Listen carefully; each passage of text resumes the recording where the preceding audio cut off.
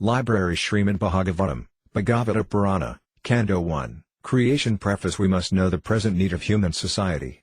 And what is that need? Human society is no longer bounded by geographical limits to particular countries or communities. Human society is broader than in the Middle Ages, and the world tendency is toward one state or one human society. The ideals of spiritual communism, according to Śrīmad Bhāgavatam, are based more or less on the oneness of the entire human society, nay, of the entire energy of living beings. The need is felt by great thinkers to make this a successful ideology. Śrīmad Bhāgavatam will fill this need in human society.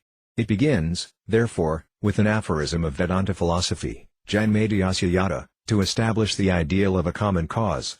Human society, at the present moment, is not in the darkness of oblivion. It has made rapid progress in the fields of material comforts, education and economic development throughout the entire world.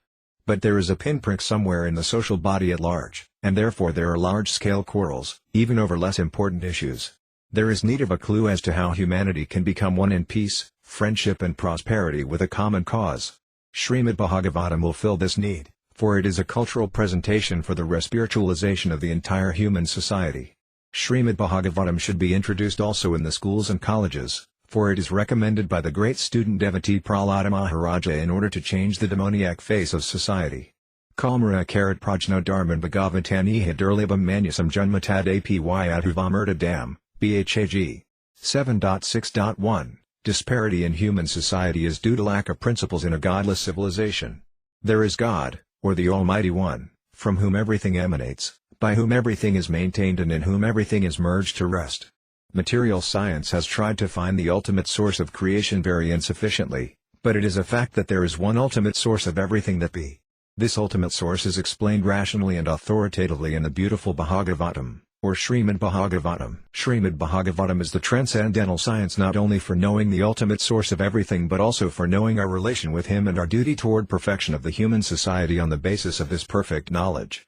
It is powerful reading matter in the Sanskrit language, and it is now rendered into English elaborately so that simply by a careful reading one will know God perfectly well, so much so that the reader will be sufficiently educated to defend himself from the onslaught of atheists. Over and above this, the reader will be able to convert others to accepting God as a concrete principle. Śrīmad Bhāgavatam begins with the definition of the ultimate source. It is a bona fide commentary on the Vedanta Sutra by the same author, Srila Vyasadeva, and gradually it develops into 9 cantos up to the highest state of God realization. The only qualification one needs to study this great book of transcendental knowledge is to proceed step by step cautiously and not jump forward haphazardly as with an ordinary book. It should be gone through chapter by chapter, one after another.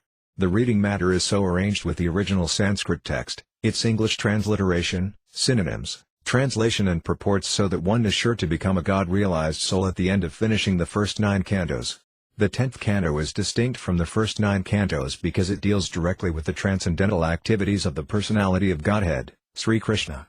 One will be unable to capture the effects of the 10th canto without going through the first 9 cantos. The book is complete in 12 cantos, each independent, but it is good for all to read them in small installments one after another. I must admit my frailties in presenting Śrīmad Bhāgavatam, but still I am hopeful of its good reception by the thinkers and leaders of society on the strength of the following statement of Śrīmad Bhāgavatam. January 5, 2011, Ted Vaj Visargo Janataga Viplavo Yasmin Pratisligma Badhavati API Nomini Anantasiyasan Kaidani Yakranvati Gayanti Granati Sadhava. On the other hand, that literature which is full of descriptions of the transcendental glories of the name, fame, form and pastimes of the unlimited Supreme Lord is a transcendental creation meant for bringing about a revolution in the impious life of a misdirected civilization. Such transcendental literature, even though irregularly composed, is heard, sung and accepted by purified men who are thoroughly honest. Om Tat Sat A.C. Bhaktivedanta Swami, Library Śrīmad Bhāgavatam, Bhagavata Purana, Canto 1, Creation Introduction. The conception of God and the conception of absolute truth are not on the same level.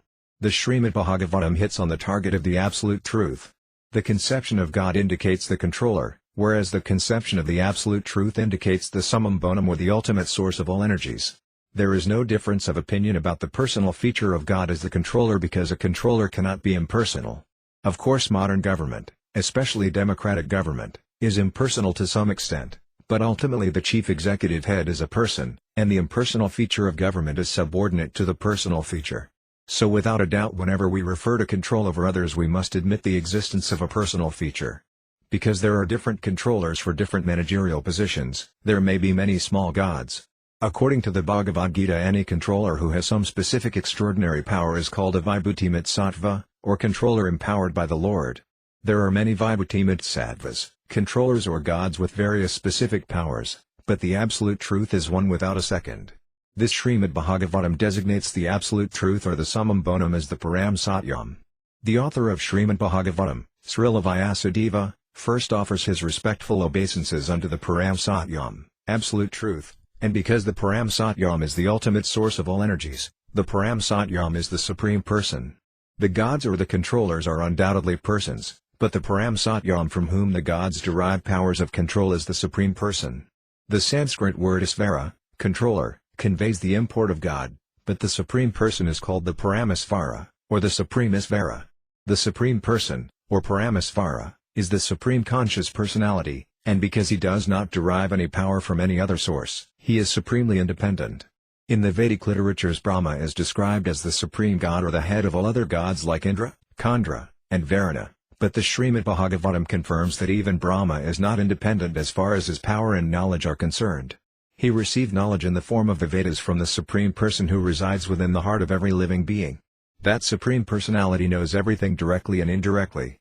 Individual infinitesimal persons, who are parts and parcels of the Supreme Personality, may know directly and indirectly everything about their bodies or external features, but the Supreme Personality knows everything about both his external and internal features. The words Janmadhyasya suggest that the source of all production, maintenance or destruction is the same Supreme Conscious Person. Even in our present experience we can know that nothing is generated from inert matter, but inert matter can be generated from the living entity. For instance, by contact with the living entity, the material body develops into a working machine. Men with a poor fund of knowledge mistake the bodily machinery to be the living being, but the fact is that the living being is the basis of the bodily machine. The bodily machine is useless as soon as the living spark is away from it. Similarly, the original source of all material energy is the Supreme Person. This fact is expressed in all the Vedic literatures, and all the exponents of spiritual science have accepted this truth. The living force is called Brahman, and one of the greatest Acharyas, teachers, namely Sripada Sankaracharya, has preached that Brahman is substance whereas the cosmic world is category. The original source of all energies is the living force, and he is logically accepted as the Supreme Person. He is therefore conscious of everything past, present and future, and also of each and every corner of his manifestations, both material and spiritual. An imperfect living being does not even know what is happening within his own personal body. He eats his food but does not know how this food is transformed into energy or how it sustains his body. When a living being is perfect, he is aware of everything that happens, and since the Supreme Person is all perfect, it is quite natural that he knows everything in all detail. Consequently the perfect personality is addressed in the Śrīmad Bhāgavatam as Vasudeva, or one who lives everywhere in full consciousness and in full possession of his complete energy. All of this is clearly explained in the Śrīmad Bhāgavatam, and the reader has ample opportunity to study this critically. In the modern age Lord Sri Chaitanya Mahaprabhu preached the Śrīmad Bhāgavatam by practical demonstration. It is easier to penetrate into the topics of the Śrīmad Bhāgavatam through the medium of Sri Chaitanya's causeless mercy. Therefore a short sketch of his life and precepts is inserted herein to help the reader understand the real merit of Śrīmad Bhāgavatam. It is imperative that one learn the Śrīmad Bhāgavatam from the person Bhāgavatam. The person Bhāgavatam is one whose very life is Śrīmad Bhāgavatam in practice. Since Sri Chaitanya Mahaprabhu is the absolute personality of Godhead, he is both Bhagavan and Bhāgavatam in person and in sound. Therefore his process of approaching the Śrīmad Bhāgavatam is practical for all people of the world. It was his wish that the Śrīmad Bhāgavatam be preached in every nook and corner of the world by those who happen to take their birth in India. The Śrīmad Bhāgavatam is the science of Krishna, the absolute personality of Godhead of whom we have preliminary information from the text of the Bhagavad Gita. Sri Chaitanya Mahaprabhu has said that anyone, regardless of what he is, who is well versed in the science of Krishna, Śrīmad Bhāgavatam and Bhagavad Gita, can become an authorized preacher or preceptor in the science of Krishna.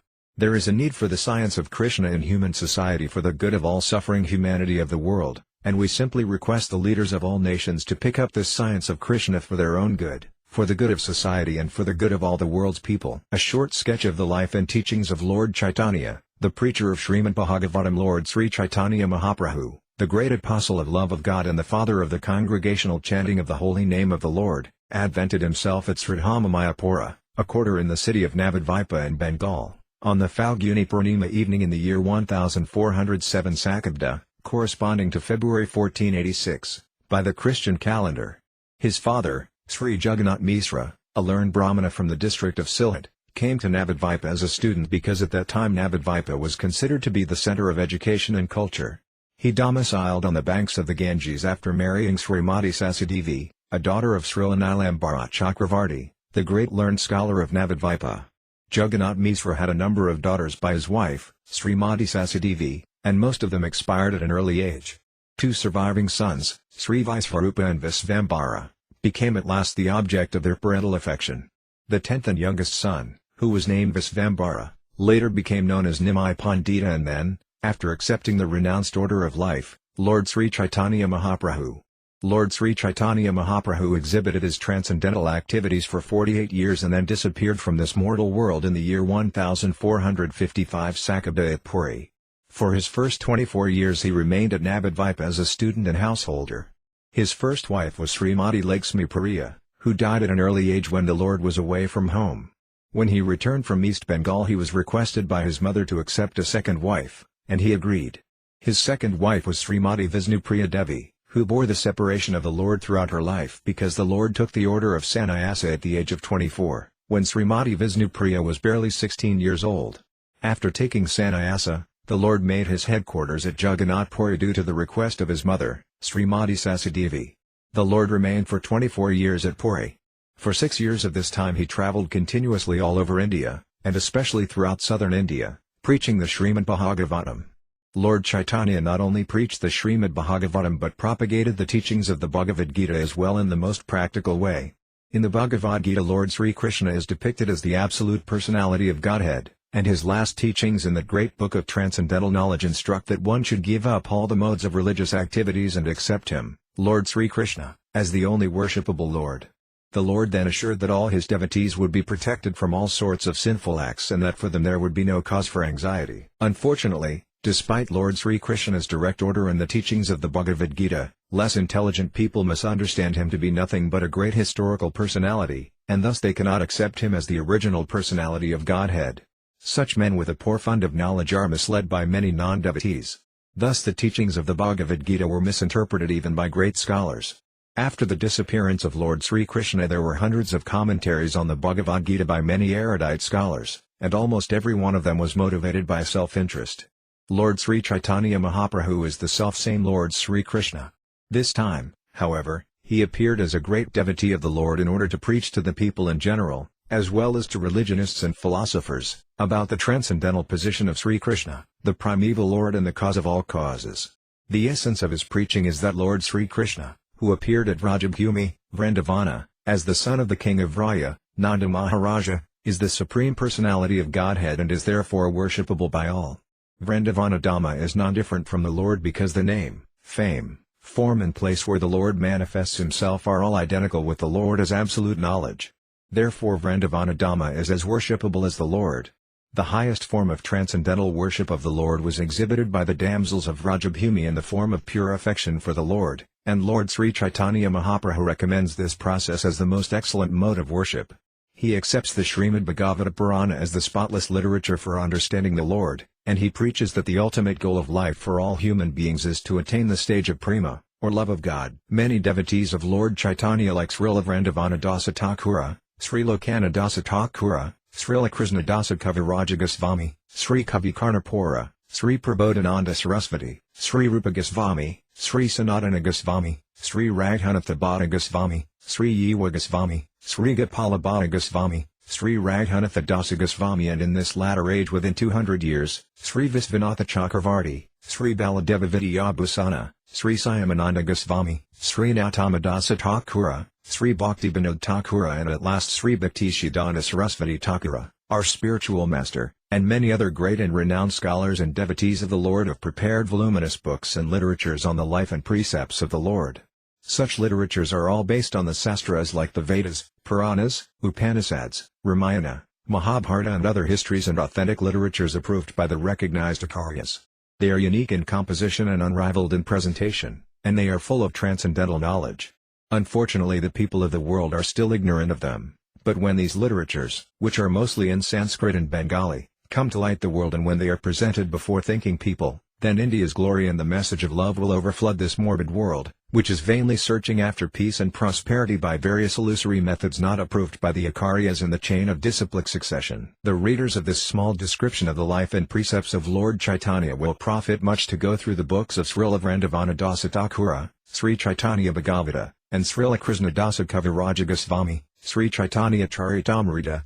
The early life of the Lord is most fascinatingly expressed by the author of Chaitanya Bhagavata, and as far as the teachings are concerned, they are more vividly explained in the Chaitanya Charitamrita. Now they are available to the English-speaking public in our teachings of Lord Chaitanya.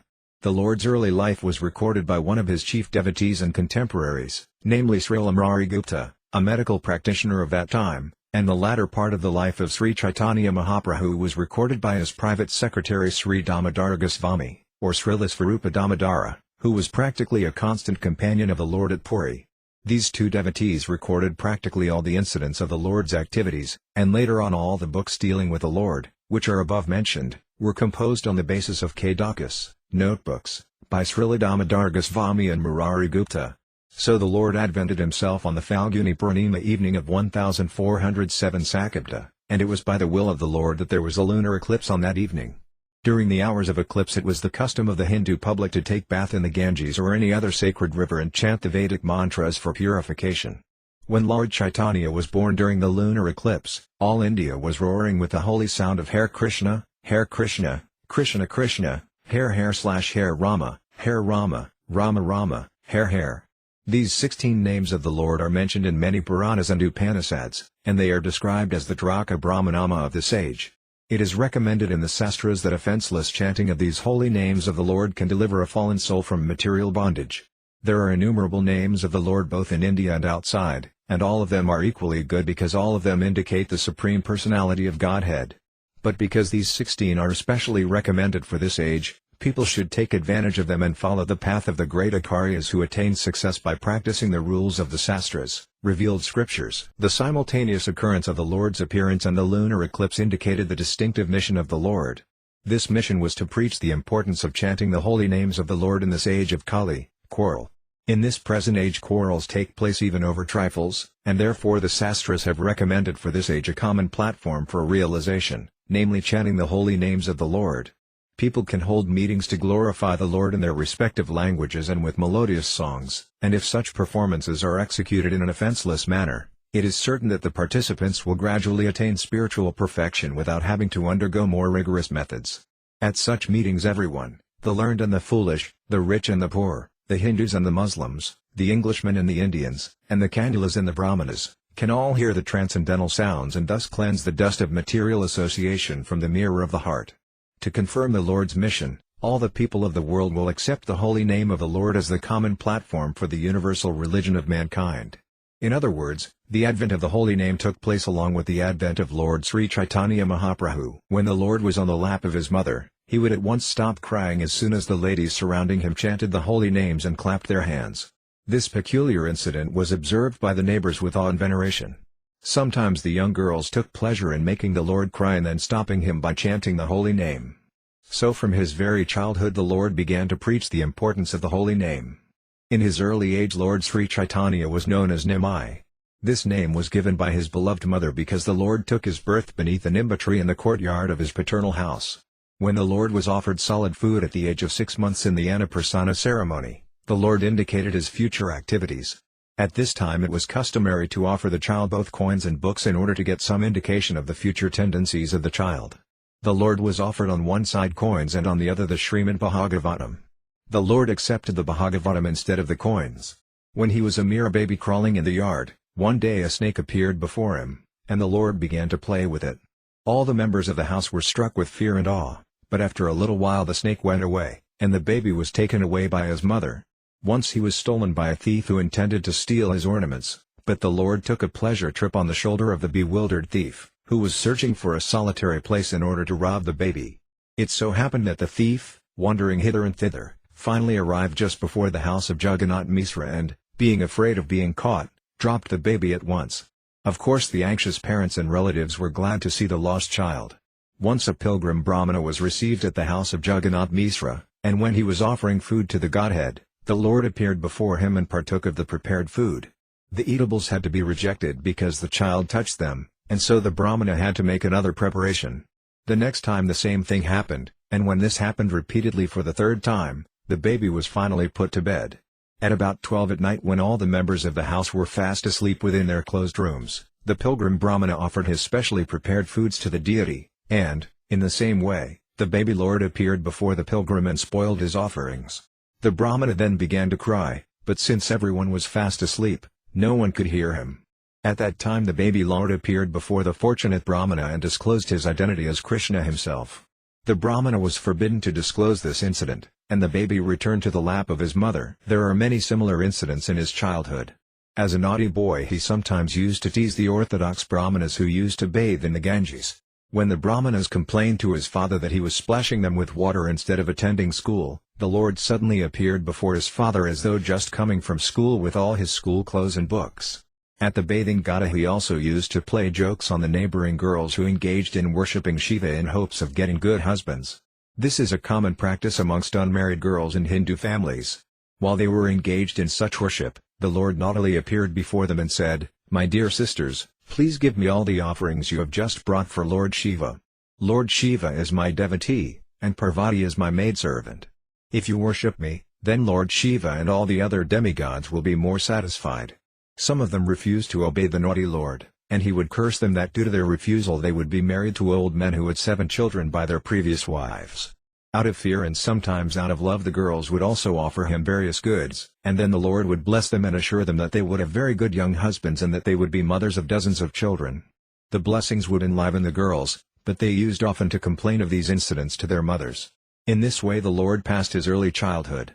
When he was just 16 years old he started his own Chatuspathy, village school conducted by a learned Brahmana. In this school he would simply explain Krishna, even in readings of grammar. Śrīmad Goswami, in order to please the Lord, later composed a grammar in Sanskrit, in which all the rules of grammar were explained with examples that used the holy names of the Lord. This grammar is still current. It is known as Harinamamritavyakarana and is prescribed in the syllabus of schools in Bengal. During this time a great Kashmir scholar named Kesava Kashmiri came to Navadvipa to hold discussions on the Sastras. The Kashmir Pandita was a champion scholar, and he had travelled to all places of learning in India. Finally he came to Navadvipa to contest the learned Panditas there. The Panditas of Navadvipa decided to match Nimai Pandita, Lord Chaitanya, with the Kashmir Pandita, thinking that if Nimai Pandita were defeated, they would have another chance to debate with the scholar, for Nimai Pandita was only a boy. And if the Kashmir Pandita were defeated, then they would even be more glorified because people would proclaim that a mere boy of Navadvipa had defeated a champion scholar who was famous throughout India. It so happened that Nimai Pandita met Kesava Kashmiri while strolling on the banks of the Ganges. The Lord requested him to compose a Sanskrit verse in praise of the Ganges, and the Pandita within a short time composed 100 shlokas, reciting the verses like a storm and showing the strength of his vast learning. Nimai Pandita at once memorized all the shlokas without an error. He quoted the 64th sloka and pointed out certain rhetorical and literary irregularities. He particularly questioned the Pandita's use of the word Bhavani Bharcha. He pointed out that the use of this word was redundant. Bhavani means the wife of Shiva, and who else can be her Bharta, or husband? He also pointed out several other discrepancies, and the Kashmir Pandita was struck with wonder. He was astonished that a mere student of grammar could point out the literary mistakes of an erudite scholar. Although this matter was ended prior to any public meeting, the news spread like wildfire all over Navadvipa. But finally Kesava Kashmiri was ordered in a dream by Sarasvati, the goddess of learning, to submit to the Lord, and thus the Kashmir Pandita became a follower of the Lord. The Lord was then married with great pomp and gaiety, and at this time he began to preach the congregational chanting of the holy name of the Lord at Navadvipa. Some of the Brahmanas became envious of his popularity, and they put many hindrances on his path. They were so jealous that they finally took the matter before the Muslim magistrate at Navadvipa. Bengal was then governed by Pathans, and the governor of the province was Nawab Hussain Shah. The Muslim magistrate of Navadvipa took up the complaints of the Brahmanas seriously, and at first he warned the followers of Nimai Pandita not to chant loudly the name of Hari.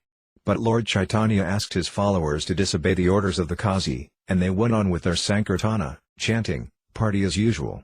The magistrate then sent constables who interrupted a Sankirtana and broke some of the mridangas, drums. When Nimai Pandita heard of this incident, he organized a party for civil disobedience.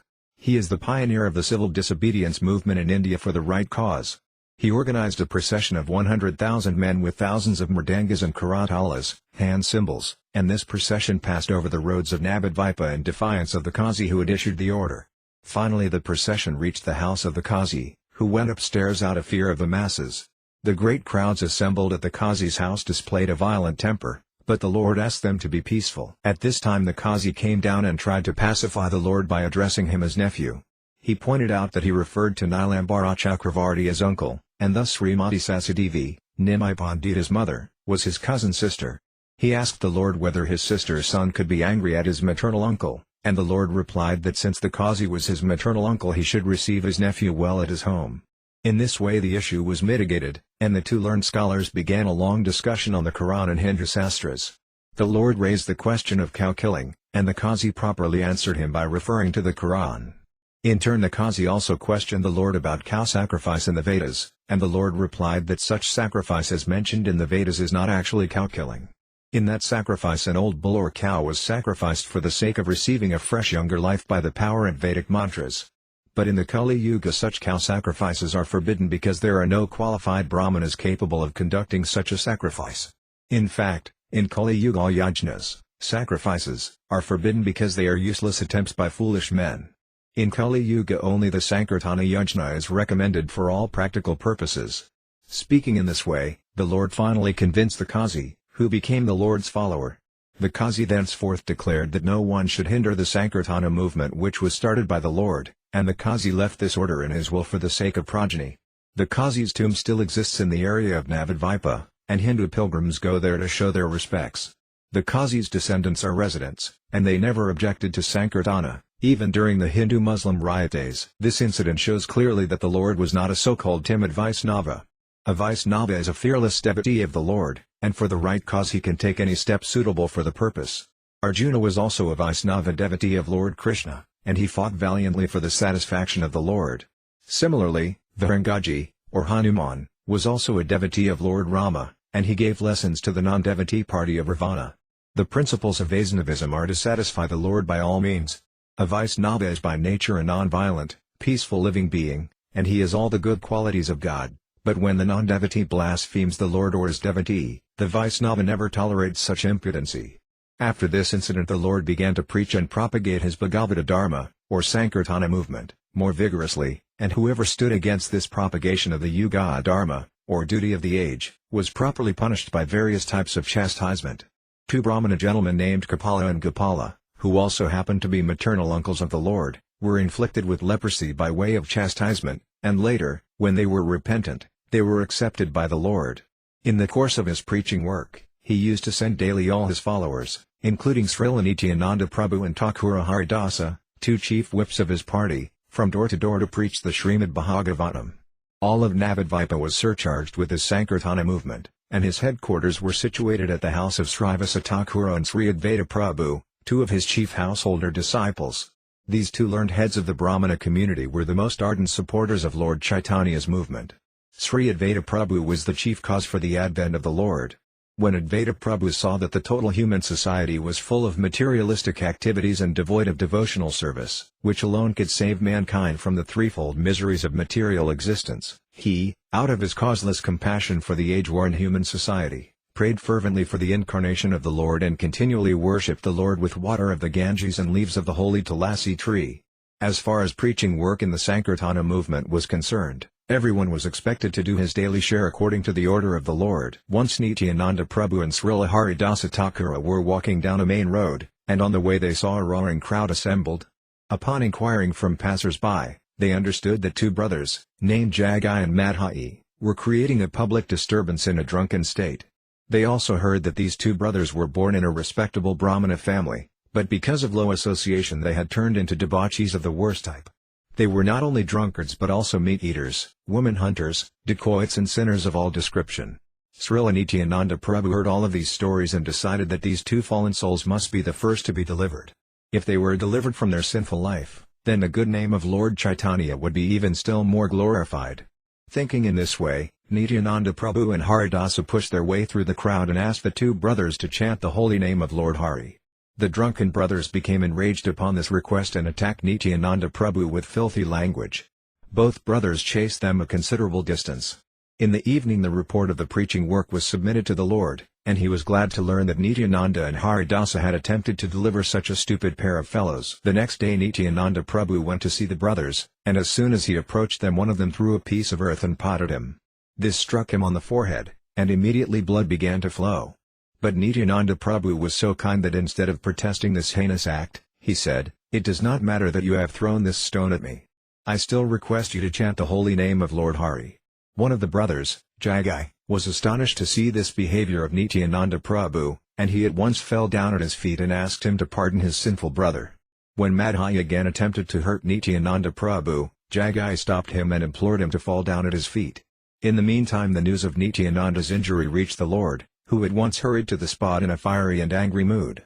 The Lord immediately invoked his Sudarsana Chakra, the Lord's ultimate weapon, shaped like a wheel, to kill the sinners. But Nityananda Prabhu reminded him of his mission.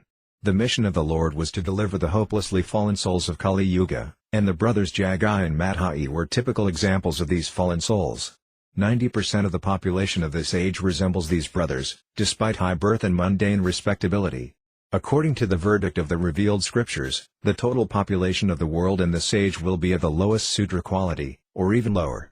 It should be noted that Sri Chaitanya Mahaprabhu never acknowledged the stereotyped caste system by birthright, rather, he strictly followed the verdict of the Sastras in the matter of one's Svarupa, or real identity. When the Lord was invoking his Sudarsana Chakra and Srila Nityananda Prabhu was imploring him to forgive the two brothers, both the brothers fell down at the lotus feet of the Lord and begged his pardon for their gross behavior. The Lord was also asked by Nityananda Prabhu to accept these repenting souls, and the Lord agreed to accept them on one condition, that they henceforward completely give up all their sinful activities and habits of debauchery. Both the brothers agreed and promised to give up all their sinful habits, and the kind Lord accepted them and did not again refer to their past misdeeds. This is the specific kindness of Lord Chaitanya. In this age no one can say that he is free from sin. It is impossible for anyone to say this. But Lord Chaitanya accepts all kinds of sinful persons on the one condition that they promise not to indulge in sinful habits after being spiritually initiated by the bona fide spiritual master. There are a number of instructive points to be observed in this incident of the two brothers. In this Kali Yuga practically all people are of the quality of Jagai and Madhai. If they want to be relieved from the reactions of their misdeeds, they must take shelter of Lord Chaitanya Mahaprabhu and after spiritual initiation thus refrain from those things which are prohibited in the Sastras. The prohibitory rules are dealt with in the Lord's teachings to Srila Rupa Goswami. During his householder life, the Lord did not display many of the miracles which are generally expected from such personalities, but he did once perform a wonderful miracle in the house of Srinivasa Thakura while Sankirtana was in full swing. He asked the devotees what they wanted to eat, and when he was informed that they wanted to eat mangoes, he asked for a seed of a mango, although this fruit was out of season. When the seed was brought to him he sowed it in the yard of Srinivasa, and at once a creeper began to grow out of the seed. Within no time this creeper became a full-grown mango tree heavy with more ripened fruits than the devotees could eat. The tree remained in Srinivasa's yard, and from then on the devotees used to take as many mangoes from the tree as they wanted. The Lord had a very high estimation of the affections of the damsels of Vrajabhumi, Vrindavana, for Krishna, and in appreciation of their unalloyed service to the Lord, once Sri Chaitanya Mahaprabhu chanted the holy names of the Gopas, cowherd girls, instead of the names of the Lord. At this time some of his students, who were also disciples, came to see him, and when they saw that the Lord was chanting the names of the Gopas, they were astonished. Out of sheer foolishness they asked the Lord why he was chanting the names of the Gopas and advised him to chant the name of Krishna. The Lord, who was in ecstasy, was thus disturbed by these foolish students. He chastised them and chased them away. The students were almost the same age as the Lord, and thus they wrongly thought of the Lord as one of their peers. They held a meeting and resolved that they would attack the Lord if he dared to punish them again in such a manner. This incident provoked some malicious talks about the Lord on the part of the general public. When the Lord became aware of this, he began to consider the various types of men found in society. He noted that especially the students, professors, fruitive workers, yogis, non-devotees and different types of atheists were all opposed to the devotional service of the Lord. My mission is to deliver all the fallen souls of this age, he thought, but if they commit offenses against me, thinking me to be an ordinary man, they will not benefit. If they are to begin their life of spiritual realization, they must some way or another offer obeisances unto me. Thus the Lord decided to accept the renounced order of life, sannyasa, because people in general were inclined to offer respects to a sannyasi. 500 years ago the condition of society was not as degraded as it is today. At that time people would show respects to a sannyasi, and the sannyasi was rigid in following the rules and regulations of the renounced order of life. Sri Chaitanya Mahaprabhu was not very much in favor of the renounced order of life in this age of Kali, but that was only for the reason that very few sannyasis in this age are able to observe the rules and regulations of sannyasa life. Sri Chaitanya Mahaprabhu decided to accept the order and become an ideal sannyasi so that the general populace would show him respect. One is duty-bound to show respect to a sannyasi, for a sannyasi is considered to be the master of all varnas and asramas. While he was contemplating accepting the sannyasa order, it so happened that Kesava Bharati, a sannyasi of the Mayavadi school and resident of Katwa, in Bengal, visited Navadvipa and was invited to dine with the Lord. When Kesava Bharati came to his house, the Lord asked him to award him the sannyasa order of life. This was a matter of formality. The sannyasa order is to be accepted from another sannyasi. Although the Lord was independent in all respects, still, to keep up the formalities of the sastras, he accepted the sannyasa order from Kesava Bharati, although Kesava Bharati was not in the Vaisnava Sampradaya school. After consulting with Kesava Bharati, the Lord left Navadvipa for Katwa to formally accept the sannyasa order of life. He was accompanied by Srila Nityananda Prabhu, Kandrasi Karakarya, and Mukunda Datta. These three assisted him in the details of the ceremony. The incident of the Lord's accepting the sannyasa order is very elaborately described in the Chaitanya Bhagavata by Srila Vrindavana Dasa Thakura. Thus at the end of his 24th year the Lord accepted the sannyasa order of life in the month of Magha. After accepting this order he became a full-fledged preacher of the Bhagavata Dharma. Although he was doing the same preaching work in his householder life, when he experienced some obstacles to his preaching he sacrificed even the comfort of his home life for the sake of the fallen souls. In his householder life his chief assistants were Srila Advaita Prabhu and Srila Srivasa Thakura, but after he accepted the sannyasa order his chief assistants became Srila Nityananda Prabhu, who was deputed to preach specifically in Bengal, and the six Goswamis, Rupa Goswami, Sanatana Goswami, Yuga Goswami, Gopalabhata Goswami, Raghunatha Dasa Goswami and Raghunatha Bhatta Goswami, headed by Srila Rupa and Sanatana, who were deputed to go to Vrindavana to excavate the present places of pilgrimage. The present city of Vrindavana and the importance of Vrajabhumi were thus disclosed by the will of Lord Sri Chaitanya Mahaprabhu. The Lord, after accepting the sannyasa order, at once wanted to start for Vrindavana. For 3 continuous days he travelled in the Radhadesa, places where the Ganges does not flow. He was in full ecstasy over the idea of going to Vrindavana. However, Srila Nityananda diverted his path and brought him instead to the house of Advaita Prabhu in Santapura. The Lord stayed at Sri Advaita Prabhu's house for a few days, and knowing well that the Lord was leaving his hearth and home for good, Sri Advaita Prabhu sent his men to Navadvipa to bring Mother Sasi to have a last meeting with her son. Some unscrupulous people say that Lord Chaitanya met his wife also after taking sannyasa and offered her his wooden slipper for worship, but the authentic sources give no information about such a meeting. His mother met him at the house of Advaita Prabhu, and when she saw her son in sannyasa dress, she lamented. By way of compromise, she requested her son to make his headquarters in Puri so that she would easily be able to get information about him. The Lord granted this last desire of his beloved mother. After this incident the Lord started for Puri, leaving all the residents of Navadvipa in an ocean of lamentation over his separation. The Lord visited many important places on the way to Puri. He visited the temple of Gopinathaji, who had stolen condensed milk for his devotee Srila Madhavendra Puri. Since then deity Gopinathaji is well known as Kshirakora Gopinatha. The Lord relished this story with great pleasure. The propensity of stealing is there even in the absolute consciousness, but because this propensity is exhibited by the absolute, it loses its perverted nature and thus becomes worshipable even by Lord Chaitanya on the basis of the absolute consideration that the Lord and his stealing propensity are one and identical. This interesting story of Gopinathaji is vividly explained in the Chaitanya Charitamrita by Krishnadasa Kaviraja Goswami. After visiting the temple of Kshirakora Gopinatha of Ramuna at Balasore in Orissa, the Lord proceeded towards Puri and on the way visited the temple of Saksi Gopala, who appeared as a witness in the matter of 2 Brahmana devotees' family quarrel. The Lord heard the story of Saksi Gopala with great pleasure because he wanted to impress upon the atheists that the worshipable deities in the temples approved by the great Acharyas are not idols, as alleged by men with a poor fund of knowledge. The deity in the temple is the archaic of the personality of Godhead, and thus the deity is identical with the Lord in all respects. He responds to the proportion of the devotee's affection for him. In the story of Saksagopala, in which there was a family misunderstanding by two devotees of the Lord, in order to mitigate the turmoil as well as to show specific favor to his servitors, traveled from Vrindavana to Vidayanagara, a village in Orissa, in the form of his archaic. From there the deity was brought to Cuttack, and thus the temple of Saksagopala is even today visited by thousands of pilgrims on the way to Jagannath Puri. The Lord stayed overnight there and began to proceed toward Puri.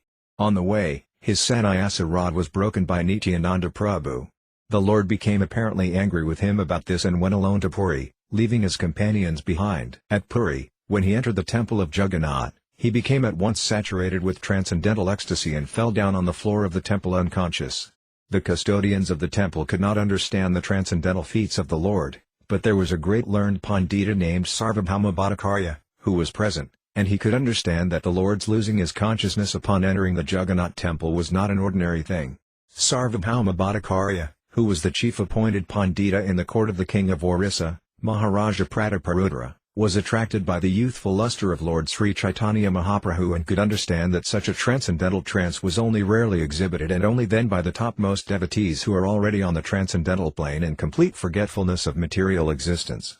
Only a liberated soul could show such a transcendental feat, and the Bhattacharya, who was vastly learned, could understand this in the light of the transcendental literature with which he was familiar. He therefore asked the custodians of the temple not to disturb the unknown sannyasi. He asked them to take the Lord to his home so he could be further observed in his unconscious state. The Lord was at once carried to the home of Sarvabhauma Bhattacharya, who at that time had sufficient power of authority due to his being the Sabha Pandita, or the state dean of faculty in Sanskrit literatures. The learned Pandita wanted to scrutinizingly test the transcendental feats of Lord Chaitanya because often unscrupulous devotees imitate physical feats in order to flaunt transcendental achievements just to attract innocent people and take advantage of them. A learned scholar like the Bhattacharya can detect such impostors, and when he finds them out he at once rejects them. In the case of Lord Chaitanya Mahaprabhu, the Bhattacharya tested all the symptoms in the light of the sastras. He tested as a scientist, not as a foolish sentimentalist. He observed the movement of the stomach, the beating of the heart and the breathing of the nostrils. He also felt the pulse of the Lord and saw that all his bodily activities were in complete suspension. When he put a small cotton swab before the nostrils, he found that there was a slight breathing as the fine fibers of cotton moved slightly. Thus he came to know that the Lord's unconscious trance was genuine, and he began to treat him in the prescribed fashion. But Lord Chaitanya Mahaprabhu could only be treated in a special way. He would respond only to the resounding of the holy names of the Lord by his devotees. This special treatment was unknown to Sarvabhauma Bhattacharya because the Lord was still unknown to him. When the Bhattacharya saw him for the first time in the temple, he simply took him to be one of many pilgrims. In the meantime the companions of the Lord, who reached the temple a little after him, heard of the Lord's transcendental feats and of his being carried away by the Bhattacharya. The pilgrims at the temple were still gossiping about the incident. But by chance, one of these pilgrims had met Gopinathacharya, who was known to Gadadhara Pandita, and from him it was learned that the Lord was lying in an unconscious state at the residence of Sarvabhauma Bhattacharya, who happened to be the brother-in-law of Gopinathacharya. All the members of the party were introduced by Gadadhara Pandita to Gopinathacharya, who took them all to the house of Bhattacharya, where the Lord was lying unconscious in a spiritual trance. All the members then chanted loudly the holy name of the Lord Hari as usual, and the Lord regained his consciousness. After this, Bhattacharya received all the members of the party, including Lord Nityananda Prabhu, and asked them to become his guests of honor. The party, including the Lord, went for a bath in the sea, and the Bhattacharya arranged for their residence and meals at the house of Kasi Misra. Gopinathacharya, his brother-in-law, also assisted. There were some friendly talks about the Lord's divinity between the two brothers-in-law, and in this argument Gopinathacharya, who knew the Lord before, now tried to establish the Lord as the personality of Godhead, and the Bhattacharya tried to establish him as one of the great devotees. Both of them argued from the angle of vision of authentic sastras and not on the strength of sentimental vox populi. The incarnations of God are determined by authentic sastras and not by popular votes of foolish fanatics. Because Lord Chaitanya was an incarnation of God, in fact, foolish fanatics have proclaimed so many so-called incarnations of God in the sage without referring to authentic scriptures. But Sarvabhauma Bhattacharya or Gopinathacharya did not indulge in such foolish sentimentalism. On the contrary, Both of them tried to establish or reject his divinity on the strength of authentic sastras. Later it was disclosed that Bhattacharya also came from the Navadvipa area, and it was understood from him that Nilambara Chakravarti, the maternal grandfather of Lord Chaitanya, happened to be a class fellow of the father of Sarvabhauma Bhattacharya. In that sense, the young sannyasi Lord Chaitanya evoked paternal affection from Bhattacharya. Bhattacharya was the professor of many sannyasis in the order of the Sankaracharya Sampradaya, and he himself also belonged to that cult. As such, the Bhattacharya desired that the young sannyasi Lord Chaitanya also hear from him about the teachings of Vedanta. Those who are followers of the Sankara cult are generally known as Vedantists. This does not, however, mean that Vedanta is a monopoly study of the Sankara Sampradaya. Vedanta is studied by all the bona fide Sampradayas, but they have their own interpretations. But those in the Sankara Sampradaya are generally known to be ignorant of the knowledge of the Vedantist Vaisnavas. For this reason the Bhaktivedanta title was first offered to the author by the Vaisnavas. The Lord agreed to take lessons from Bhattacharya on the Vedanta, and they sat together in the temple of Lord Jagannath. The Bhattacharya went on speaking continually for 7 days, and the Lord heard him with all attention and did not interrupt. The Lord's silence raised some doubts in Bhattacharya's heart, and he asked the Lord how it was that he did not ask anything or comment on his explanations of Vedanta. The Lord posed himself before the Bhattacharya as a foolish student and pretended that he heard the Vedanta from him because the Bhattacharya felt that this was the duty of a sannyasi. But the Lord did not agree with his lectures. By this the Lord indicated that the so-called Vedantists amongst the Sankara Sampradaya, or any other Sampradaya who do not follow the instructions of Srila Vyasadeva, are mechanical students of the Vedanta. They are not fully aware of that great knowledge. The explanation of the Vedanta Sutra is given by the author himself in the text of Śrīmad Bhāgavatam. One who has no knowledge of the Bhagavatam will hardly be able to know what the Vedanta says. The Bhattacharya, being a vastly learned man, could follow the Lord's sarcastic remarks on the popular Vedantist. He therefore asked him why he did not ask about any point which he could not follow. The Bhattacharya could understand the purpose of his dead silence for the days he heard him. This showed clearly that the Lord had something else in mind, thus the Bhattacharya requested him to disclose his mind. Upon this, the Lord spoke as follows: "My dear sir, I can understand the meaning of the sutras like Janmadhyasyayata, Sastrayānadvat, and Athato Brahmajinasa of the Vedanta Sutra, but when you explain them in your own way it becomes difficult for me to follow them. The purpose of the sutras is already explained in them, but your explanations are covering them with something else. You do not purposely take the direct meaning of the sutras but indirectly give your own interpretations." The Lord thus attacked all Vedantists who interpret the Vedanta Sutra fashionably, according to their limited power of thinking, to serve their own purpose. Such indirect interpretations of the authentic literatures like the Vedanta Sutra are hereby condemned by the Lord. The Lord continued, "Srila Vyasadeva has summarized the direct meanings of the mantras and the Upanishads in the Vedanta Sutra.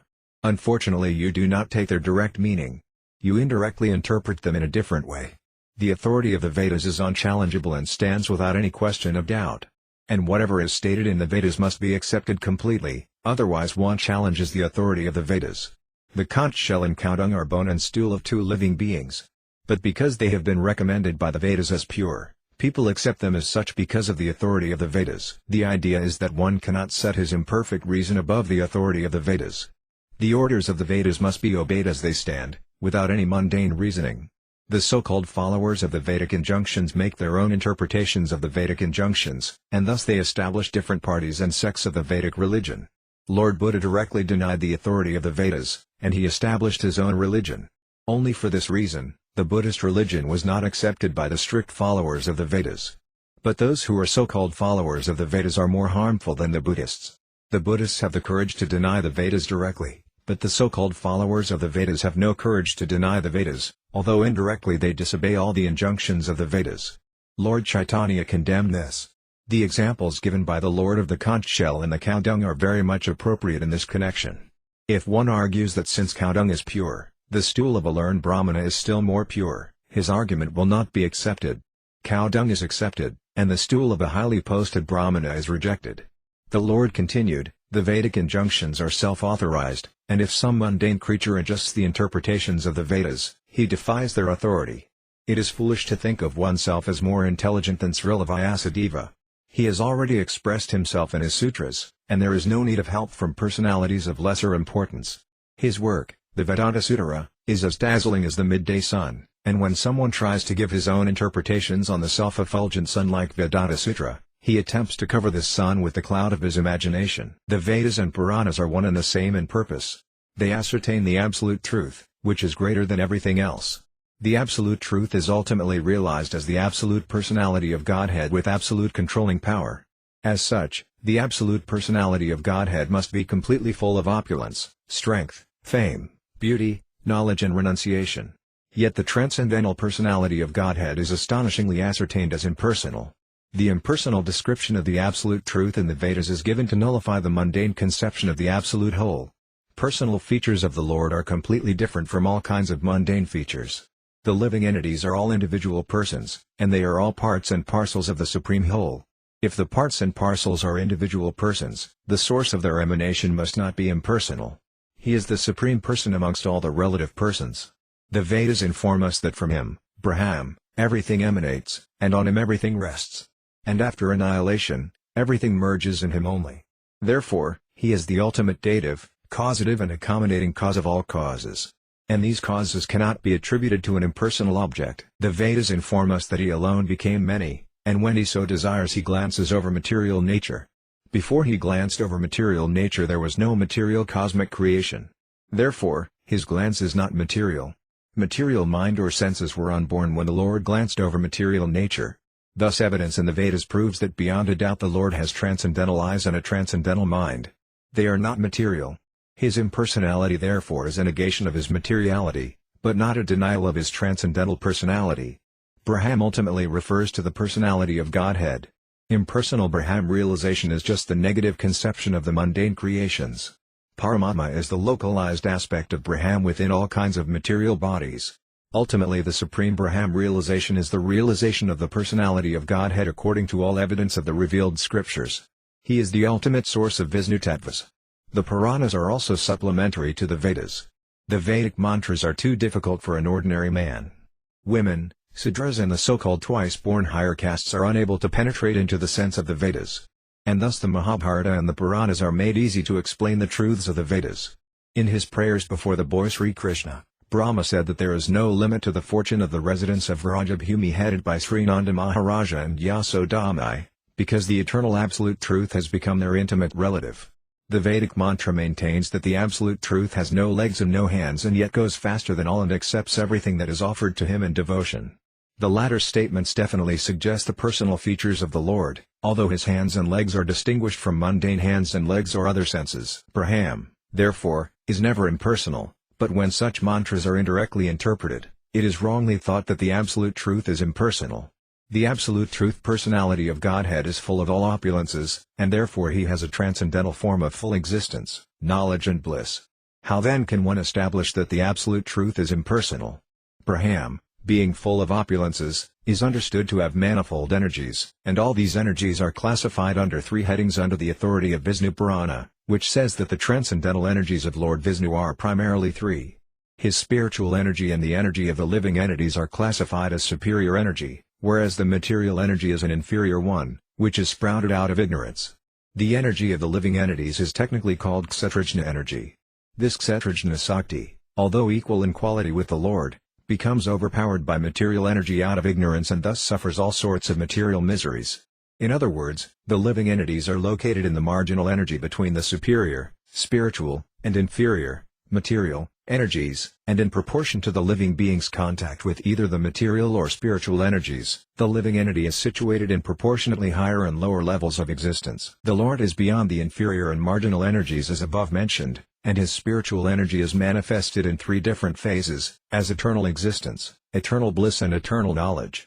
As far as eternal existence is concerned, it is conducted by the Sandhini potency. Similarly, bliss and knowledge are conducted by the Hladini and Samvit potencies respectively. As the Supreme Energetic Lord, he is the supreme controller of the spiritual, marginal and material energies. And all these different types of energies are connected with the Lord in eternal devotional service. The Supreme Personality of Godhead is thus enjoying in his transcendental eternal form. Is it not astounding that one dares to call the Supreme Lord non-energetic? The Lord is the controller of all energies, and the living entities are parts and parcels of one of the energies. Therefore there is a gulf of difference between the Lord and the living entities. How then can one say that the Lord and the living entities are one and the same? In the Bhagavad Gita also the living entities are described as belonging to the superior energy of the Lord. According to the principles of intimate correlation between the energy and the energetic, both of them are non-different also. Therefore, the Lord and the living entities are non-different as the energy and the energetic. Earth, water, fire, air, ether, mind, intelligence and ego are all inferior energies of the Lord, but the living entities are different from all as superior energy. This is the version of Bhagavad Gita 7.4-5. The transcendental form of the Lord is eternally existent and full of transcendental bliss. How then can such a form be a product of the material mode of goodness? Anyone, therefore, who does not believe in the form of the Lord is certainly a faithless demon and as such is untouchable, a not-to-be-seen persona non grata fit to be punished by the Plutonic king. The Buddhists are called atheists because they have no respect for the Vedas, but those who defy the Vedic conclusions, as above mentioned, under the pretense of being followers of the Vedas are verily more dangerous than the Buddhists. Sri Vyasadeva very kindly compiled the Vedic knowledge in his Vedanta Sutra, but if one hears the commentation of the Mayavada school, as represented by the Sankara Sampradaya, certainly he will be misled on the path of spiritual realization. The theory of emanations is the beginning subject of the Vedanta Sutra. All the cosmic manifestations are emanations from the absolute personality of Godhead by his inconceivable different energies. The example of the touchstone is applicable to the theory of emanation. The touchstone can convert an unlimited quantity of iron into gold, and still the touchstone remains as it is.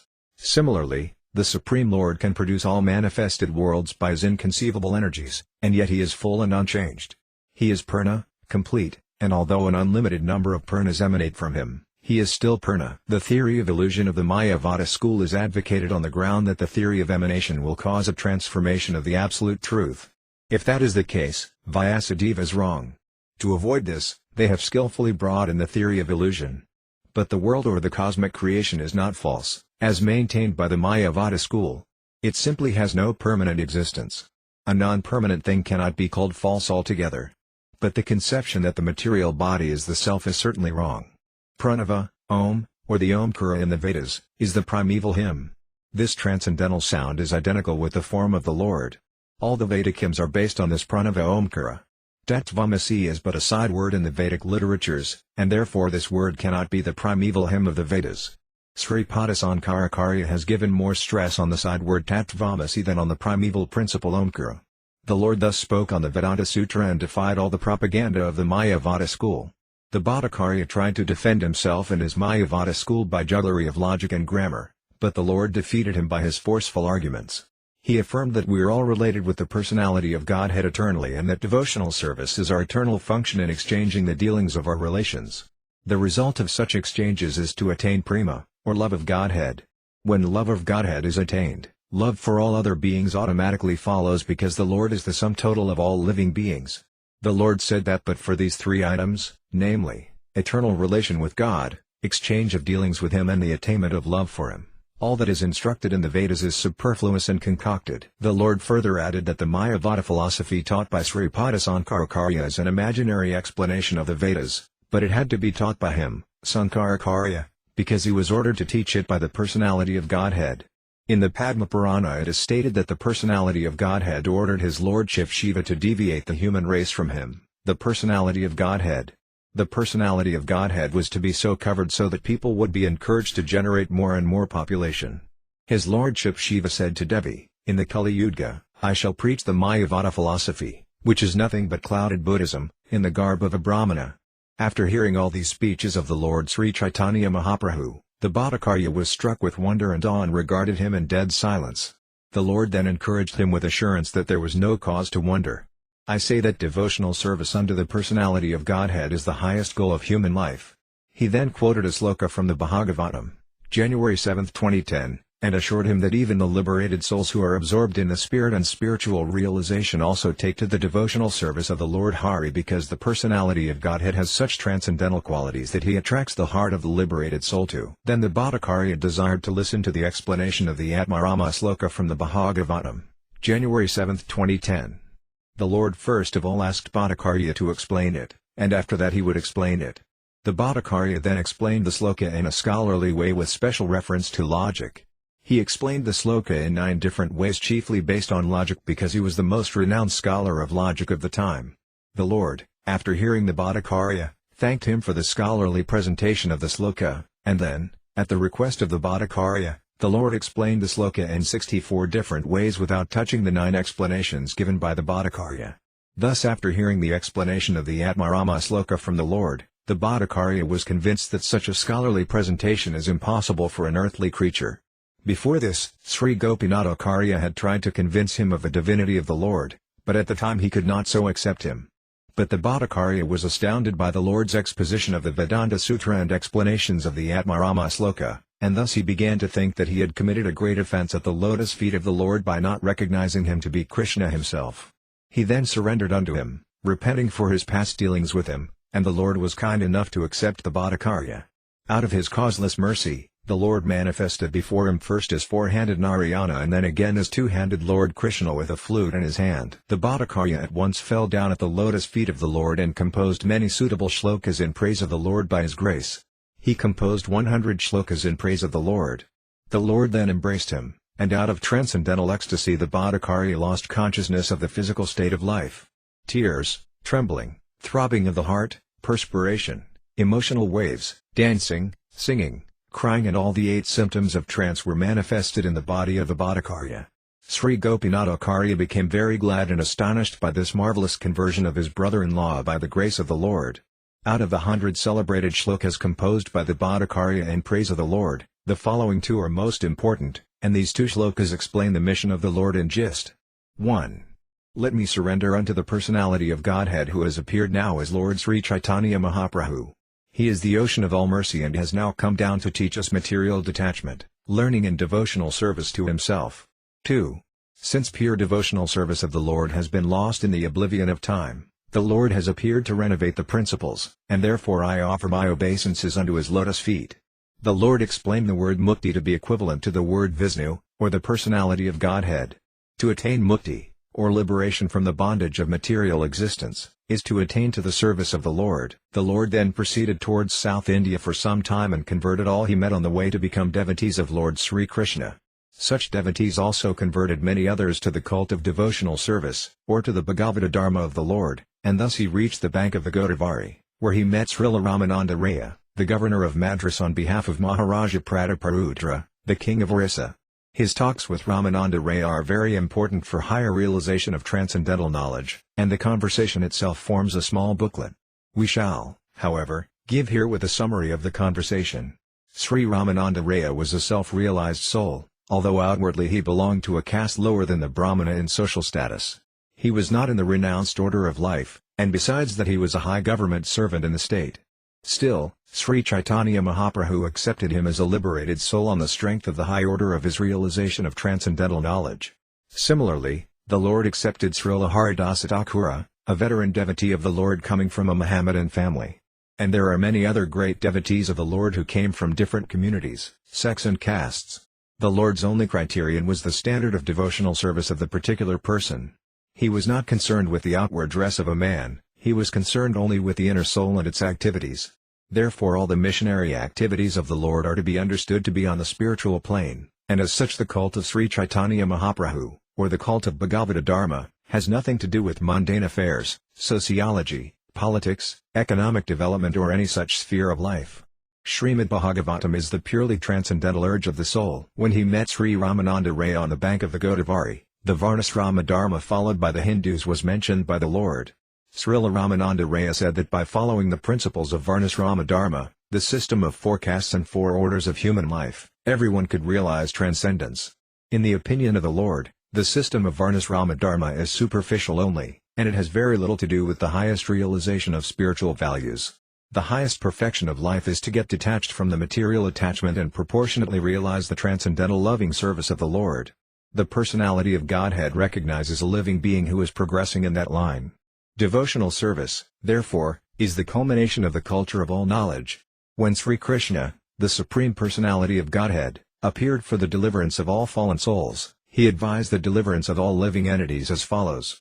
The Supreme Absolute Personality of Godhead, from whom all living entities have emanated, must be worshipped by all their respective engagements, because everything that we see is also the expansion of his energy. That is the way of real perfection, and it is approved by all bona fide acharyas past and present. The system of Varnasrama is more or less based on moral and ethical principles. There is very little realization of the transcendence as such, and Lord Sri Chaitanya Mahaprabhu rejected it as superficial and asked Ramananda Raya to go further into the matter. Sri Ramananda Raya then suggested renunciation of fruitive actions unto the Lord. The Bhagavad Gita, 9.27, advises in this connection, whatever you do, whatever you eat and whatever you give, as well as whatever you perform in penance, offer to me alone. This dedication on the part of the worker suggests that the personality of Godhead is a step higher than the impersonal conception of the Varnasrama system, but still the relation of the living being and the Lord is not distinct in that way. The Lord therefore rejected this proposition and asked Ramananda Raya to go further. Raya then suggested renunciation of the Varnasrama Dharma and acceptance of devotional service. The Lord did not approve of this suggestion also for the reason that all of a sudden one should not renounce his position, for that may not bring in the desired result. It was further suggested by Raya that attainment of spiritual realization freed from the material conception of life is the topmost achievement for a living being. The Lord rejected this suggestion also because on the plea of such spiritual realization much havoc has been wrought by unscrupulous persons, therefore all of a sudden this is not possible.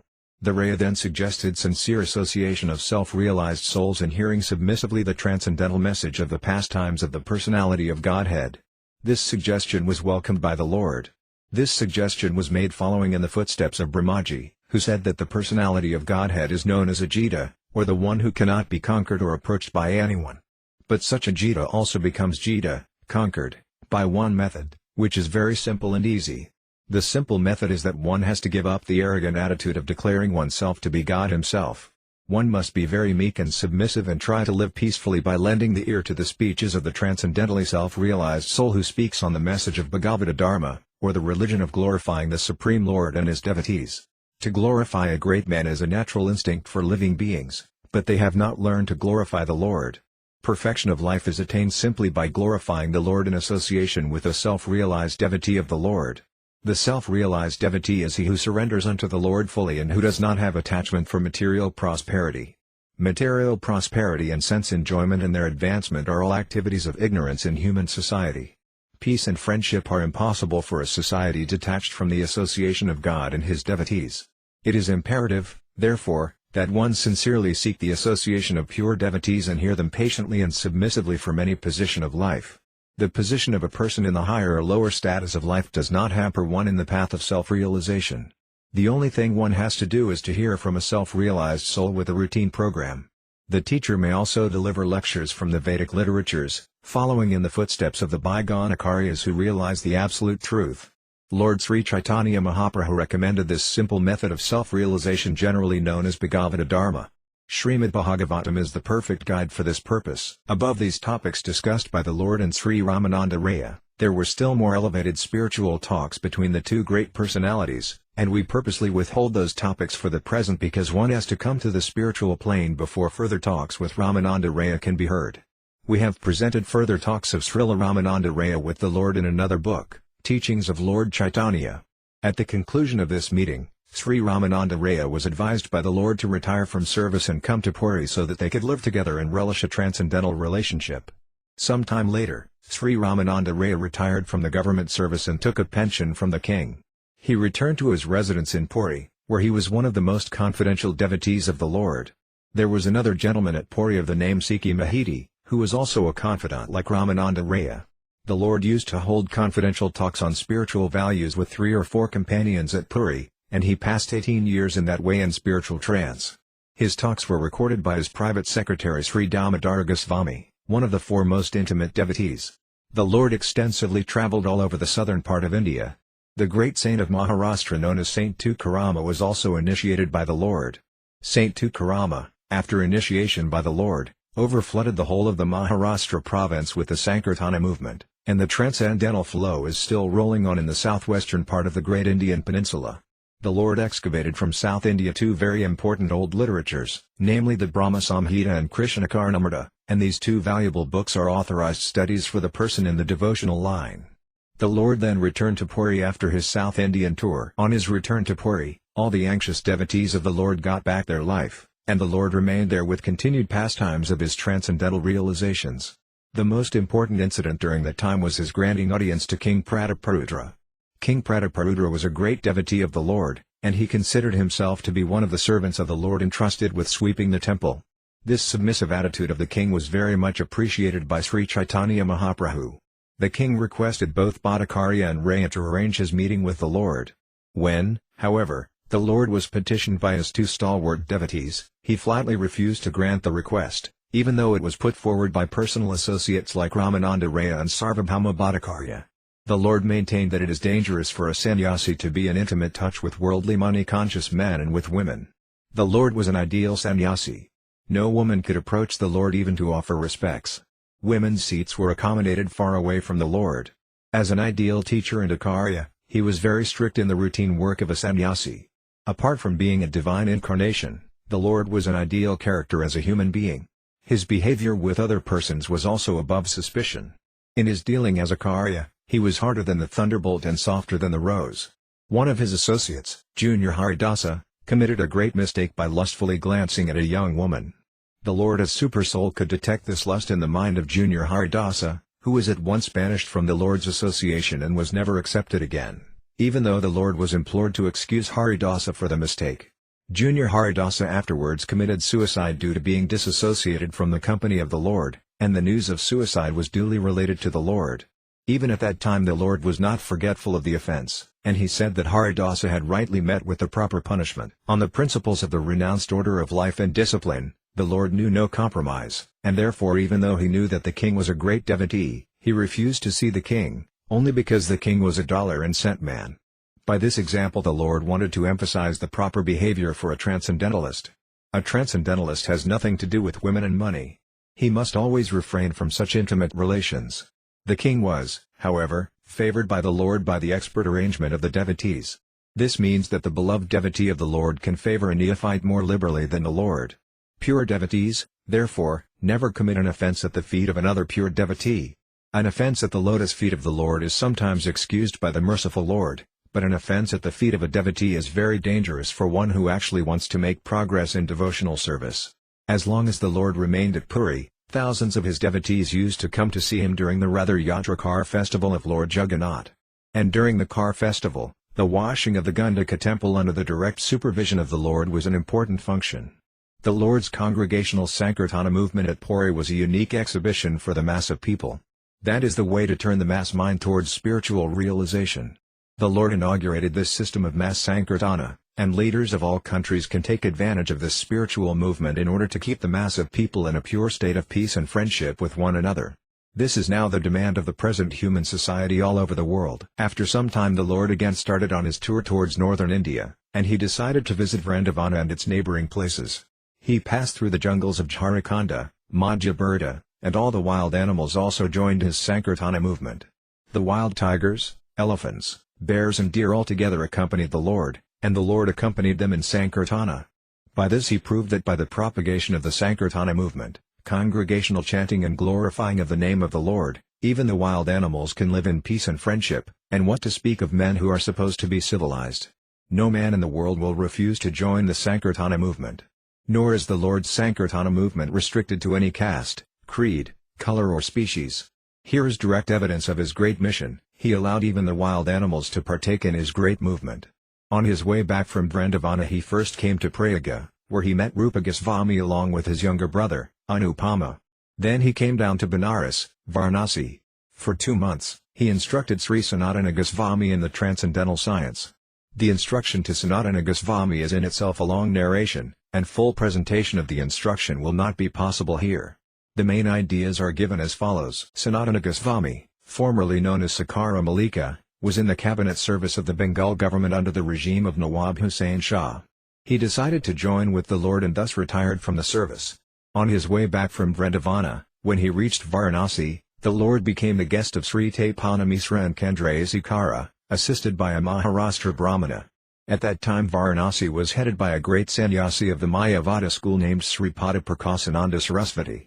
When the Lord was at Varanasi, the people in general became more attracted to Lord Chaitanya Mahaprabhu on account of his mass Sankirtana movement. Wherever he visited, especially the Vishvanatha temple, thousands of pilgrims would follow him. Some were attracted by his bodily features, and others were attracted by his melodious songs glorifying the Lord. The Mayavadi sannyasis designate themselves as Narayana. Varanasi is still overflooded with many Mayavadi sannyasis. Some people who saw the Lord in his Sankirtana party considered him to be actually Narayana, and this report reached the camp of the great sannyasi Prakasananda. In India there is always a kind of spiritual rivalry between the Mayavada and Bhagavata schools, and thus when the news of the Lord reached Prakasananda he knew that the Lord was a Vaisnava sannyasi, and therefore he minimized the value of the Lord before those who brought him the news. He deprecated the activities of the Lord because of his preaching the Sankirtana movement, which was in his opinion nothing but religious sentiment. Prakasananda was a profound student of the Vedanta, and he advised his followers to give attention to the Vedanta and not to indulge in Sankirtana. One devotee Brahmana, who became a devotee of the Lord, did not like the criticism of Prakasananda, and he went to the Lord to express his regrets. He told the Lord that when he uttered the Lord's name before the sannyasi Prakasananda, the latter strongly criticized the Lord, although the Brahmana heard Prakasananda uttering several times the name Chaitanya. The Brahmana was astonished to see that the sannyasi Prakasananda could not vibrate the sound Krishna even once, although he uttered the name Chaitanya several times. The Lord smilingly explained to the devotee Brahmana why the Mayavadi cannot utter the holy name of Krishna. The Mayavadis are offenders at the lotus feet of Krishna, although they utter always Brahma, Atma or Chaitanya, etc. and because they are offenders at the lotus feet of Krishna, they are actually unable to utter the holy name of Krishna. The name Krishna and the personality of Godhead Krishna are identical. There is no difference in the absolute realm between the name, form or person of the absolute truth because in the absolute realm everything is transcendental bliss. There is no difference between the body and the soul for the personality of Godhead, Krishna. Thus he is different from the living entity, who is always different from his outward body. Because of Krishna's transcendental position, it is very difficult for a layman to actually know the personality of Godhead Krishna, his holy name and fame, etc. His name, fame, form and pastimes all are one and the same transcendental identity, and they are not knowable by the exercise of the material senses. The transcendental relationship of the pastimes of the Lord is the source of still more bliss than one can experience by realization of Brahman or by becoming one with the Supreme. Had it not been so, then those who are already situated in the transcendental bliss of Brahman would not have been attracted by the transcendental bliss of the pastimes of the Lord. After this, a great meeting was arranged by the devotees of the Lord in which all the sannyasis were invited, including the Lord and Prakasananda Sarasvati. In this meeting both the scholars, the Lord and Prakasananda, had a long discourse on the spiritual values of the Sankirtana movement, and a summary is given below. The great Mayavadi sannyasi Prakasananda inquired from the Lord as to the reason for his preferring the Sankirtana movement to the study of the Vedanta Sutara. Prakasananda said that it is the duty of a sannyasi to read the Vedanta Sutara. What caused the Lord to indulge in Sankirtana? After this inquiry, the Lord submissively replied, I have taken to the Sankirtana movement instead of the study of Vedanta because I am a great fool. The Lord thus represented himself as one of the numberless fools of this age who are absolutely incapable of studying the Vedanta philosophy. The fool's indulgence in the study of Vedanta has caused so much havoc in society. The Lord thus continued, and because I am a great fool, my spiritual master forbade me to play with Vedanta philosophy. He said that it is better that I chant the holy name of the Lord, for that would deliver me from material bondage. In this age of Kali there is no other religion but the glorification of the Lord by utterance of his holy name, and that is the injunction of all the revealed scriptures. And my spiritual master has taught me one sloka, from the Bhagavata Purana, Haranama eva kevalam kalau nasti eva gataranyata. So on the order of my spiritual master, I chant the holy name of Hari, and I am now mad after this holy name. Whenever I utter the holy name I forget myself completely, and sometimes I laugh, cry and dance like a madman. I thought that I had actually gone mad by this process of chanting, and therefore I asked my spiritual master about it. He informed me that this was the real effect of chanting the holy name, which produces a transcendental emotion that is a rare manifestation. It is the sign of love of God, which is the ultimate end of life. Love of God is transcendental to liberation, mukti, and thus it is called the fifth stage of spiritual realization, above the stage of liberation. By chanting the holy name of Krishna one attains the stage of love of God, and it was good that fortunately I was favored with the blessing. On hearing this statement from the Lord, the Mayavadi sannyasi asked the Lord what was the harm in studying the Vedanta along with chanting the holy name. Prakasananda Sarasvati knew well that the Lord was formerly known as Nimai Pandita, a very learned scholar of Navadvipa, and his posing as a great fool was certainly to some purpose. Hearing this inquiry by the sannyasi, the Lord smiled and said, My dear sir, if you do not mind, I will answer your inquiry. All the sannyasins there were very much pleased with the Lord for his honest dealings, and they unanimously replied that they would not be offended by whatever he replied. The Lord then spoke as follows: Vedanta Sutra consists of transcendental words or sounds uttered by the transcendental personality of Godhead. As such, in the Vedanta there cannot be any human deficiencies like mistake, illusion, cheating or inefficiency. The message of the Upanishads is expressed in the Vedanta Sutra, and what is said there directly is certainly glorified. Whatever interpretations have been given by Sankaracharya have no direct bearing on the sutra, and therefore such commentation spoils everything. The word Brahman indicates the greatest of all, which is full with transcendental opulences, superior to all. Brahman is ultimately the personality of Godhead, and he is covered by indirect interpretations and established as impersonal. Everything that is in the spiritual world is full of transcendental bliss, including the form, body, place and paraphernalia of the Lord. All are eternally cognizant and blissful. It is not the fault of the Acharya Sankara that he has so interpreted Vedanta, but if someone accepts it, then certainly he is doomed. Anyone who accepts the transcendental body of the personality of Godhead as something mundane certainly commits the greatest blasphemy. The Lord thus spoke to the sannyasi almost in the same way that he spoke to the Bhattacharya of Puri, and by forceful arguments he nullified the Mayavada interpretations of the Vedanta Sutra. All the sannyasis there claimed that the Lord was the personified Vedas and the personality of Godhead. All the sannyasis were converted to the cult of bhakti, all of them accepted the holy name of the Lord Sri Krishna, and they dined together with the Lord in the midst of them. After this conversion of the sannyasis, the popularity of the Lord increased at Varanasi, and thousands of people assembled to see the Lord in person.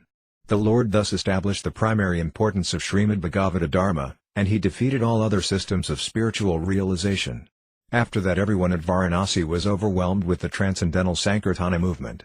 While the Lord was camping at Varanasi, Sanatana Goswami also arrived after retiring from office. He was formerly one of the state ministers in the government of Bengal, then under the regime of Nawab Hussain Shah. He had some difficulty in getting relief from the state service, for the Nawab was reluctant to let him leave. Nonetheless he came to Varanasi, and the Lord taught him the principles of devotional service.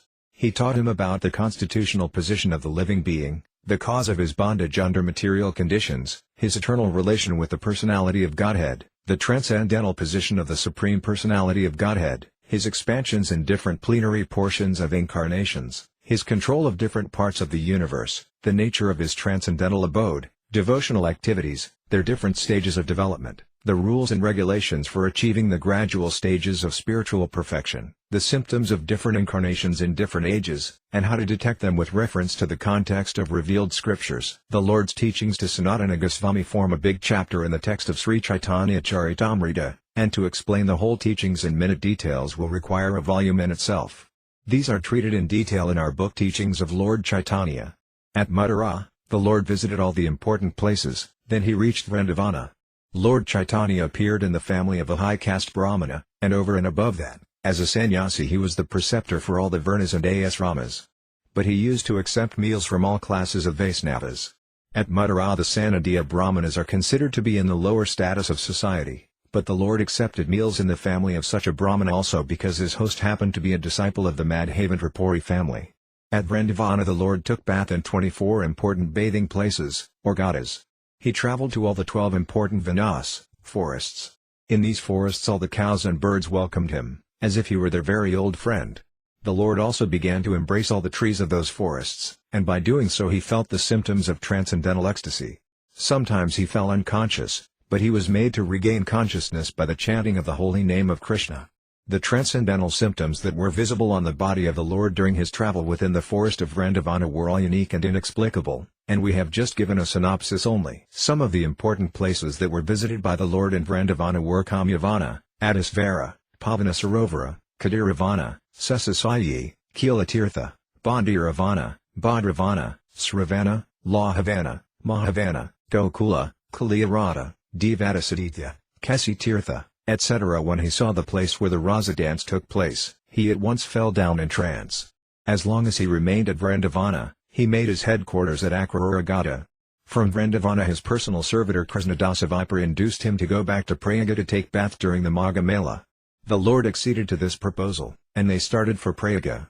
On the way they met with some Pathans, amongst whom there was a learned Mulana. The Lord had some talks with the Mulana and his companions, and the Lord convinced the Mulana that in the Quran also there are descriptions of Bhagavata Dharma and Krishna. All the Pathans were converted to his cult of devotional service. When he returned to Prayaga, Srila Rupa Goswami and his youngest brother met him near Bindu Madhava temple.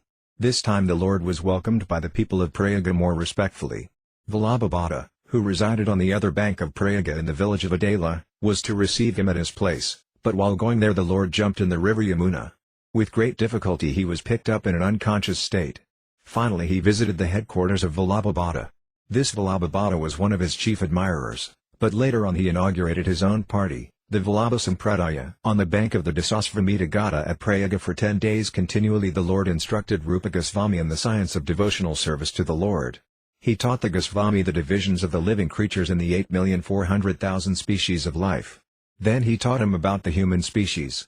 Out of them he discussed the followers of the Vedic principles, out of them the fruitive workers, out of them the empiric philosophers, and out of them the liberated souls. He said that there are only a few who are actually pure devotees of Lord Sri Krishna. Srila Rupa Goswami was the younger brother of Sanatana Goswami, and when he retired from service he brought with him 2 boatfuls of gold coins. This means that he brought with him some hundreds of thousands of rupees accumulated by the labor of his service. And before leaving home for Lord Chaitanya Mahaprabhu, he divided the wealth as follows: 50% for the service of the Lord and his devotees, 25% for relatives and 25% for his personal needs in case of emergency. In that way he set an example for all householders. The Lord taught the Goswami about devotional service, comparing it to a creeper, and advised him to protect the bhakti creeper most carefully against the mad elephant offense against the pure devotees.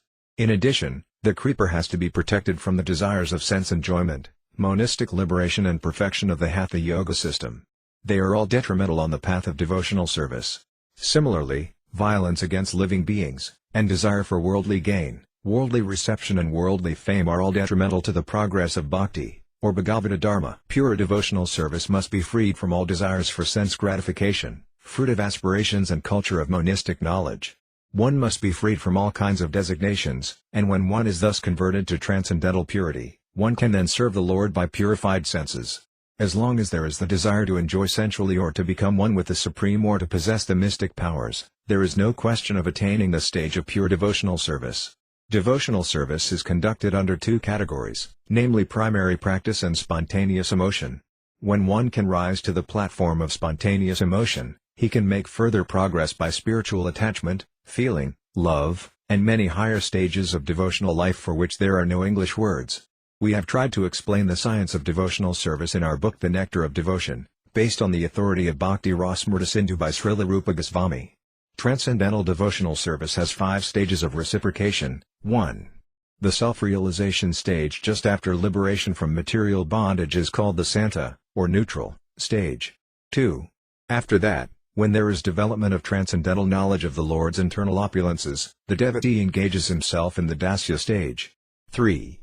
By further development of the Dasya stage, a respectful fraternity with the Lord develops, and above that a feeling of friendship on equal terms becomes manifest.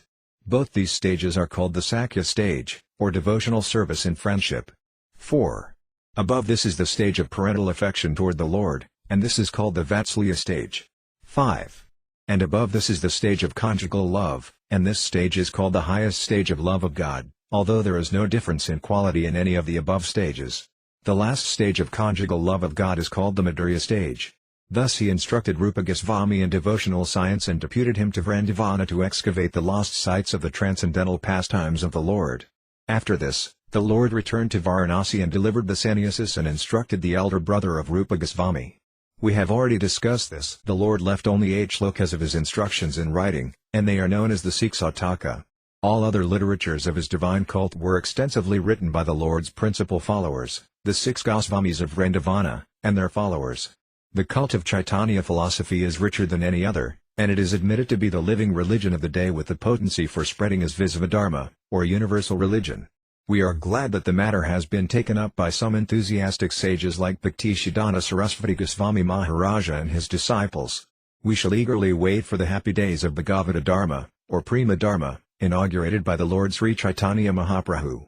The 8 shlokas completed by the Lord are, 1. Glory to the Sri Krishna Sankirtana, which cleanses the heart of all the dust accumulated for years and extinguishes the fire of conditional life, of repeated birth and death. This Sankirtana movement is the prime benediction for humanity at large because it spreads the rays of the benediction moon. It is the life of all transcendental knowledge. It increases the ocean of transcendental bliss, and it enables us to fully taste the nectar for which we are always anxious. 2. O my Lord, your holy name alone can render all benediction to living beings, and thus you have hundreds and millions of names like Krishna and Govinda. In these transcendental names you have invested all your transcendental energies. There are not even hard and fast rules for chanting these names. O my Lord, out of kindness you enable us to easily approach you by chanting your holy names, but I am so unfortunate that I have no attraction for them. 3. One should chant the holy name of the Lord in a humble state of mind, thinking oneself lower than the straw in the street. One should be more tolerant than a tree, devoid of all sense of false prestige, and ready to offer all respect to others. In such a state of mind one can chant the holy name of the Lord constantly. 4. O Almighty Lord, I have no desire to accumulate wealth, nor do I desire beautiful women, nor do I want any number of followers. I only want your causeless devotional service birth after birth. 5. O son of Maharajananda, Krishna, I am your eternal servitor, yet somehow or other I have fallen into the ocean of birth and death. Please pick me up from this ocean of death and place me as one of the atoms of your lotus feet. 6. O my Lord, when will my eyes be decorated with tears of love flowing constantly when I chant your holy name? When will my voice choke up, and when will the hairs of my body stand on end at the recitation of your name? 7. O Govinda, feeling your separation, I am considering a moment to be like 12 years or more. Tears are flowing from my eyes like torrents of rain, and I am feeling all vacant in the world in your absence. 8. I know no one but Krishna as my Lord, and he shall remain so even if he handles me roughly in his embrace or makes me broken-hearted by not being present before me. He is completely free to do anything and everything, for he is always my worshipful Lord unconditionally. Library Śrīmad Bhāgavatam, Bhagavata Purana, Canto 1, Creation Chapter 1. Questions by the Sages. Text 1. O my Lord, Sri Krishna, son of Vasudeva, O all-pervading personality of Godhead, I offer my respectful obeisances unto you. I meditate upon Lord Sri Krishna because he is the absolute truth and the primeval cause of all causes of the creation, sustenance and destruction of the manifested universes. He is directly and indirectly conscious of all manifestations, and he is independent because there is no other cause beyond him. It is he only who first imparted the Vedic knowledge unto the heart of Brahmaji, the original living being. By him even the great sages and demigods are placed into illusion, as one is bewildered by the illusory representations of water seen in fire, or land seen on water. Only because of him do the material universes, temporarily manifested by the reactions of the three modes of nature, appear factual, although they are unreal. I therefore meditate upon him, Lord Sri Krishna, who is eternally existent in the transcendental abode, which is forever free from the illusory representations of the material world.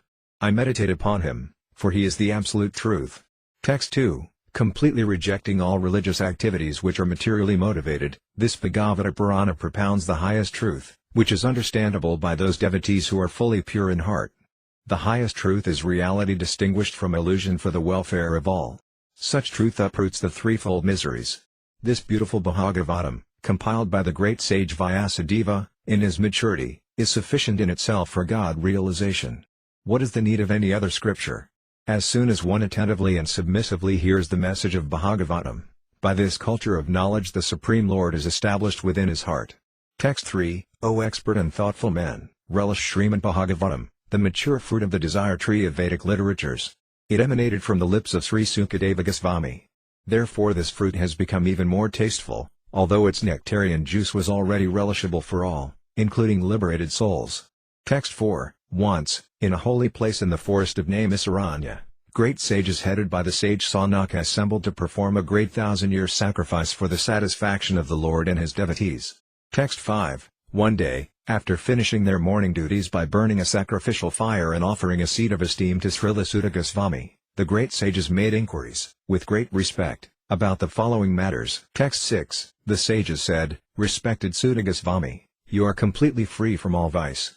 You are well versed in all the scriptures famous for religious life, and in the Puranas and the histories as well, for you have gone through them under proper guidance and have also explained them.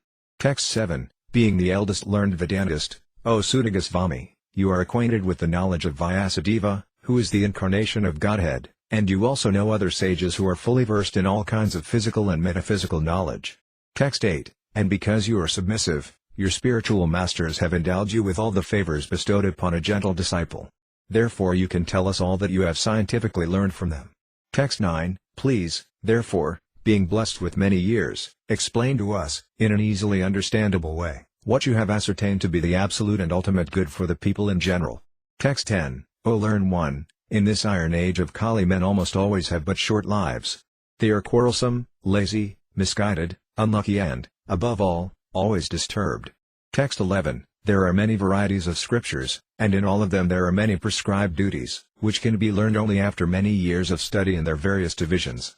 Therefore, O sage, please select the essence of all these scriptures and explain it for the good of all living beings, that by such instruction their hearts may be fully satisfied.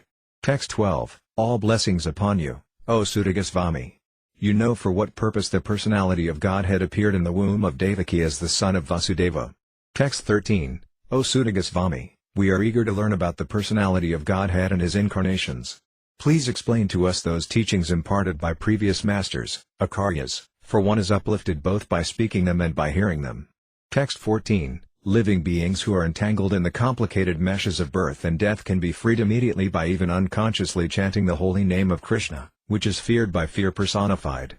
Text 15, O Suta, those great sages who have completely taken shelter of the lotus feet of the Lord can at once sanctify those who come in touch with him, whereas the waters of the Ganges can sanctify only after prolonged use. Text 16, who is there, desiring deliverance from the vices of the age of quarrel, who is not willing to hear the virtuous glories of the Lord? Text 17, his transcendental acts are magnificent and gracious, and great learned sages like Narada sing of them. Please, therefore, speak to us, who are eager to hear, about the adventures he performs in his various incarnations. Text 18, O wise Suta, please narrate to us the transcendental pastimes of the Supreme Godhead's multi-incarnations. Such auspicious adventures and pastimes of the Lord, the Supreme Controller, are performed by his internal powers. Text 19, we never tire of hearing the transcendental pastimes of the personality of Godhead, who is glorified by hymns and prayers. Those who have developed a taste for transcendental relationships with him relish hearing of his pastimes at every moment. Text 20, Lord Sri Krishna, the personality of Godhead, along with Balarama, played like a human being, and so masked he performed many superhuman acts. Text 21, knowing well that the age of Kali has already begun, we are assembled here in this holy place to hear at great length the transcendental message of Godhead and in this way perform sacrifice. Text 22, we think that we have met your goodness by the will of Providence, just so that we may accept you as captain of the ship for those who desire to cross the difficult ocean of Kali, which deteriorates all the good qualities of a human being. Text 23, since Sri Krishna, the Absolute Truth, the master of all mystic powers, has departed for his own abode, please tell us to whom the religious principles have now gone for shelter. Library Śrīmad Bhāgavatam, Bhagavata Purana, Canto 1, Creation Chapter 2 Divinity and Divine Service Text 1, Ugrasrava, Suta Goswami, the son of Ramaharsana, being fully satisfied by the perfect questions of the Brahmanas, thanked them and thus attempted to reply. Text 2, Srila Suta Goswami said, let me offer my respectful obeisances unto that great sage, Sukadeva Goswami, who can enter the hearts of all? When he went away to take up the renounced order of life, sannyasa, leaving home without undergoing reformation by the sacred thread or the ceremonies observed by the higher castes, his father, Vyasadeva, fearing separation from him, cried out, O my son! Indeed, only the trees, which were absorbed in the same feelings of separation, echoed in response to the bereaved father. Text 3, let me offer my respectful obeisances unto him, Suka, the spiritual master of all sages, the son of Vyasadeva, who, out of his great compassion for those gross materialists who struggle to cross over the darkest regions of material existence, spoke this most confidential supplement to the cream of Vedic knowledge, after having personally assimilated it by experience. Text 4, before reciting the Śrīmad Bhāgavatam, which is the very means of conquest, one should offer respectful obeisances unto the personality of Godhead, Narayana, unto Narayana or Si, the supermost human being, unto Mother Sarasvati, the goddess of learning, and unto Srila Vyasadeva, the author. Text 5, O sages, I have been justly questioned by you. Your questions are worthy because they relate to Lord Krishna and so are of relevance to the world's welfare. Only questions of this sort are capable of completely satisfying the self. Text 6, the supreme occupation, dharma, for all humanity is that by which men can attain to loving devotional service unto the transcendent Lord. Such devotional service must be unmotivated and uninterrupted to completely satisfy the self. Text 7, By rendering devotional service unto the personality of Godhead, Sri Krishna, one immediately acquires causeless knowledge and detachment from the world. Text 8. The occupational activities a man performs according to his own position are only so much useless labor if they do not provoke attraction for the message of the personality of Godhead. Text 9. All occupational engagements are certainly meant for ultimate liberation. They should never be performed for material gain. Furthermore, according to sages, one who is engaged in the ultimate occupational service should never use material gain to cultivate sense gratification. Text 10. Life's desires should never be directed towards sense gratification. One should desire only a healthy life, or self-preservation, since a human being is meant for inquiry about the absolute truth. Nothing else should be the goal of one's works. Text 11. Learned transcendentalists who know the absolute truth call this non-dual substance Brahman, Paramatma or Bhagavan. Text 12. The seriously inquisitive student or sage, well equipped with knowledge and detachment, realizes that absolute truth by rendering devotional service in terms of what he has heard from the Vedanta Shruti. Text 13. Are best among the twice-born, it is therefore concluded that the highest perfection one can achieve by discharging the duties prescribed for one's own occupation according to caste divisions and orders of life is to please the personality of Godhead. Text 14. Therefore, with one pointed attention, one should constantly hear about, glorify, remember and worship the personality of Godhead, who is the protector of the devotees. Text 15. With sword in hand, intelligent men cut through the binding knots of reactionary work, karma, by remembering the personality of Godhead. Therefore, who will not pay attention to his message? Text 16. O twice-born sages, by serving those devotees who are completely freed from all vice, great service is done. By such service, one gains affinity for hearing the messages of Vasudeva. Text 17. Sri Krishna, the personality of Godhead, who is the Paramatma, Supersoul, in everyone's heart and the benefactor of the truthful devotee, cleanses desire for material enjoyment from the heart of the devotee who has developed the urge to hear his messages, which are in themselves virtuous when properly heard and chanted. Text 18. By regular attendance in classes on the Bhagavatam and by rendering of service to the pure devotee, all that is troublesome to the heart is almost completely destroyed, and loving service unto the personality of Godhead, who is praised with transcendental songs, is established as an irrevocable fact. Text 19. As soon as irrevocable loving service is established in the heart, the effects of nature's modes of passion and ignorance, such as lust, desire and hankering, disappear from the heart. Then the devotee is established in goodness, and he becomes completely happy.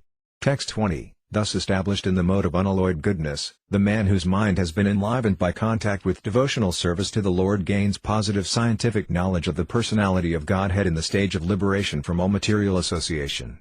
Text 21. Thus the knot in the heart is pierced, and all misgivings are cut to pieces. The chain of fruitive actions is terminated when one sees the self as master. Text 22. Certainly, therefore, since time immemorial, all transcendentalists have been rendering devotional service to Lord Krishna, the personality of Godhead, with great delight, because such devotional service is enlivening to the self. Text 23. The transcendental personality of Godhead is indirectly associated with the three modes of material nature, namely passion, goodness and ignorance, and just for the material world's creation, maintenance and destruction he accepts the three qualitative forms of Brahma, Vishnu, and Shiva. Of these three, all human beings can derive ultimate benefit from Vishnu, the form of the quality of goodness. Text 24. Firewood is a transformation of earth, but smoke is better than the raw wood. And fire is still better, for by fire we can derive the benefits of superior knowledge, through Vedic sacrifices. Similarly, passion, rajas, is better than ignorance, tamas, but goodness, sattva, is best because by goodness one can come to realize the absolute truth. Text 25. Previously all the great sages rendered service unto the personality of Godhead due to his existence above the three modes of material nature. They worshipped him to become free from material conditions and thus derive the ultimate benefit. Whoever follows such great authorities is also eligible for liberation from the material world. Text 26. Those who are serious about liberation are certainly non-envious, and they respect all. Yet they reject the horrible and ghastly forms of the demigods and worship only the all-blissful forms of Lord Vishnu and his plenary portions. Text 27. Those who are in the modes of passion and ignorance worship those in the same category, namely the forefathers, other living beings and the demigods who are in charge of cosmic activities, for they are urged by a desire to be materially benefited with women, wealth, power and progeny. Texts 28-29. In the revealed scriptures, the ultimate object of knowledge is Sri Krishna, The personality of Godhead. The purpose of performing sacrifices to please Him. Yoga is for realizing Him. All fruitive activities are ultimately rewarded by Him only. He is supreme knowledge, and all severe austerities are performed to know Him. Religion, dharma, is rendering loving service unto Him. He is the supreme goal of life. Text 30. In the beginning of the material creation, that absolute personality of Godhead, Vasudeva, in His transcendental position, created the energies of cause and effect by His own internal energy. Text 31. After creating the material substance, the Lord, Vasudeva, expands Himself and enters into it. And although He is within the material modes of nature and appears to be one of the created beings, He is always fully enlightened in His transcendental position. Text 32. The Lord, as Supersoul, pervades all things, just as fire permeates wood, and so He appears to be of many varieties, though He is the Absolute One without a second. Text 33. The Supersoul enters into the bodies of the created beings who are influenced by the modes of material nature and causes them to enjoy the effects of these modes by the subtle mind. Text 34. Thus the Lord of the Universes maintains all planets inhabited by demigods, men and lower animals. Assuming the roles of incarnations, He performs pastimes to reclaim those in the mode of pure goodness. Library Śrīmad Bhāgavatam, Bhagavata Purana, Canto 1, Creation Chapter 3. Krishna is the source of all incarnations. Text 1. Suta said, in the beginning of the creation, the Lord first expanded Himself in the universal form of the Purusa incarnation and manifested all the ingredients for the material creation.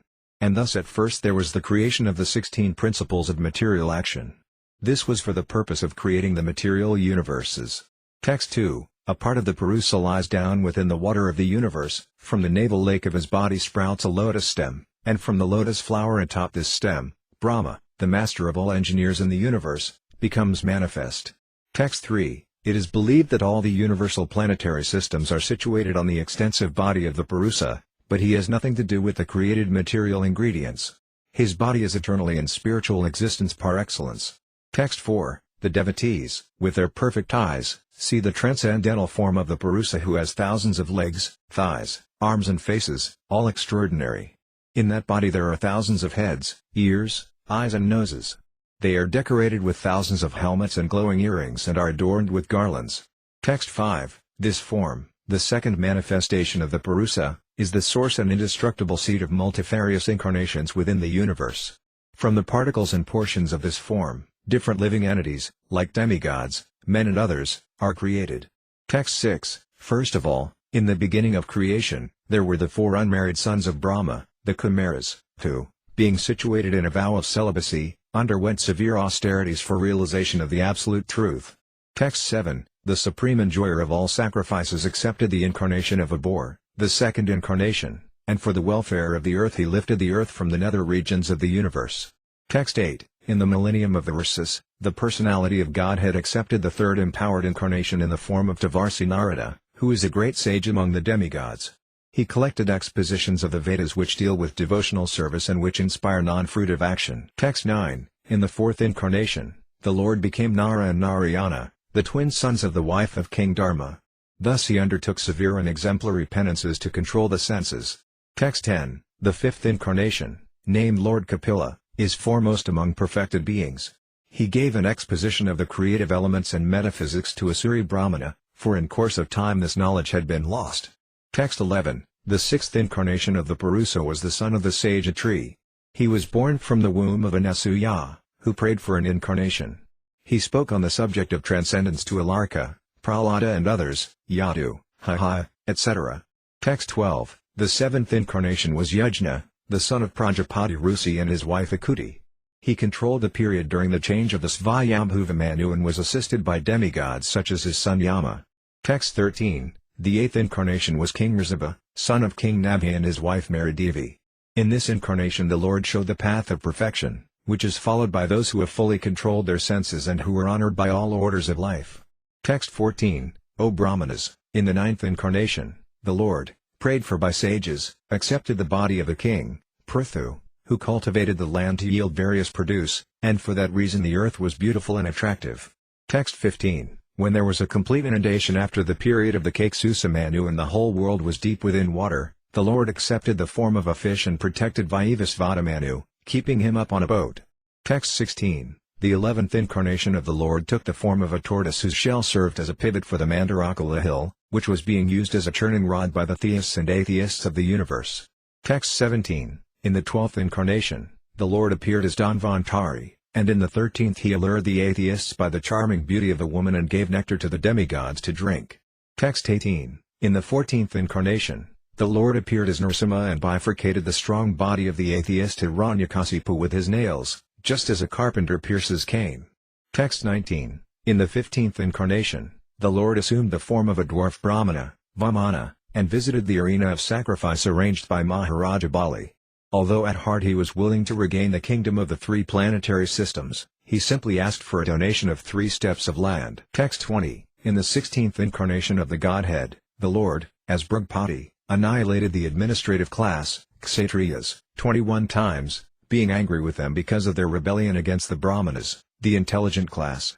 Text 21, thereafter, in the 17th incarnation of Godhead, Sri Vyasadeva appeared in the womb of Satyavati through Parasara Muni, and he divided the one Veda into several branches and sub-branches, seeing that the people in general were less intelligent. Text 22, in the 18th incarnation, the Lord appeared as King Rama. In order to perform some pleasing work for the demigods, he exhibited superhuman powers by controlling the Indian Ocean and then killing the atheist King Ravana, who was on the other side of the sea. Text 23, in the 19th and 20th incarnations, the Lord advented himself as Lord Balarama and Lord Krishna in the family of Vrisni, the Yadu dynasty, and by so doing he removed the burden of the world. Text 24, then, in the beginning of Kali Yuga, the Lord will appear as Lord Buddha, the son of Anjana, in the province of Gaya, just for the purpose of deluding those who are envious of the faithful theist. Text 25, thereafter, at the conjunction of 2 yugas, the Lord of the creation will take his birth as the Kalki incarnation and become the son of Vishnu Yasa.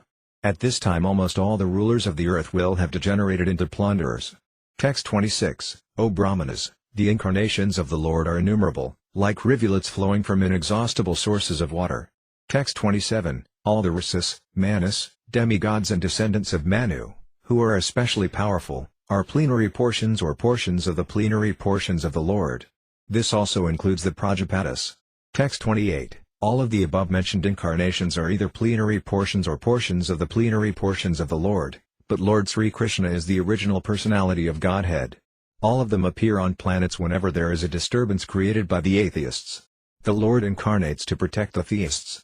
Text 29, whoever carefully recites the mysterious appearances of the Lord, with devotion in the morning and in the evening, gets relief from all miseries of life. Text 30, the conception of the Virat universal form of the Lord, as appearing in the material world, is imaginary. It is to enable the less intelligent, and neophytes, to adjust to the idea of the Lord's having form. But factually the Lord has no material form. Text 31, clouds and dust are carried by the air, but less intelligent persons say that the sky is cloudy and the air is dirty. Similarly, they also implant material bodily conceptions on the spirit self. Text 32, beyond this gross conception of form is another, subtle conception of form which is without formal shape and is unseen, unheard and unmanifest. The living being has his form beyond this subtlety, otherwise he could not have repeated births. Text 33, whenever a person experiences, by self-realization, that both the gross and subtle bodies have nothing to do with the pure self, at that time he sees himself as well as the Lord. Text 34, if the illusory energy subsides and the living entity becomes fully enriched with knowledge by the grace of the Lord, then he becomes at once enlightened with self-realization and thus becomes situated in his own glory. Text 35, thus learned men describe the births and activities of the unborn and inactive, which is undiscoverable even in the Vedic literatures. He is the Lord of the heart. Text 36, the Lord, whose activities are always spotless, is the master of the 6 senses and is fully omnipotent with 6 opulences. He creates the manifested universes, maintains them and annihilates them without being in the least affected. He is within every living being and is always independent. Text 37, the foolish with a poor fund of knowledge cannot know the transcendental nature of the forms, names and activities of the Lord, who is playing like an actor in a drama. Nor can they express such things, neither in their speculations nor in their words. Text 38, only those who render unreserved, uninterrupted, favorable service unto the lotus feet of Lord Krishna, who carries the wheel of the chariot in his hand, can know the Creator of the universe in his full glory, power and transcendence.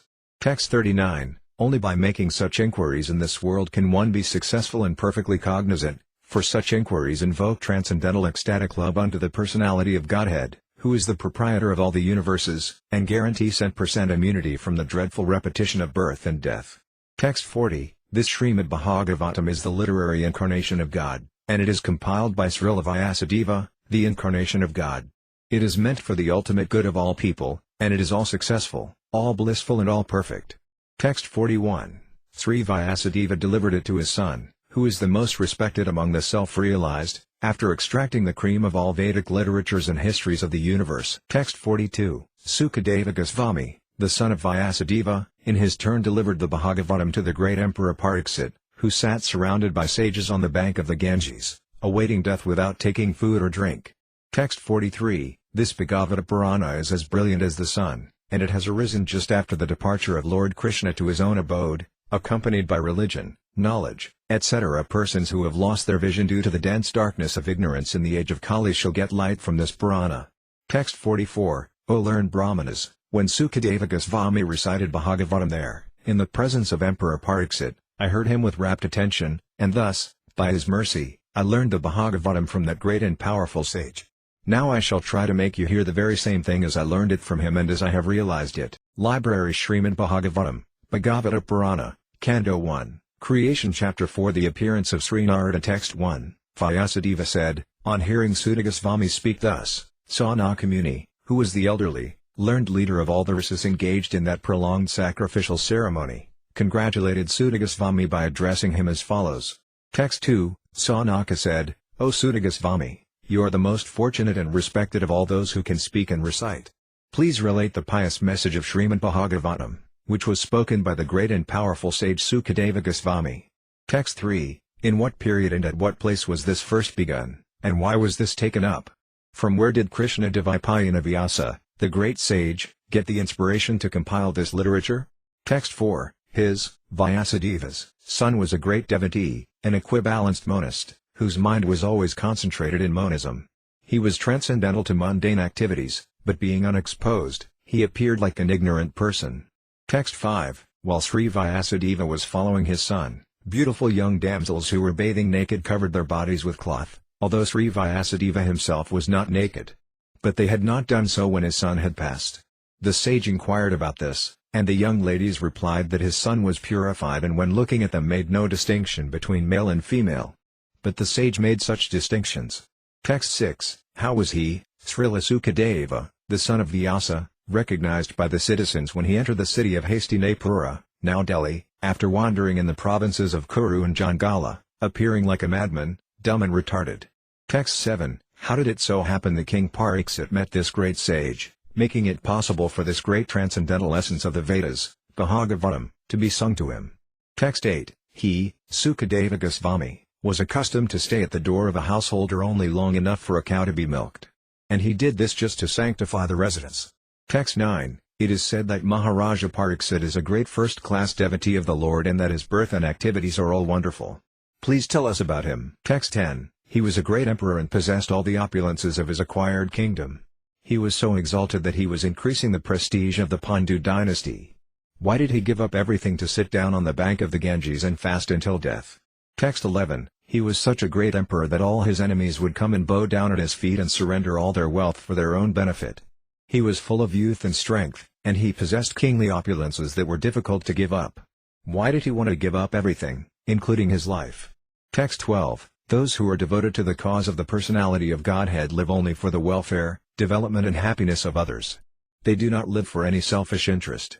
So even though the emperor, Pariksit, was free from all attachment to worldly possessions, how could he give up his mortal body, which was the shelter for others?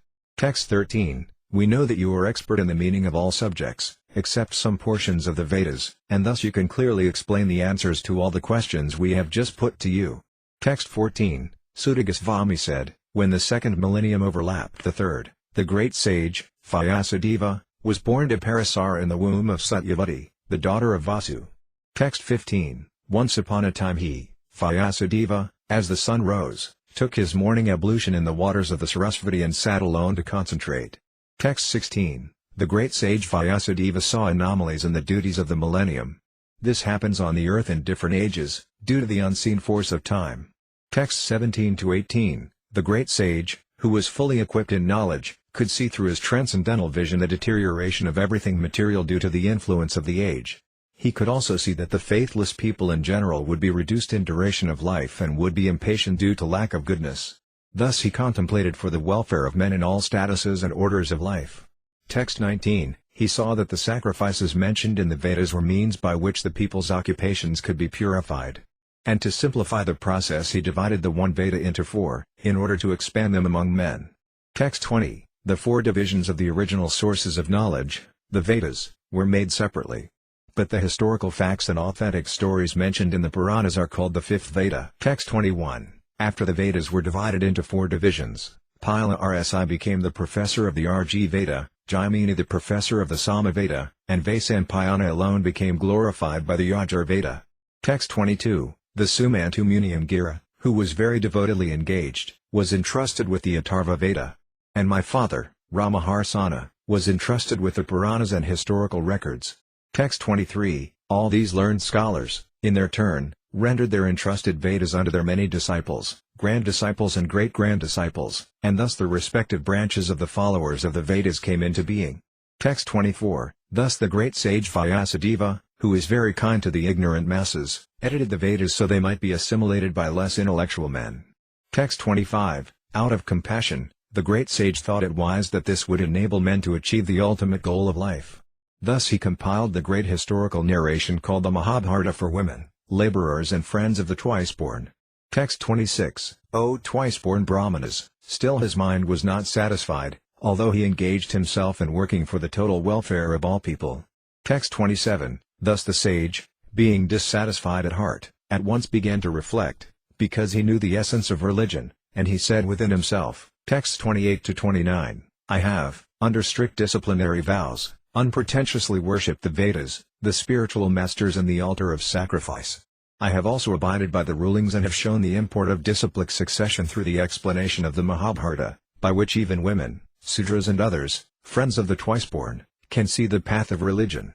Text 30. I am feeling incomplete, though I myself am fully equipped with everything required by the Vedas. Text 31. This may be because I did not specifically point out the devotional service of the Lord, which is dear both to perfect beings and to the infallible Lord. Text 32. As mentioned before, Narada reached the cottage of Krishna Dvaipayana Vyasa on the banks of the Sarasvati just as Vyasadeva was regretting his defects. Text 33. At the auspicious arrival of Sri Narada, Sri Vyasadeva got up respectfully and worshipped him, giving him veneration equal to the given to Brahmaji, the creator. Library Śrīmad Bhāgavatam, Bhagavata Purana, Canto 1, Creation Chapter 5 Narada's instructions on Śrīmad Bhāgavatam for Vyasadeva. Text 1. Suta Goswami said, thus the sage amongst the gods, Narada, comfortably seated and apparently smiling, addressed the Rsi amongst the Brahmanas, Vedavyasa. Text 2. Addressing Vyasadeva, the son of Parasara, Narada inquired, are you satisfied by identifying with the body or the mind as objects of self-realization? Text 3. Your inquiries were full and your studies were also well fulfilled, and there is no doubt that you have prepared a great and wonderful work, the Mahabharata, which is full of all kinds of Vedic sequences elaborately explained. Text 4. You have fully delineated the subject of impersonal Brahman as well as the knowledge derived therefrom. Why should you be despondent in spite of all this, thinking that you are undone, my dear Prabhu? Text 5. Sri Vyasadeva said, all you have said about me is perfectly correct. Despite all this, I am not pacified. I therefore question you about the root cause of my dissatisfaction, for you are a man of unlimited knowledge due to your being the offspring of one, Brahma, who is self-born, without mundane father and mother. Text 6. My lord, everything that is mysterious is known to you because you worship the creator and destroyer of the material world and the maintainer of the spiritual world, the original personality of Godhead, who is transcendental to the three modes of material nature. Text 7. Like the sun, your goodness can travel everywhere in the three worlds, and like the air you can penetrate the internal region of everyone. As such, you are as good as the all-pervasive supersoul. Please, therefore, find out the deficiency in me, despite my being absorbed in transcendence under disciplinary regulations and vows. Text 8. Sri Narada said, you have not actually broadcast the sublime and spotless glories of the personality of Godhead. That philosophy which does not satisfy the transcendental senses of the Lord is considered worthless. Text 9. Although, great sage, You have very broadly described the four principles beginning with religious performances. You have not described the glories of the Supreme Personality, Vasudeva. Text 10. Those words which do not describe the glories of the Lord, who alone can sanctify the atmosphere of the whole universe, are considered by saintly persons to be like unto a place of pilgrimage for crows. Since the all-perfect persons are inhabitants of the transcendental abode, they do not derive any pleasure there. Text 11. On the other hand, that literature which is full of descriptions of the transcendental glories of the name, fame, forms, pastimes, etc., of the unlimited Supreme Lord is a different creation, full of transcendental words directed toward bringing about a revolution in the impious lives of this world's misdirected civilization. Such transcendental literatures, even though imperfectly composed, are heard, sung and accepted by purified men who are thoroughly honest. Text 12. Knowledge of self-realization, even though free from all material affinity, does not look well if devoid of a conception of the infallible God. What, then, is the use of fruitive activities, which are naturally painful from the very beginning and transient by nature, if they are not utilized for the devotional service of the Lord? Text 13. O Vyasadeva, your vision is completely perfect. Your good fame is spotless. You are firm in vow and situated in truthfulness. And thus you can think of the pastimes of the Lord in trance for the liberation of the people in general from all material bondage. Text 14. Whatever you desire to describe that is separate in vision from the Lord simply reacts, with different forms, names and results, to agitate the mind, as the wind agitates a boat which has no resting place. Text 15. The people in general are naturally inclined to enjoy, and you have encouraged them in that way in the name of religion. This is verily condemned and is quite unreasonable. Because they are guided under your instructions, they will accept such activities in the name of religion and will hardly care for prohibitions. Text 16. The Supreme Lord is unlimited. Only a very expert personality, retired from the activities of material happiness, deserves to understand this knowledge of spiritual values. Therefore those who are not so well situated, due to material attachment, should be shown the ways of transcendental realization, by your goodness, through descriptions of the transcendental activities of the Supreme Lord. Text 17. One who has forsaken his material occupations to engage in the devotional service of the Lord may sometimes fall down while in an immature stage, yet there is no danger of his being unsuccessful. On the other hand, a non-devotee, though fully engaged in occupational duties, does not gain anything. Text 18. Persons who are actually intelligent and philosophically inclined should endeavor only for that purposeful end which is not obtainable even by wandering from the topmost planet, Brahmaloka, down to the lowest planet, Patala. As far as happiness derived from sense enjoyment is concerned, it can be obtained automatically in course of time, just as in course of time we obtain miseries even though we do not desire them. Text 19. My dear Vyasa, even though a devotee of Lord Krishna sometimes falls down somehow or other, he certainly does not undergo material existence like others, fruitive workers, etc., because a person who has once relished the taste of the lotus feet of the Lord can do nothing but remember that ecstasy again and again. Text 20. The Supreme Lord Personality of Godhead is himself this cosmos, and still he is aloof from it. From him only has this cosmic manifestation emanated, in him it rests, and unto him it enters after annihilation. Your good self knows all about this. I have given only a synopsis. Text 21. Your goodness has perfect vision. You yourself can know the Supersoul Personality of Godhead because you are present as the plenary portion of the Lord. Although you are birthless, you have appeared on this earth for the well-being of all people. Please, therefore, describe the transcendental pastimes of the Supreme Personality of Godhead, Sri Krishna, more vividly. Text 22. Learned circles have positively concluded that the infallible purpose of the advancement of knowledge, namely austerities, study of the Vedas, sacrifice, chanting of hymns and charity, culminates in the transcendental descriptions of the Lord, who is defined in choice poetry. Text 23. O Muni, in the last millennium I was born as the son of a certain maidservant engaged in the service of Brahmanas who were following the principles of Vedanta. When they were living together during the 4 months of the rainy season, I was engaged in their personal service. Text 24. Although they were impartial by nature, those followers of the Vedanta blessed me with their causeless mercy. As far as I was concerned, I was self-controlled and had no attachment for sports, even though I was a boy. In addition, I was not naughty, and I did not speak more than required. Text 25. Once only, by their permission, I took the remnants of their food, and by so doing all my sins were at once eradicated. Thus being engaged, I became purified in heart, and at that time the very nature of the Transcendentalist became attractive to me.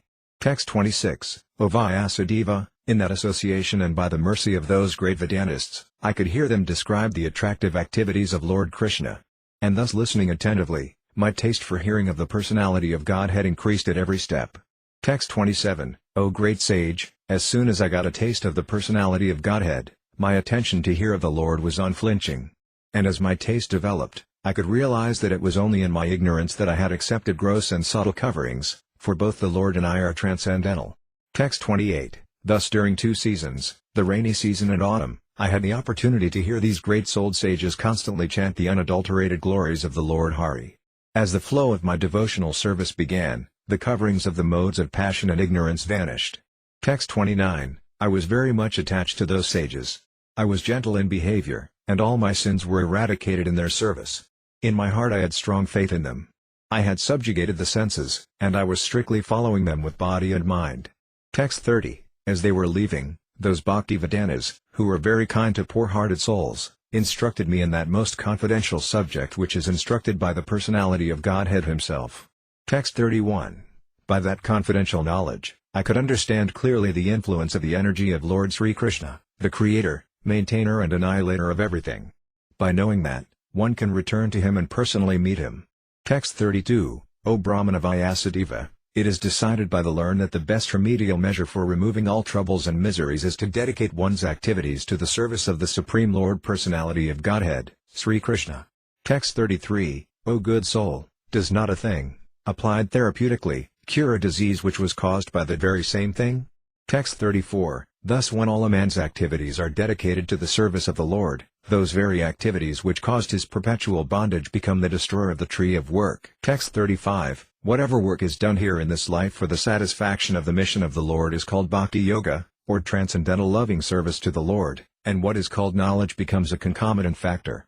Text 36, while performing duties according to the order of Sri Krishna, the Supreme Personality of Godhead, one constantly remembers him, his names and his qualities. Text 37, let us all chant the glories of Vasudeva along with his plenary expansions Pradyumna, Aniruddha, and Sankarsana.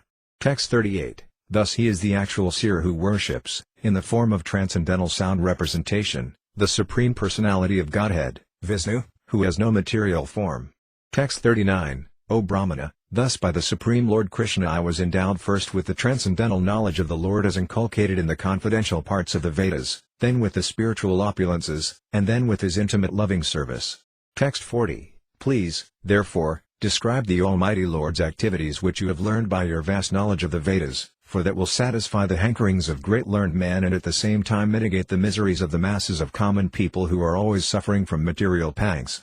Indeed, there is no other way to get out of such miseries. Library Śrīmad Bhāgavatam, Bhagavata Purana, Canto 1, Creation Chapter 6 Conversation between Narada and Vyasadeva. Text 1, Suta said, O Brahmanas, thus hearing all about Sri Narada's birth and activities, Vyasadeva, the incarnation of God and son of Satyavati, inquired as follows.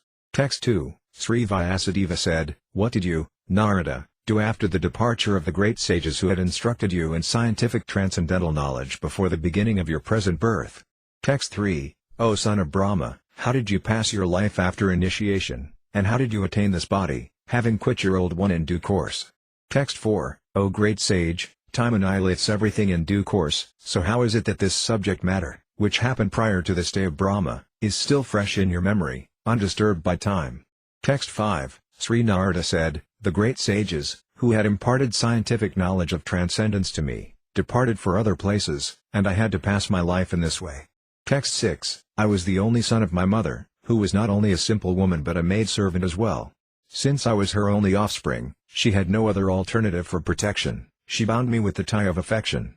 Text 7, she wanted to look after my maintenance properly, but because she was not independent, she was not able to do anything for me. The world is under the full control of the Supreme Lord, therefore everyone is like a wooden doll in the hands of a puppet master. Text 8, when I was a mere child of 5 years, I lived in a Brahmana school. I was dependent on my mother's affection and had no experience of different lands. Text 9, once upon a time, my poor mother, when going out one night to milk a cow, was bitten on the leg by a serpent, influenced by supreme time. Text 10, I took this as the special mercy of the Lord, who always desires benediction for his devotees, and so thinking, I started for the north. Text 11. After my departure, I passed through many flourishing metropolises, towns, villages, animal farms, mines, agricultural lands, valleys, flower gardens, nursery gardens and natural forests. Text 12. I passed through hills and mountains full of reservoirs of various minerals like gold, silver and copper, and through tracts of land with reservoirs of water filled with beautiful lotus flowers, fit for the denizens of heaven, decorated with bewildered bees and singing birds. Text 13. I then passed alone through many forests of rushes, bamboo, reeds, sharp grass, weeds and caves, which were very difficult to go through alone. I visited deep, dark and dangerously fearful forests, which were the play yards of snakes, owls and jackals. Text 14. Thus traveling, I felt tired, both bodily and mentally, and I was both thirsty and hungry. So I took a bath in a river lake and also drank water. By contacting water, I got relief from my exhaustion. Text 15. After that, under the shadow of a banyan tree in an uninhabited forest I began to meditate upon the supersoul situated within, using my intelligence, as I had learned from liberated souls. Text 16. As soon as I began to meditate upon the lotus feet of the personality of Godhead with my mind transformed in transcendental love, tears rolled down my eyes, and without delay the personality of Godhead, Sri Krishna, appeared on the lotus of my heart. Text 17. O Vyasadeva, at that time, being exceedingly overpowered by feelings of happiness, every part of my body became separately enlivened. Being absorbed in an ocean of ecstasy, I could not see both myself and the Lord. Text 18. The transcendental form of the Lord, as it is, satisfies the mind's desire and at once erases all mental incongruities. Upon losing that form, I suddenly got up, being perturbed, as is usual when one loses that which is desirable. Text 19. I desired to see again that transcendental form of the Lord, but despite my attempts to concentrate upon the heart with eagerness to view the form again, I could not see him any more, and thus dissatisfied, I was very much aggrieved. Text 20. Seeing my attempts in that lonely place, the personality of Godhead, who is transcendental to all mundane description, spoke to me with gravity and pleasing words, just to mitigate my grief. Text 21. O Narada, the Lord spoke, I regret that during this lifetime you will not be able to see me anymore. Those who are incomplete in service and who are not completely free from all material taints can hardly see me. Text 22. O virtuous one, you have only once seen my person, and this is just to increase your desire for me, because the more you hanker for me, the more you will be freed from all material desires. Text 23. By service of the Absolute Truth, even for a few days, a devotee attains firm and fixed intelligence in me. Consequently he goes on to become my associate in the transcendental world after giving up the present deplorable material worlds. Text 24. Intelligence engaged in my devotion cannot be thwarted at any time. Even at the time of creation, as well as at the time of annihilation, your remembrance will continue by my mercy. Text 25. Then that supreme authority, personified by sound and unseen by eyes, but most wonderful, stopped speaking. Feeling a sense of gratitude, I offered my obeisances unto him, bowing my head. Text 26. Thus I began chanting the holy name and fame of the Lord by repeated recitation, ignoring all the formalities of the material world. Such chanting and remembering of the transcendental pastimes of the Lord are benedictory. So doing, I traveled all over the earth, fully satisfied, humble and unenvious. Text 27. And so, O Brahmana Vyasadeva, in due course of time I, who was fully absorbed in thinking of Krishna and who therefore had no attachments, being completely freed from all material taints, met with death, as lightning and illumination occur simultaneously. Text 28. Having been awarded a transcendental body befitting an associate of the personality of Godhead, I quit the body made of 5 material elements, and thus all acquired fruit of results of work, karma, stopped. Text 29. At the end of the millennium, when the personality of Godhead, Lord Narayana, lay down within the water of devastation, Brahma began to enter into him along with all creative elements, and I also entered through his breathing. Text 30. After 4,300,000,000 solar years, when Brahma awoke to create again by the will of the Lord, all the races like Marasai, Angira, Atri and so on were created from the transcendental body of the Lord, and I also appeared along with them. Text 31. Since then, by the grace of the Almighty Vishnu, I travel everywhere without restriction both in the transcendental world and in the 3 divisions of the material world. This is because I am fixed in unbroken devotional service of the Lord. Text 32. And thus I travel, constantly singing the transcendental message of the glories of the Lord, vibrating this instrument called a vina, which is charged with transcendental sound and which was given to me by Lord Krishna. Text 33, the Supreme Lord Sri Krishna, whose glories and activities are pleasing to hear, at once appears on the seat of my heart, as if called for, as soon as I begin to chant his holy activities. Text 34, it is personally experienced by me that those who are always full of cares and anxieties due to desiring contact of the senses with their objects can cross the ocean of nescience on a most suitable boat, the constant chanting of the transcendental activities of the personality of Godhead. Text 35, it is true that by practicing restraint of the senses by the yoga system one can get relief from the disturbances of desire and lust, but this is not sufficient to give satisfaction to the soul, for this satisfaction is derived from devotional service to the personality of Godhead. Text 36, O Vyasadeva, you are freed from all sins. Thus I have explained my birth and activities for self-realization, as you asked. All this will be conducive for your personal satisfaction also. Text 37, Suta Goswami said, thus addressing Vyasadeva, Srila Narada Muni took leave of him, and vibrating on his Vina instrument, he left to wander at his free will.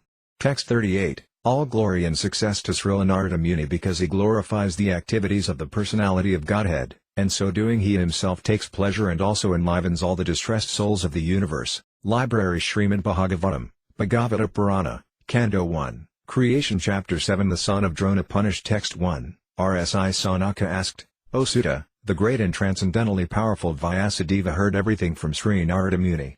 So after Narada's departure, what did Vyasadeva do? Text 2, Sri Suta said, on the western bank of the river Sarasvati, which is intimately related with the Vedas, there is a cottage for meditation at Samyaprasa which enlivens the transcendental activities of the sages. Text 3, in that place, Srila Vyasadeva, in his own asrama, which was surrounded by berry trees, sat down to meditate after touching water for purification. Text 4, thus he fixed his mind, perfectly engaging it by linking it in devotional service, bhakti yoga, without any tinge of materialism, and thus he saw the absolute personality of Godhead along with his external energy, which was under full control. Text 5, due to this external energy, the living entity, although transcendental to the three modes of material nature, thinks of himself as a material product and thus undergoes the reactions of material miseries. Text 6, the material miseries of the living entity, which are superfluous to him, can be directly mitigated by the linking process of devotional service. But the mass of people do not know this, and therefore the learned Vyasadeva compiled this Vedic literature, which is in relation to the supreme truth. Text 7, simply by giving oral reception to this Vedic literature, the feeling for loving devotional service to Lord Krishna, the Supreme Personality of Godhead, sprouts up at once to extinguish the fire of lamentation, illusion and fearfulness. Text 8, the great sage Vyasadeva, after compiling the Śrīmad Bhāgavatam and revising it, taught it to his own son, Sri Sukadeva Goswami, who was already engaged in self-realization. Text 9, Sri Sanaka asked Suta Goswami, Sri Sukadeva Goswami was already on the path of self-realization, and thus he was pleased with his own self. So why did he take the trouble to undergo the study of such a vast literature? Text 10, Suta Goswami said, all different varieties of Atmaramas, those who take pleasure in the Atma, or spirit self, especially those established on the path of self-realization, though freed from all kinds of material bondage, desire to render unalloyed devotional service unto the personality of Godhead. This means that the Lord possesses transcendental qualities and therefore can attract everyone, including liberated souls. Text 11, Srila Sukadeva Goswami, son of Srila Vyasadeva, was not only transcendentally powerful. He was also very dear to the devotees of the Lord. Thus he underwent the study of this great narration, Śrīmad Bhāgavatam. Text 12, Suta Goswami thus addressed the rishis headed by Sanaka, now I shall begin the transcendental narration of the Lord Sri Krishna and topics of the birth, activities and deliverance of King Pariksit, the sage amongst kings, as well as topics of the renunciation of the worldly order by the sons of Pandu. Text 13-14, when the respective warriors of both camps, namely the Kauravas and the Pandavas, were killed on the battlefield of Kurukshetra and the dead warriors obtained their deserved destinations, and when the son of Dhritarashtra fell down lamenting, his spine broken, being beaten by the club of Bhimasena, the son of Dronakarya, Asvathama, beheaded the 5 sleeping sons of Draupadi and delivered the heads as a prize to his master, foolishly thinking that he would be pleased. Duryodhana, however, disapproved of the heinous act, and he was not pleased in the least. Text 15, Draupadi, the mother of the 5 children of the Pandavas, after hearing of the massacre of her sons, began to cry in distress with eyes full of tears. Trying to pacify her in her great loss, Arjuna spoke to her thus, text 16, O gentle lady, when I present you with the head of that Brahmana, after beheading him with arrows from my Gandhava bow, I shall then wipe the tears from your eyes and pacify you. Then, after burning your sons' bodies, you can take your bath standing on his head. Text 17, Arjuna, who was guided by the infallible Lord as friend and driver, thus satisfied the dear lady by such statements. Then he dressed in armor and armed himself with furious weapons, and getting into his chariot, he set out to follow Asvathama, the son of his martial teacher. Text 18, Asvathama, the murderer of the princes, seeing from a great distance Arjuna coming at him with great speed, fled in his chariot, panic-stricken, just to save his life, as Brahma fled in fear from Shiva. Text 19, when the son of the Brahmana, Asvathama, saw that his horses were tired, he considered that there was no alternative for protection outside of his using the ultimate weapon, the Brahmastra, nuclear weapon. Text 20, since his life was in danger, he touched water in sanctity and concentrated upon the chanting of the hymns for throwing nuclear weapons, although he did not know how to withdraw such weapons. Text 21, thereupon a glaring light spread in all directions. It was so fierce that Arjuna thought his own life in danger, and so he began to address Lord Sri Krishna. Text 22, Arjuna said, O my Lord Sri Krishna, you are the Almighty Personality of Godhead. There is no limit to your different energies. Therefore only you are competent to instill fearlessness in the hearts of your devotees. Everyone in the flames of material miseries can find the path of liberation in you only. Text 23, you are the original personality of Godhead who expends himself all over the creations and is transcendental to material energy. You have cast away the effects of the material energy by dint of your spiritual potency. You are always situated in eternal bliss and transcendental knowledge. Text 24, and yet, though you are beyond the purview of the material energy, you execute the four principles of liberation characterized by religion and so on for the ultimate good of the conditioned souls. Text 25, thus you descend as an incarnation to remove the burden of the world and to benefit your friends, especially those who are your exclusive devotees and are constantly wrapped in meditation upon you. Text 26, O Lord of Lords, how is it that this dangerous effulgence is spreading all around? Where does it come from? I do not understand it. Text 27, the Supreme Personality of Godhead said, know for me that this is the act of the son of Drona. He has thrown the hymns of nuclear energy, Brahmastra, and he does not know how to retract the glare. He has helplessly done this, being afraid of imminent death. Text 28, O Arjuna, only another Brahmastra can counteract this weapon. Since you are expert in the military science, subdue this weapon's glare with the power of your own weapon. Text 29, Sri Suta Goswami said, hearing this from the personality of Godhead, Arjuna touched water for purification, and after circumambulating Lord Sri Krishna, he cast his Brahmastra weapon to counteract the other one. Text 30, when the rays of the two Brahmastras combined, a great circle of fire, like the disk of the sun, covered all outer space and the whole firmament of planets. Text 31, all the population of the three worlds was scorched by the combined heat of the weapons. Everyone was reminded of the Samvartaka fire which takes place at the time of annihilation. Text 32, thus seeing the disturbance of the general populace and the imminent destruction of the planets, Arjuna at once retracted both Brahmastra weapons, as Lord Sri Krishna desired. Text 33, Arjuna, his eyes blazing in anger like two red balls of copper, dexterously arrested the son of Gautami and bound him with ropes like an animal. Text 34, after binding Asvathama, Arjuna wanted to take him to the military camp. The personality of Godhead Sri Krishna, looking on with his lotus eyes, spoke to Arjuna in an angry mood. Text 35, Lord Sri Krishna said, O Arjuna, you should not show mercy by releasing this relative of a Brahmana, Brahmabandhu, for he has killed innocent boys in their sleep.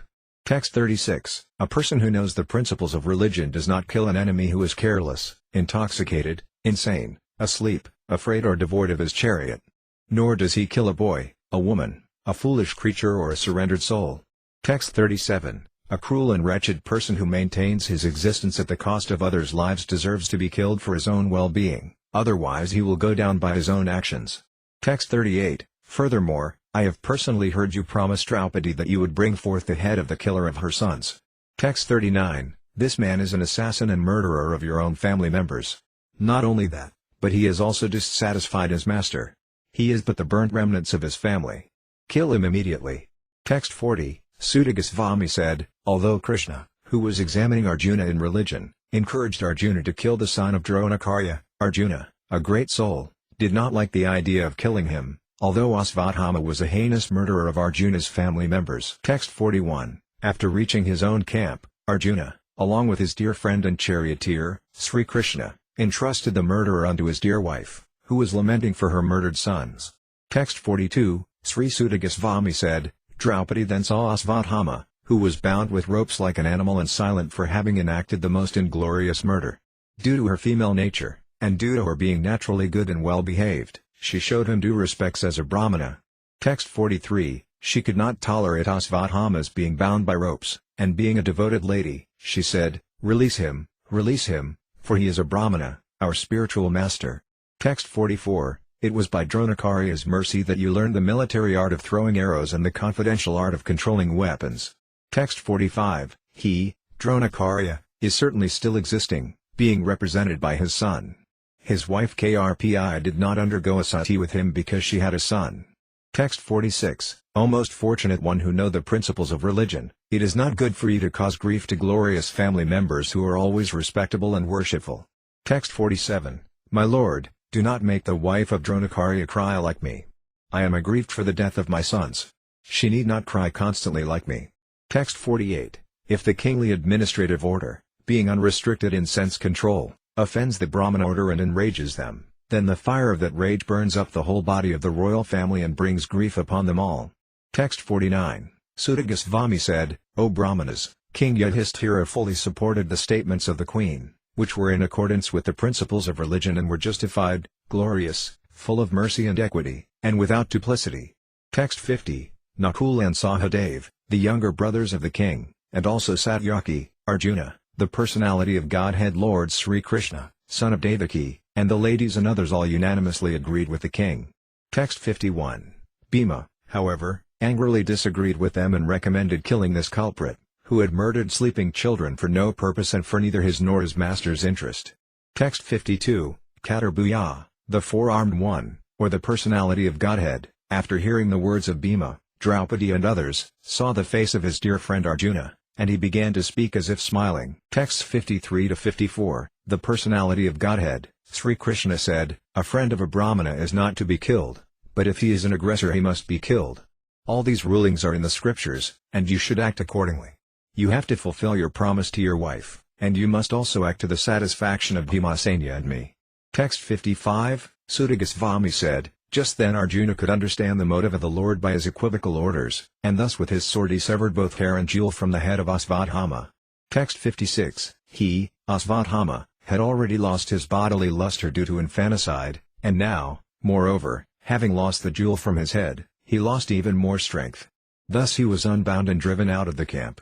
Text 57, cutting the hair from his head, depriving him of his wealth and driving him from his residence are the prescribed punishments for the relative of a Brahmana.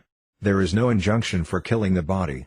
Text 58, thereafter, the sons of Pandu, and Draupadi, overwhelmed with grief, performed the proper rituals for the dead bodies of their relatives. Library Śrīmad Bhāgavatam, Bhagavata Purana, Canto 1, Creation Chapter 8 Prayers by Queen Kunti and Pariksit Save Text 1, Suta Goswami said, thereafter the Pandavas, desiring to deliver water to the dead relatives who had desired it, went to the Ganges with Draupadi. The ladies walked in front. Text 2, having lamented over them and sufficiently offered Ganges water, they bathed in the Ganges, whose water is sanctified due to being mixed with the dust of the lotus feet of the Lord. Text 3, there sat the king of the Kurus, Maharaja Yudhishthira, along with his younger brothers and Dhritarashtra, Gandhari, Kunti, and Draupadi, all overwhelmed with grief. Lord Krishna was also there. Text 4, citing the stringent laws of the Almighty and their reactions upon living beings, Lord Sri Krishna and the Munis began to pacify those who were shocked and affected. Text 5, the clever Duryodhana and his party cunningly usurped the kingdom of Yudhishthira, who had no enemy. By the grace of the Lord, the recovery was executed, and the unscrupulous kings who joined with Duryodhana were killed by him. Others also died, their duration of life having decreased for their rough handling of the hair of Queen Draupadi. Text 6, Lord Sri Krishna caused 3 well-performed Ashvamedha yajnas, horse sacrifices, to be conducted by Maharaja Yudhishthira and thus caused his virtuous fame to be glorified in all directions, like that of Indra, who had performed 100 such sacrifices. Text 7, Lord Sri Krishna then prepared for his departure. He invited the sons of Pandu, after having been worshipped by the Brahmanas, headed by Srila Vyasadeva. The Lord also reciprocated greetings. Text 8. As soon as he seated himself on the chariot to start for Dvaraka, he saw Uttara hurrying toward him in fear. Text 9. Uttara said, O Lord of Lords, Lord of the universe, you are the greatest of mystics. Please protect me, for there is no one else who can save me from the clutches of death in this world of duality. Text 10. O my Lord, you are all-powerful. A fiery iron arrow is coming towards me fast. My Lord, let it burn me personally, if you so desire. But please do not let it burn and abort my embryo. Please do me this favor, my Lord. Text 11, Suta Goswami said, having patiently heard her words, Lord Sri Krishna, who is always very affectionate to his devotees, could at once understand that Asvathama, the son of Dronakarya, had thrown the Brahmastra to finish the last life in the Pandava family. Text 12, O foremost among the great thinkers, Munis, Sanaka, seeing the glaring Brahmastra proceeding towards them, the Pandavas took up their 5 respective weapons. Text 13, the Almighty Personality of Godhead, Sri Krishna, having observed that a great danger was befalling his unalloyed devotees, who were fully surrendered souls, at once took up his Sudarsana disc to protect them. Text 14, the Lord of Supreme Mysticism, Sri Krishna, resides within everyone's heart as the Paramatma. As such, just to protect the progeny of the Kuru dynasty, he covered the embryo of Uttara by his personal energy. Text 15, O Sanaka, glory of Bhrigu's family, although the supreme Brahmastra weapon released by Asvathama was irresistible and without check or counteraction, it was neutralized and foiled when confronted by the strength of Vishnu, Lord Krishna. Text 16, O Brahmanas, do not think this to be especially wonderful in the activities of the mysterious and infallible personality of Godhead. By his own transcendental energy he creates, maintains and annihilates all material things, although he himself is unborn. Text 17, thus saved from the radiation of the Brahmastra, Kunti, the chaste devotee of the Lord, and her 5 sons and Draupadi addressed Lord Krishna as he started for home. Text 18, Srimati Kundi said, O Krishna, I offer my obeisances unto you because you are the original personality and are unaffected by the qualities of the material world. You are existing both within and without everything, yet you are invisible to all. Text 19, being beyond the range of limited sense perception, you are the eternally irreproachable factor covered by the curtain of deluding energy. You are invisible to the foolish observer, exactly as an actor dressed as a player is not recognized. Text 20, you yourself descend to propagate the transcendental science of devotional service unto the hearts of the advanced transcendentalists and mental speculators, who are purified by being able to discriminate between matter and spirit. How then can we women know you perfectly? Text 21, let me therefore offer my respectful obeisances unto the Lord, who has become the son of Vasudeva, the pleasure of Devaki, the boy of Nanda and the other cowherd men of Vrindavana, and the enlivener of the cows and the senses. Text 22, my respectful obeisances are unto you, O Lord, whose abdomen is marked with a depression like a lotus flower, who are always decorated with garlands of lotus flowers, whose glance is as cool as the lotus and whose feet are engraved with lotuses. Text 23, O Rsikesa, master of the senses and Lord of Lords, you have released your mother, Devaki, who was long imprisoned and distressed by the envious King Kamsa, and me and my children from a series of constant dangers. Text 24, my dear Krishna, your lordship has protected us from a poison cake, from a great fire, from cannibals, from the vicious assembly, from sufferings during our exile in the forest and from the battle where great generals fought. And now you have saved us from the weapon of Asvathama. Text 25, I wish that all those calamities would happen again and again so that we could see you again and again, for seeing you means that we will no longer see repeated births and deaths. Text 26, my Lord, your lordship can easily be approached, but only by those who are materially exhausted. One who is on the path of material progress, trying to improve himself with respectable parentage, great opulence, high education and bodily beauty, cannot approach you with sincere feeling. Text 27, my obeisances are unto you, who are the property of the materially impoverished. You have nothing to do with the actions and reactions of the material modes of nature. You are self-satisfied, and therefore you are the most gentle and are master of the monists. Text 28, my Lord, I consider your lordship to be eternal time, the supreme controller, without beginning and end, the all-pervasive one. In distributing your mercy, you are equal to everyone. The dissensions between living beings are due to social intercourse. Text 29, O Lord, no one can understand your transcendental pastimes, which appear to be human and so are misleading. You have no specific object of favor, nor do you have any object of envy. People only imagine that you are partial. Text 30, Of course it is bewildering, O soul of the universe, that you work, though you are inactive, and that you take birth, though you are the vital force in the unborn. You yourself descend amongst animals, men, sages and aquatics. Verily, this is bewildering. Text 31.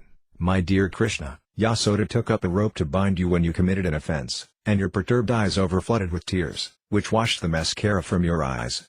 And you were afraid, though fear personified is afraid of you. This sight is bewildering to me. Text 32. Some say that the unborn is born for the glorification of pious kings, and others say that he is born to please King Yadu, one of your dearest devotees. You appear in his family as sandalwood appears in the Malaya hills. Text 33. Others say that since both Vasudeva and Devaki prayed for you, you have taken your birth as their son. Undoubtedly you are unborn, yet you take your birth for their welfare and to kill those who are envious of the demigods. Text 34. Others say that the world, being overburdened like a boat at sea, is much aggrieved, and that Brahma, who is your son, prayed for you, and so you have appeared to diminish the trouble. Text 35. And yet others say that you appeared for the sake of rejuvenating the devotional service of hearing, remembering, worshipping and so on in order that the conditioned souls suffering from material pangs might take advantage and gain liberation. Text 36. O Krishna, those who continuously hear, chant and repeat your transcendental activities, or take pleasure in others doing so, certainly see your lotus feet, which alone can stop the repetition of birth and death. Text 37. O my Lord, you have executed all duties yourself. Are you leaving us today, though we are completely dependent on your mercy and have no one else to protect us, now when all kings are at enmity with us? Text 38. As the name and fame of a particular body is finished with the disappearance of the living spirit, similarly if you do not look upon us, all our fame and activities, along with the Pandavas and Yadus, will end at once. Text 39. O Gadadhara, Krishna, our kingdom is now being marked by the impressions of your feet, and therefore it appears beautiful. But when you leave, it will no longer be so. Text 40. All these cities and villages are flourishing in all respects because the herbs and grains are in abundance, the trees are full of fruits, the rivers are flowing, the hills are full of minerals and the oceans full of wealth. And this is all due to your glancing over them. Text 41. O Lord of the universe, soul of the universe, O personality of the form of the universe, please, therefore, sever my tie of affection for my kinsmen, the Pandavas and the Vaishnavas. Text 42. O Lord of Madhu, as the Ganges forever flows to the sea without hindrance, let my attraction be constantly drawn unto you without being diverted to anyone else. Text 43. O Krishna, O friend of Arjuna, O chief amongst the descendants of Vrindavan, you are the destroyer of those political parties which are disturbing elements on this earth. Your prowess never deteriorates. You are the proprietor of the transcendental abode, and you descend to relieve the distresses of the cows, the brahmanas and the devotees. You possess all mystic powers, and you are the preceptor of the entire universe. You are the Almighty God, and I offer you my respectful obeisances. Text 44. Suta Goswami said, the Lord, thus hearing the prayers of Sukadeva, composed in choice words for his glorification, mildly smiled. That smile was as enchanting as his mystic power. Text 45. Thus accepting the prayers of Srimati Sukadeva, the Lord subsequently informed other ladies of his departure by entering the palace of Hastinapura. But upon preparing to leave, he was stopped by King Yudhishthira, who implored him lovingly. Text 46. King Yudhishthira, who was much aggrieved, could not be convinced, despite instructions by great sages headed by Vyasa and the Lord Krishna himself, the performer of superhuman feats, and despite all historical evidence. Text 47. King Yudhishthira, son of Dharma, overwhelmed by the death of his friends, was aggrieved just like a common, materialistic man. O sages, thus deluded by affection, he began to speak. Text 48. King Yudhishthira said, O my lot! I am the most sinful man. Just see my heart, which is full of ignorance. This body, which is ultimately meant for others, has killed many, many phalanxes of men. Text 49. I have killed many boys, brahmanas, well-wishers, friends, parents, preceptors and brothers. Though I live millions of years, I will not be relieved from the hell that awaits me for all these sins. Text 50. There is no sin for a king who kills for the right cause, who is engaged in maintaining his citizens. But this injunction is not applicable to me. Text 51. I have killed many friends of women, and I have thus caused enmity to such an extent that it is not possible to undo it by material welfare work. Text 52. As it is not possible to filter muddy water through mud, or purify a wine-stained pot with wine, it is not possible to counteract the killing of men by sacrificing animals. Library Śrīmad Bhāgavatam, Bhagavata Purana, Canto 1, Creation Chapter 9 The passing away of Bhismadeva in the presence of Lord Krishna Text 1, Suta Goswami said, being afraid for having killed so many subjects on the battlefield of Kurukshetra, Maharaja Yudhishthira went to the scene of the massacre. There, Bhismadeva was lying on a bed of arrows, about to pass away. Text 2, At that time all his brothers followed him on beautiful chariots drawn by first-class horses decorated with gold ornaments. With them were Vyasa and rishis like Dhamaya, the learned priest of the Pandavas, and others. Text 3, O sage amongst the Brahmanas, Lord Sri Krishna, the personality of Godhead, also followed, seated on a chariot with Arjuna. Thus King Yudhishthira appeared very aristocratic, like Kuvera surrounded by his companions, the Gyakas. Text 4, Seeing him, Bhisma, lying on the ground, like a demigod fallen from the sky, the Pandava king Yudhishthira, along with his younger brothers and Lord Krishna, bowed down before him. Text 5, Just to see the chief of the descendants of King Bharata, Bhisma, all the great souls in the universe, namely the rishis amongst the demigods, brahmanas and kings, all situated in the quality of goodness, were assembled there.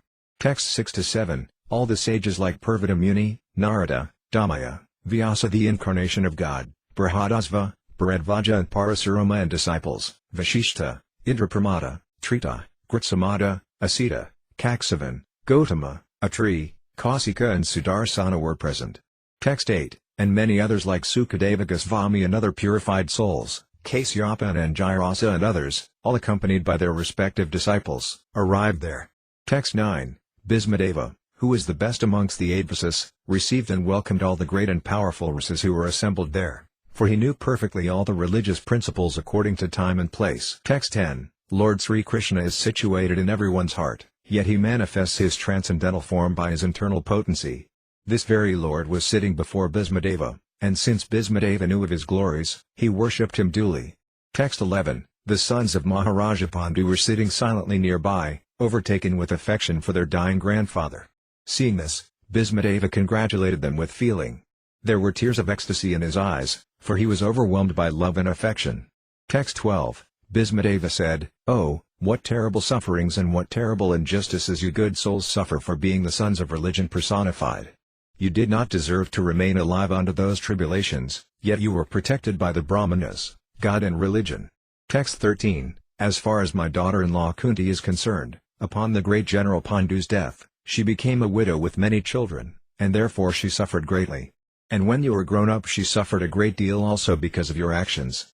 Text 14, In my opinion, this is all due to inevitable time, under whose control everyone in every planet is carried, just as the clouds are carried by the wind. Text 15, Oh, how wonderful is the influence of inevitable time! It is irreversible, otherwise, how can there be reverses in the presence of King Yudhishthira, the son of the demigod controlling religion, Bhima, the great fighter with a club, the great bowman Arjuna with his mighty weapon Gandhava, and above all, the Lord, the direct well-wisher of the Pandavas.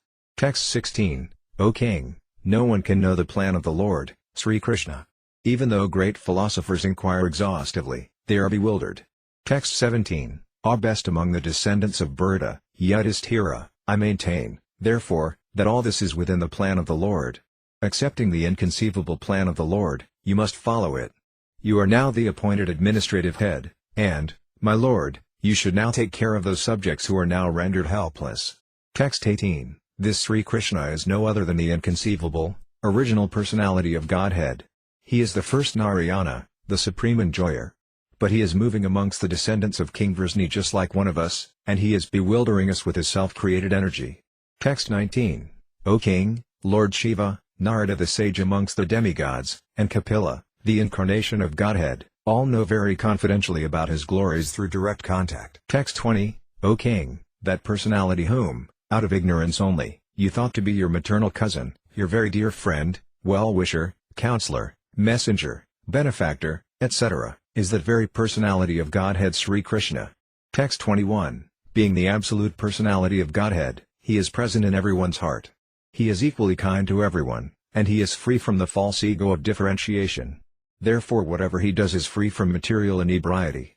He is equibalanced. Text 22, Yet, despite his being equally kind to everyone, he has graciously come before me while I am ending my life, for I am his unflinching servitor. Text 23, the personality of Godhead, who appears in the mind of the devotee by attentive devotion and meditation and by chanting of the holy name, releases the devotee from the bondage of fruitive activities at the time of his quitting the material body. Text 24, May my Lord, who is four-handed and whose beautifully decorated lotus face, with eyes as red as the rising sun, is smiling, kindly await me at that moment when I quit this material body. Text 25, Suta Goswami said, Maharaja Yudhishthira, after hearing Bhismadeva speak in that appealing tone, asked him, in the presence of all the great rishis, about the essential principles of various religious duties. Text 26, at Maharaja Yudhishthira's inquiry, Bhismadeva first defined all the classifications of castes and orders of life in terms of the individual's qualifications. Then he systematically, in twofold divisions, described counteraction by detachment and interaction by attachment.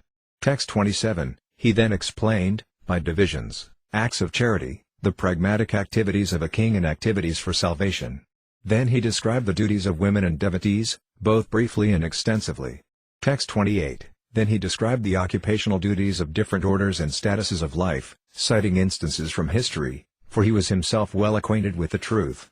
Text 29, while Bhismadeva was describing occupational duties, the sun's course ran into the northern hemisphere. This period is desired by mystics who die at their will. Text 30, thereupon that man who spoke on different subjects with thousands of meanings, and who fought on thousands of battlefields and protected thousands of men, stopped speaking and, being completely freed from all bondage, withdrew his mind from everything else and fixed his wide-open eyes upon the original personality of Godhead, Sri Krishna, who stood before him, four-handed, dressed in yellow garments that glittered and shined. Text 31, by pure meditation, looking at Lord Sri Krishna, he at once was freed from all material inauspiciousness and was relieved of all bodily pains caused by the arrow wounds. Thus all the external activities of his senses at once stopped, and he prayed transcendentally to the controller of all living beings while quitting his material body. Text 32, Bhismadeva said, let me now invest my thinking, feeling and willing, which were so long engaged in different subjects and occupational duties, in the all-powerful Lord Sri Krishna. He is always self-satisfied, but sometimes, being a leader of the devotees, he enjoys transcendental pleasure by descending to the material world, although from him only the material world is created. Text 33, Sri Krishna is the intimate friend of Arjuna. He has appeared on this earth in his transcendental body, which resembles the bluish color of the tamala tree. His body attracts everyone in the three planetary systems, upper, middle and lower. May his glittering yellow dress and his lotus face, covered with paintings of sandalwood pulp, be the object of my attraction, and may I not desire fruit of results. Text 34, on the battlefield, where Sri Krishna attended Arjuna out of friendship, the flowing hair of Lord Krishna turned ashen due to the dust raised by the hoofs of the horses. And because of his labor, beads of sweat wetted his face. All these decorations, intensified by the wounds dealt by my sharp arrows, were enjoyed by him. Let my mind thus go on to Sri Krishna. Text 35, in obedience to the command of his friend, Lord Sri Krishna entered the arena of the battlefield of Kurukshetra between the soldiers of Arjuna and Duryodhana, and while there he shortened the lifespans of the opposite party by his merciful glance. This was done simply by his looking at the enemy. Let my mind be fixed upon that Krishna. Text 36, when Arjuna was seemingly polluted by ignorance upon observing the soldiers and commanders before him on the battlefield, the Lord eradicated his ignorance by delivering transcendental knowledge. May his lotus feet always remain the object of my attraction. Text 37, fulfilling my vow and sacrificing his own promise, he got down from the chariot, took up its wheel, and ran towards me hurriedly, just as a lion goes to kill an elephant. He even dropped his outer garment on the way. Text 38, may he, Lord Sri Krishna, the personality of Godhead, who awards salvation, be my ultimate destination. On the battlefield he charged me, as if angry because of the wounds dealt by my sharp arrows.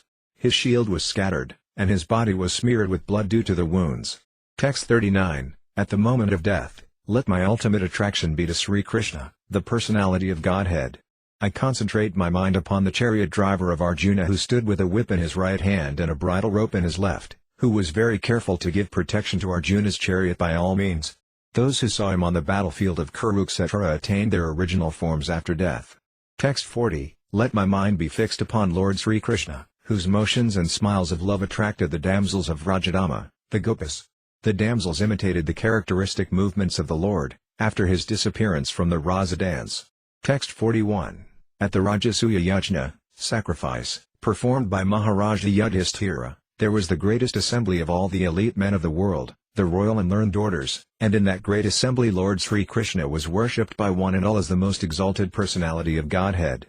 This happened during my presence, and I remembered the incident in order to keep my mind upon the Lord. Text 42. Now I can meditate with full concentration upon that one Lord, Sri Krishna, now present before me, because now I have transcended the misconceptions of duality in regard to his presence in everyone's heart, even in the hearts of the mental speculators. He is in everyone's heart. The Sunday may be perceived differently, but the sun is one.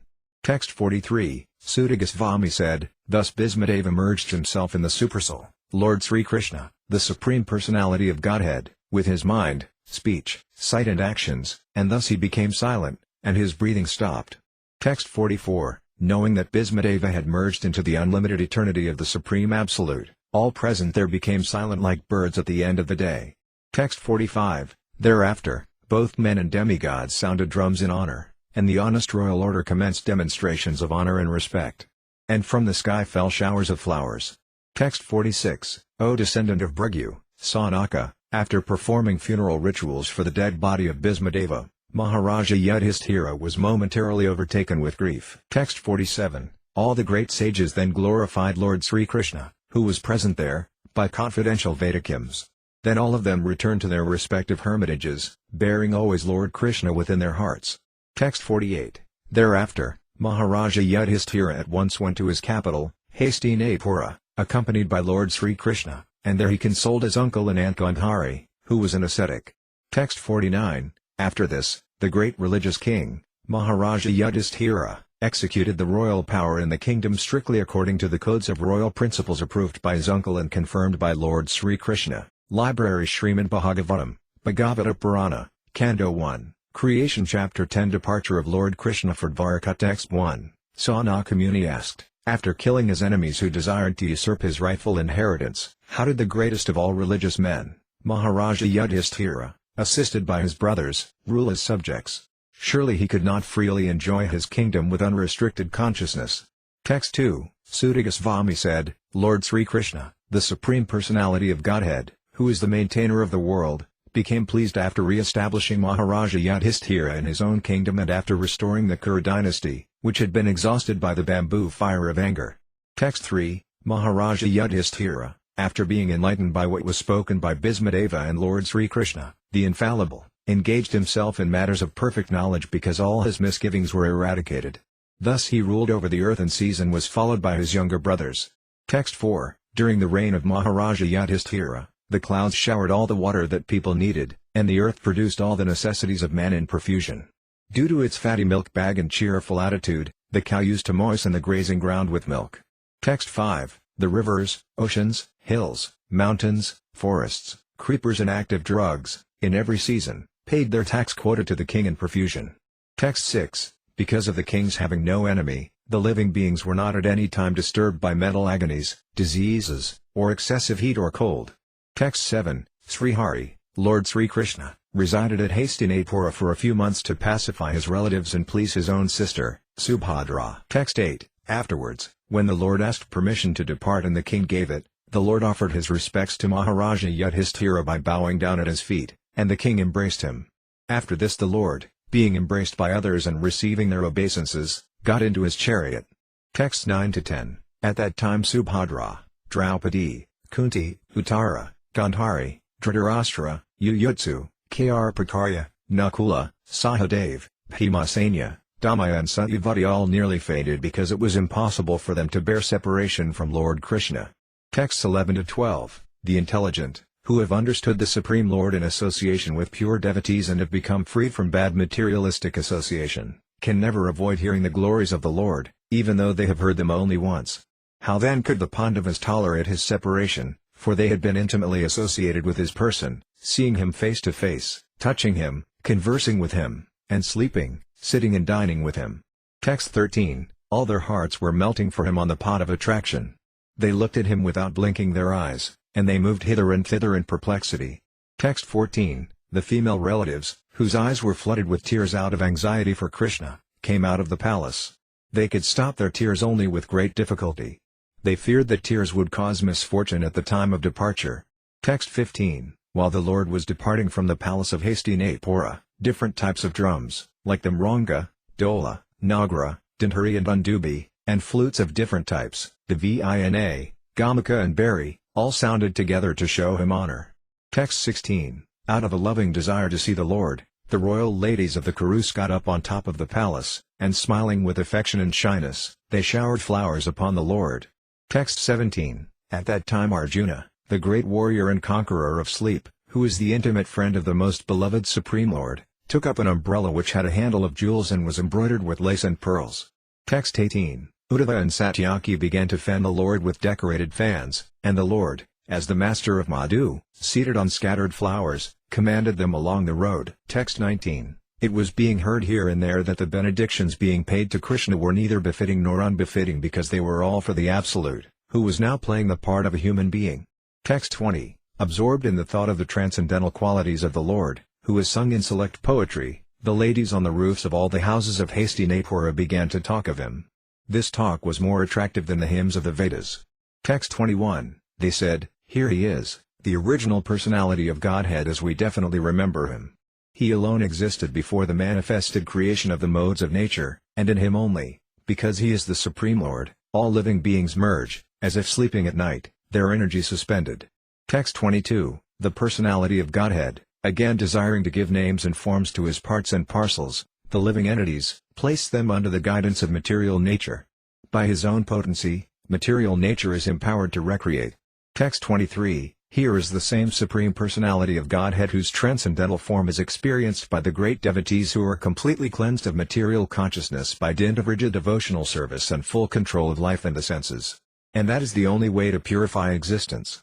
Text 24. Oh dear friends, here is that very personality of Godhead whose attractive and confidential pastimes are described in the confidential parts of Vedic literature by his great devotees.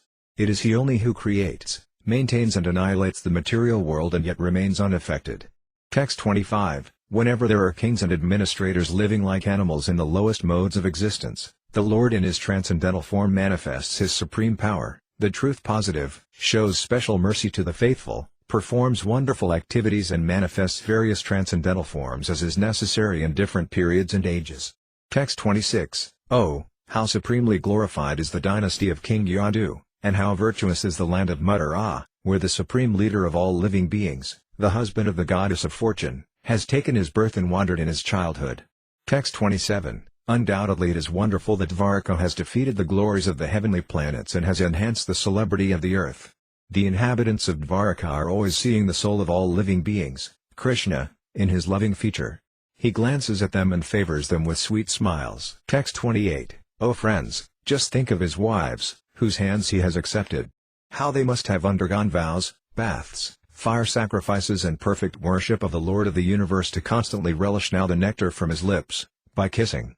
The damsels of Vrajabhumi would often faint just by expecting such favors. Text 29. The children of these ladies are Pradyumna, Samba, Amba, etc. Ladies like Rukmini, Satyabhama and Jambavati were forcibly taken away by him from their Svayamvara ceremonies after he defeated many powerful kings, headed by Sisapala. And other ladies were also forcibly taken away by him after he killed Bhamasura and thousands of his assistants. All of these ladies are glorious. Text 30. All these women auspiciously glorified their lives despite their being without individuality and without purity. Their husband, the lotus-eyed personality of Godhead, never left them alone at home. He always pleased their hearts by making valuable presentations. Text 31. While the ladies of the capital, Hastinapura, were greeting him and talking in this way, the Lord, smiling, accepted their good greetings, and casting the grace of his glance over them, he departed from the city. Text 32. Maharaja Yudhishthira, although no one's enemy, engaged 4 divisions of defense, horse, elephant, chariot and army, to accompany Lord Krishna, the enemy of the Asuras, demons. The Maharaja did this because of the enemy, and also out of affection for the Lord. Text 33. Out of profound affection for Lord Krishna, the Pandavas, who were of the Kuru dynasty, accompanied him a considerable distance to see him off. They were overwhelmed with the thought of future separation. The Lord, however, persuaded them to return home, and he proceeded towards Dvaraka with his dear companions.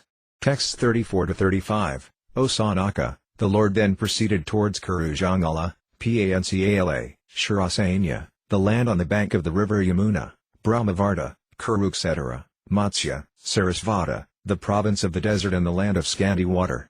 After crossing these provinces he gradually reached the Savira and Abira provinces, then, west of these, reached Dvaraka at last. Text 36. On his journey through these provinces he was welcomed, worshipped and given various presentations. In the evening, in all places, the Lord suspended his journey to perform evening rites. This was regularly observed after sunset. Library Śrīmad Bhāgavatam, Bhagavata Purana, Canto 1, Creation Chapter 11 Lord Krishna's entrance into Dvaraka Text 1, Suta Goswami said, upon reaching the border of his most prosperous metropolis, known as the country of the Anartas, Dvaraka, the Lord sounded his auspicious conch shell, heralding his arrival and apparently pacifying the dejection of the inhabitants.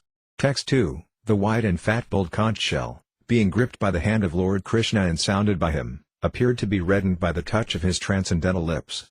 It seemed that a white swan was playing in the stems of red lotus flowers. Text 3, the citizens of Dvaraka, having heard that sound which threatens fear personified in the material world, began to run towards him fast, just to have a long-desired audience with the Lord, who is the protector of all devotees. Texts 4-5, the citizens arrived before the Lord with their respective presentations, offering them to the fully satisfied and self-sufficient one, who, by his own potency, incessantly supplies others. These presentations were like the offering of a lamp to the sun. Yet the citizens began to speak in ecstatic language to receive the Lord, just as wards welcome their guardian and father. Text 6, the citizen said, O Lord, you are worshipped by all demigods like Brahma, the four sanas and even the King of Heaven. You are the ultimate rest for those who are really aspiring to achieve the highest benefit of life. You are the supreme transcendental Lord, and inevitable time cannot exert its influence upon you. Text 7, O Creator of the universe, you are our Mother, well-wisher, Lord, Father, spiritual Master and worshipable deity. By following in your footsteps we have become successful in every respect. We pray, therefore, that you continue to bless us with your mercy. Text 8, Oh, it is our good luck that we have come again today under your protection by your presence, for your lordship rarely visits even the denizens of heaven. Now it is possible for us to look into your smiling face, which is full of affectionate glances. We can now see your transcendental form, full of all auspiciousness. Text 9, O lotus-eyed Lord, whenever you go away to Mathura Vrindavan or hasty Napur to meet your friends and relatives, every moment of your absence seems like millions of years. O infallible one, at that time our eyes become useless, as if bereft of sun. Text 10, O Master, if you live abroad all the time, then we cannot look at your attractive face, whose smiles vanquish all our sufferings. How can we exist without your presence? Upon hearing their speeches, the Lord, who is very kind to the citizens and the devotees, entered the city of Dvaraka and acknowledged all their greetings by casting his transcendental glance over them. Text 11, as Bhagavati, the capital of Nagalika, is protected by the Nagas, so is Dvaraka protected by the descendants of Vrisni, Bhoha, Madhu, Dasarha, Arha, Kukura, and Aka, etc. who are as strong as Lord Krishna. Text 12, the city of Dvarakapuri was filled with the opulences of all seasons. There were hermitages, orchards, flower gardens, parks and reservoirs of water-breeding lotus flowers all over. Text 13, the city gateway, the household doors and festooned arches along the roads were all nicely decorated with festive signs like plantain trees and mango leaves, all to welcome the Lord. Flags, garlands and painted signs and slogans all combined to shade the sunshine. Text 14, the highways, subways, lanes, markets and public meeting places were all thoroughly cleansed and then moistened with scented water. And to welcome the Lord, fruits, flowers and unbroken seeds were strewn everywhere. Text 15, in each and every door of the residential houses, auspicious things like curd, unbroken fruits, sugar cane and full water pots with articles for worship, incense and candles were all displayed.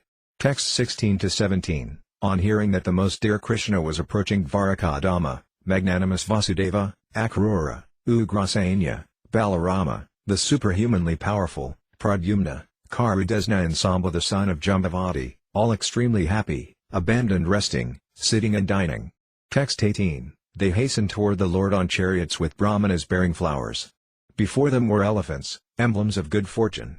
Conch shells and bugles were sounded, and Vedic hymns were chanted.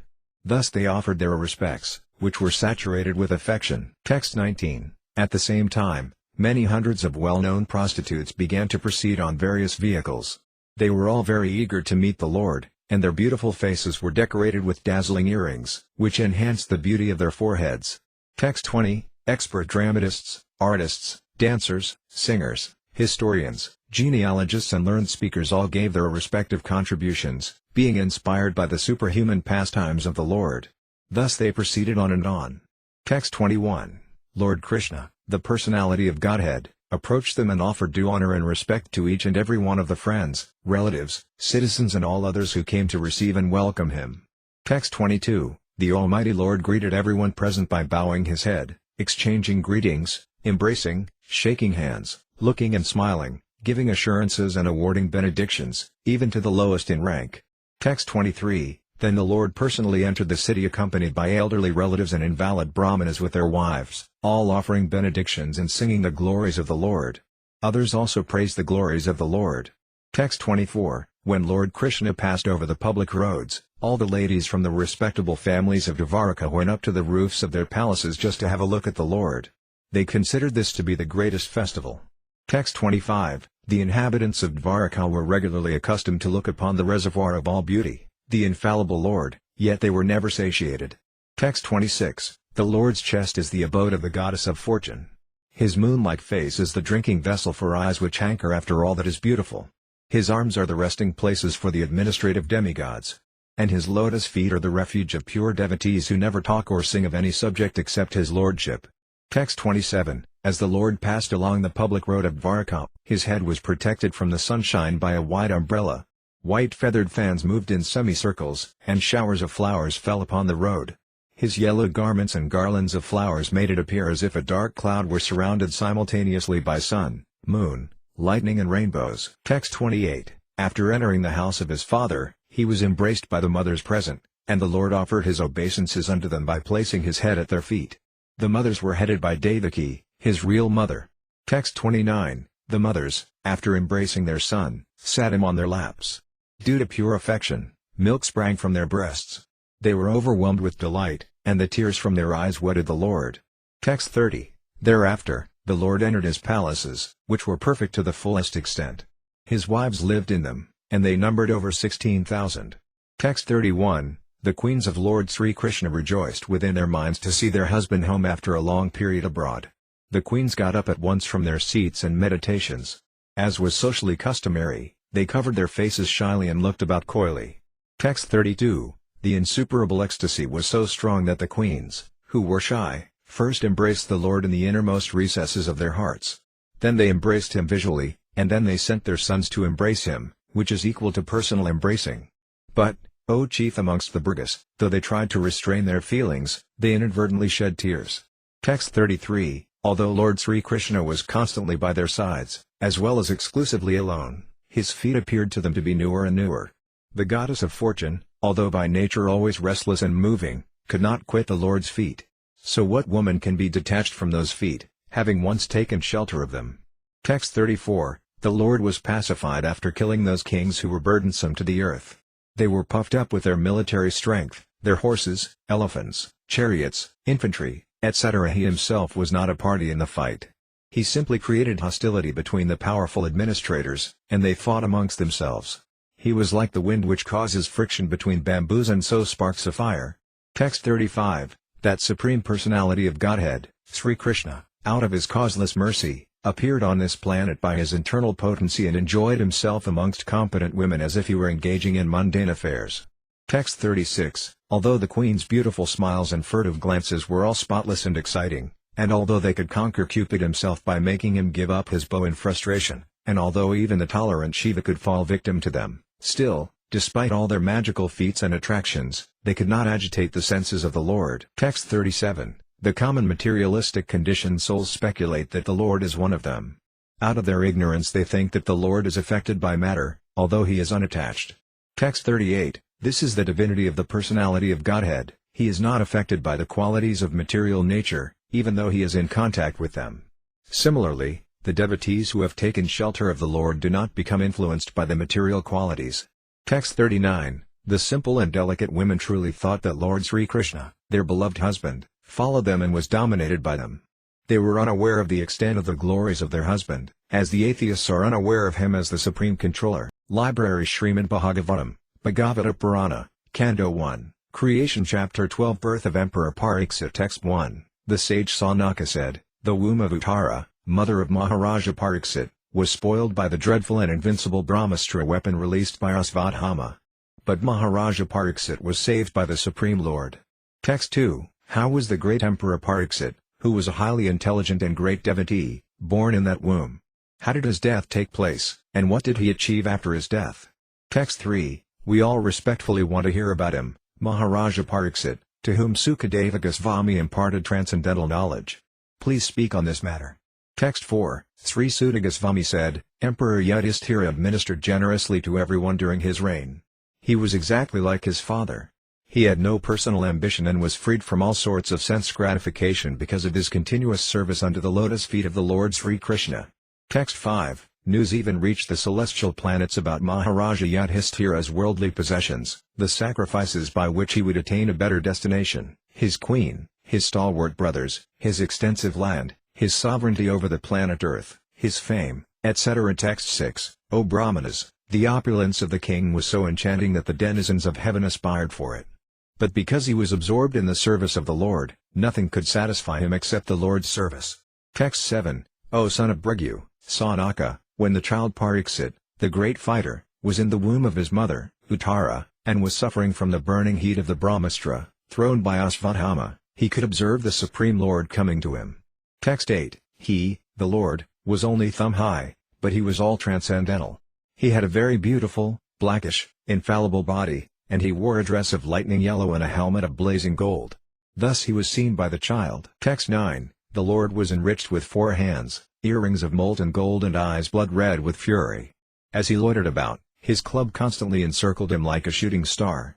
Text 10, the Lord was thus engaged in vanquishing the radiation of the Brahmastra, just as the sun evaporates a drop of dew. He was observed by the child, who thought about who he was. Text 11, while thus being observed by the child, the Supreme Lord Personality of Godhead, the supersoul of everyone and the protector of the righteous, who stretches in all directions and who is unlimited by time and space, disappeared at once. Text 12, thereupon, when all the good signs of the zodiac gradually evolved, the heir apparent of Pandu, who would be exactly like him in prowess, took birth. Text 13, King Yudhishthira, who was very satisfied with the birth of Maharaja Pariksit, had the purificatory process of birth performed. Learned Brahmanas, headed by Dhamaya and Karpa, recited auspicious hymns. Text 14, upon the birth of a son, the king, who knew how, where and when charity should be given, gave gold, land, villages, elephants, horses and good food grains to the Brahmanas. Text 15, the learned Brahmanas, who were very satisfied with the charities of the king, addressed him as the chief amongst the Puris and informed him that his son was certainly in the line of descent from the Puris. Text 16, the Brahmanas said, this spotless son has been restored by the all-powerful and all-pervasive Lord Vishnu, the personality of Godhead, in order to oblige you. He was saved when he was doomed to be destroyed by an irresistible supernatural weapon. Text 17, for this reason this child will be well known in the world as one who is protected by the personality of Godhead. O most fortunate one, there is no doubt that this child will become a first-class devotee and will be qualified with all good qualities. Text 18, the good king, Yudhishthira, inquired, O great souls, will he become as saintly a king, as pious in his very name and as famous and glorified in his achievements, as others who appeared in this great royal family? Text 19, the learned Brahmanas said, O son of Prtha, this child shall be exactly like King Ikshvaku, son of Manu, in maintaining all those who are born. And as for following the Brahminical principles, especially in being true to his promise, he shall be exactly like Rama, the personality of Godhead, the son of Maharaja Dasaratha. Text 20, this child will be a munificent donor of charity and protector of the surrendered, like the famous King Sibi of the Usanara country. And he will expand the name and fame of his family like Birda, the son of Maharaja Dasayanta. Text 21, amongst great bowmen, this child will be as good as Arjuna. He will be as irresistible as fire and as unsurpassable as the ocean. Text 22, this child will be as strong as a lion, and as worthy a shelter as the Himalaya mountains. He will be forbearing like the earth, and as tolerant as his parents. Text 23, this child will be like his grandfather Yudhishthira or Brahma in equanimity of mind. He will be munificent like the lord of the Kailasa hill, Shiva. And he will be the resort of everyone, like the Supreme Personality of Godhead, Narayana, who is even the shelter of the goddess of fortune. Text 24, this child will be almost as good as Lord Sri Krishna by following in his footsteps. In magnanimity he will become as great as King Rantadeva. And in religion he will be like Maharaja Yayati. Text 25, this child will be like Bali Maharaja in patience, a staunch devotee of Lord Krishna like Prahlada Maharaja, a performer of many Ashvamedha, horse, sacrifices and a follower of the old and experienced men. Text 26, this child will be the father of kings who will be like sages. For world peace and for the sake of religion, he will be the chastiser of the upstarts and the quarrelsome. Text 27, after hearing about his death, which will be caused by the bite of a snakebird sent by a son of a Brahmana, he will get himself freed from all material attachment and surrender unto the personality of Godhead, taking shelter of him. Text 28, after inquiring about proper self-knowledge from the son of Vyasadeva, who will be a great philosopher, he will renounce all material attachment and achieve a life of fearlessness. Text 29, thus those who were expert in astrological knowledge and in performance of the birth ceremony instructed King Yudhishthira about the future history of his child. Then, being sumptuously remunerated, they all returned to their respective homes. Text 30, so his son would become famous in the world as Pariksit, examiner, because he would come to examine all human beings in his search after that personality whom he saw before his birth. Thus he would come to constantly contemplate him. Text 31, as the moon, in its waxing fortnight, develops day after day, so the royal prince, Pariksit, very soon developed luxuriantly under the care and full facilities of his guardian grandfathers. Text 32, just at this time, King Yudhishthira was considering performing a horse sacrifice to get freed from sins incurred from fighting with kinsmen. But he became anxious to get some wealth, for there were no surplus funds outside of fines and tax collection. Text 33, understanding the hearty wishes of the king, his brothers, as advised by the infallible Lord Krishna, collected sufficient riches from the north, left by King Maratha. Text 34, by those riches, the king could procure the ingredients for 3 horse sacrifices. Thus the pious King Yudhishthira, who was very fearful after the battle of Kurukshetra, pleased Lord Hari, the personality of Godhead. Text 35, Lord Sri Krishna, the personality of Godhead, being invited to the sacrifices by Maharaja Yudhishthira, saw to it that they were performed by qualified, twice-born, Brahmanas. After that, for the pleasure of the relatives, the Lord remained a few months. Text 36, O Sanaka, thereafter the Lord, having bade farewell to King Yudhishthira, Draupadi and other relatives, started for the city of Dwarka, accompanied by Arjuna and other members of the Yadu dynasty. Library Śrīmad Bhāgavatam, Bhagavata Purana, Canto 1, Creation Chapter 13 Dhritarashtra quits home. Text 1, Sri Suta Goswami said, while traveling on a pilgrimage, Vidura received knowledge of the destination of the self from the great sage Maitreya and then returned to Hastinapura. He became as well versed in the subject as he desired. Text 2, after asking various questions and becoming established in the transcendental loving service of Lord Krishna, Vidura retired from putting questions to Maitreya Muni. Text 3-4, when they saw Vidura return to the palace, all the inhabitants, Maharaja Yudhishthira, his younger brothers, Dhritarashtra, Satyaki, Sanjaya, Karpakarya, Kunti, Gandhari, Draupadi, Subhadra, Uttara, Krpi, many other wives of the Kauravas, and other ladies with children, all hurried to him in great delight. It so appeared that they had regained their consciousness after a long period. Text 5, with great delight they all approached him, as if life had returned to their bodies. They exchanged obeisances and welcomed each other with embraces. Text 6, due to anxieties and long separation, they all cried out of affection. King Yudhishthira then arranged to offer sitting accommodations and a reception. Text 7, after Vidura ate sumptuously and took sufficient rest, he was comfortably seated. Then the king began to speak to him, and all who were present there listened. Text 8, Maharaja Yudhishthira said, my uncle, do you remember how you always protected us, along with our mother, from all sorts of calamities? Your partiality, like the wings of a bird, saved us from poisoning and arson. Text 9, while traveling on the surface of the earth, how did you maintain your livelihood? At which holy places and pilgrimage sites did you render service?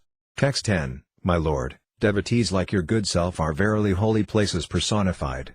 Because you carry the personality of Godhead within your heart, you turn all places into places of pilgrimage. Text 11, my uncle, you must have visited Dwarka. In that holy place are our friends and well-wishers, the descendants of Yadu, who are always wrapped in the service of the Lord Sri Krishna. You might have seen them or heard about them. Are they all living happily in their abodes? Text 12, thus being questioned by Maharaja Yudhishthira, Mahatma Vidura gradually described everything he had personally experienced, except news of the annihilation of the Yadu dynasty. Text 13, compassionate Mahatma Vidura could not stand to see the Pandavas distressed at any time. Therefore he did not disclose this unpalatable and unbearable incident because calamities come of their own accord. Text 14, thus Mahatma Vidura, being treated just like a godly person by his kinsmen, remained there for a certain period just to rectify the mentality of his eldest brother and in this way bring happiness to all the others. Text 15, as long as Vidura played the part of a Sudra, being cursed by Manduka Muni, our Yama officiated at the post of Yamaraja to punish those who committed sinful acts. Text 16, having won his kingdom and observed the birth of one grandson competent to continue the noble tradition of his family, Maharaja Yudhishthira reigned peacefully and enjoyed uncommon opulence in cooperation with his younger brothers, who were all expert administrators to the common people. Text 17, insurmountable eternal time imperceptibly overcomes those who are too much attached to family affairs and are always engrossed in their thought. Text 18, Mahatma Vidura knew all this, and therefore he addressed Dhritarashtra, saying, "My dear king, please get out of here immediately. Do not delay. Just see how fear has overtaken you." Text 19, this frightful situation cannot be remedied by any person in this material world. My lord, it is the Supreme Personality of Godhead as eternal time, Kala, that has approached us all. Text 20, whoever is under the influence of Supreme Kala, eternal time, must surrender his most dear life, and what to speak of other things, such as wealth, honor, children, land and home. Text 21, your father, brother, well-wishers and sons are all dead and passed away. You yourself have expended the major portion of your life, your body is now overtaken by invalidity, and you are living in the home of another. Text 22, you have been blind from your very birth, and recently you have become hard of hearing. Your memory is shortened, and your intelligence is disturbed. Your teeth are loose, your liver is defective, and you are coughing up mucus. Text 23, alas, how powerful are the hopes of a living being to continue his life. Verily, you are living just like a household dog and are eating remnants of food given by Bhima. Text 24, there is no need to live a degraded life and subsist on the charity of those whom you tried to kill by arson and poisoning. You also insulted their married wife and usurped their kingdom and wealth. Text 25, despite your unwillingness to die and your desire to live even at the cost of honor and prestige, your miserly body will certainly dwindle and deteriorate like an old garment. Text 26, he is called undisturbed who goes to an unknown, remote place and, freed from all obligations, quits his material body when it has become useless. Text 27, he is certainly a first-class man who awakens and understands, either by himself or from others, the falsity and misery of this material world and thus leaves home and depends fully on the personality of Godhead residing within his heart. Text 28, please, therefore, leave for the north immediately, without letting your relatives know, for soon that time will approach which will diminish the good qualities of men.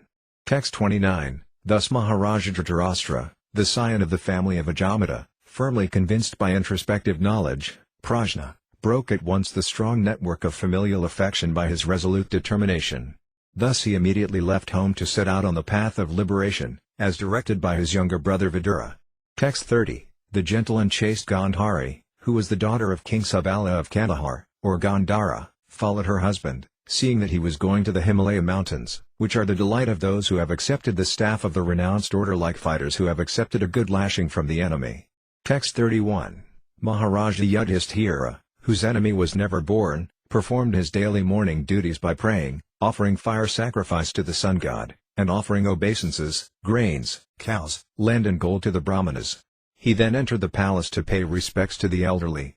However, he could not find his uncles or aunt, the daughter of King Subala. Text 32, Maharaja Yudhishthira, full of anxiety, turned to Sanjaya, who was sitting there, and said, O Sanjaya, where is our uncle, who is old and blind?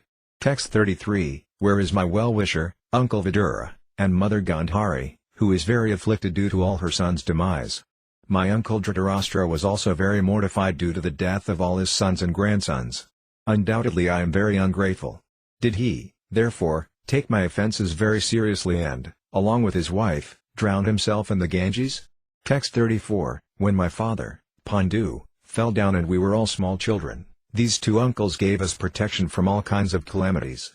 They were always our good well-wishers. Alas, where have they gone from here? Text 35, Suta Goswami said, Because of compassion and mental agitation, Sanjaya, not having seen his own master, Dhritarashtra, was aggrieved and could not properly reply to Maharaja Yudhishthira. Text 36. First he slowly pacified his mind by intelligence, and wiping away his tears and thinking of the feet of his master, Dhritarashtra, he began to reply to Maharaja Yudhishthira. Text 37. Sanjaya said, "My dear descendant of the Kuru dynasty, I have no information of the determination of your two uncles and Gandhari. O king, I have been cheated by those great souls." Text 38. While Sanjaya was thus speaking, Sri Narada, the powerful devotee of the Lord, appeared on the scene carrying his tamburu. Maharaja Yudhishthira and his brothers received him properly by getting up from their seats and offering obeisances. Text 39. Maharaja Yudhishthira said, "O godly personality, I do not know where my two uncles have gone. Nor can I find my ascetic aunt who is grief-stricken by the loss of all her sons." Text 40. You are like a captain of a ship in a great ocean and you can direct us to our destination. Thus addressed, the godly personality, Devarsi Narada, greatest of the philosopher devotees, began to speak. Text 41. Sri Narada said, "O pious king, do not lament for anyone, for everyone is under the control of the Supreme Lord. Therefore all living beings and their leaders carry on worship to be well protected. It is he only who brings them together and disperses them." Text 42. As a cow, bound through the nose by a long rope, is conditioned, so also human beings are bound by different Vedic injunctions and are conditioned to obey the orders of the Supreme. Text 43. As a player sets up and disperses his playthings according to his own sweet will, so the supreme will of the Lord brings men together and separates them. Text 44. O king, in all circumstances, whether you consider the soul to be an eternal principle, or the material body to be perishable, or everything to exist in the impersonal absolute truth, or everything to be an inexplicable combination of matter and spirit, feelings of separation are due only to illusory affection and nothing more. Text 45. Therefore give up your anxiety due to ignorance of the self. You are now thinking of how they, who are helpless poor creatures, will exist without you. Text 46. This gross material body made of 5 elements is already under the control of eternal time, kala, action, karma, and the modes of material nature, guna. How then can it, being already in the jaws of the serpent, protect others? Text 47. Those who are devoid of hands are prey for those who have hands, those devoid of legs are prey for the four-legged. The weak are the subsistence of the strong, and the general rule holds that one living being is food for another. Text 48. Therefore, O king, you should look to the Supreme Lord only, who is one without a second and who manifests himself by different energies and is both within and without. Text 49. That Supreme Personality of Godhead, Lord Sri Krishna, in the guise of all-devouring time, Kala Rupa, has now descended to the earth to eliminate the envious from the world. Text 50. The Lord has already performed his duties to help the demigods, and he is awaiting the rest. You Pandavas may wait as long as the Lord is here on earth. Text 51. O king, your uncle Dhritarashtra, his brother Vidura and his wife Gandhari have gone to the southern side of the Himalaya mountains, where there are shelters of the great sages. Text 52. The place is called Saptasrota, divided by 7, because there the waters of the sacred Ganges were divided into 7 branches. This was done for the satisfaction of the 7 great Urshas. Text 53. On the banks at Saptasrota, Dhritarashtra is now engaged in beginning Astanga Yoga by bathing 3 times daily, in the morning, noon and evening, by performing the Agnihotra sacrifice with fire and by drinking only water. This helps one control the mind and the senses and frees one completely from thoughts of familial affection.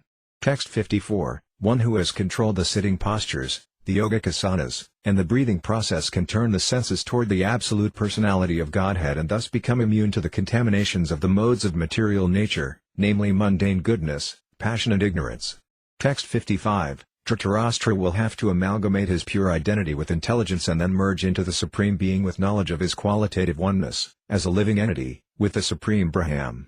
Being freed from the blocked sky, he will have to rise to the spiritual sky. Text 56. He will have to suspend all the actions of the senses, even from the outside, and will have to be impervious to interactions of the senses, which are influenced by the modes of material nature. After renouncing all material duties, he must become immovably established, beyond all sources of hindrances on the path. Text 57. O king, he will quit his body, most probably on the 5th day from today. And his body will turn to ashes. Text 58. While outside observing her husband, who will burn in the fire of mystic power along with his thatched cottage, His chaste wife will enter the fire with rapt attention. Text 59, Vidura, being affected with delight and grief, will then leave that place of sacred pilgrimage. Text 60, having spoken this, the great sage Narada, along with his Vina, ascended into outer space.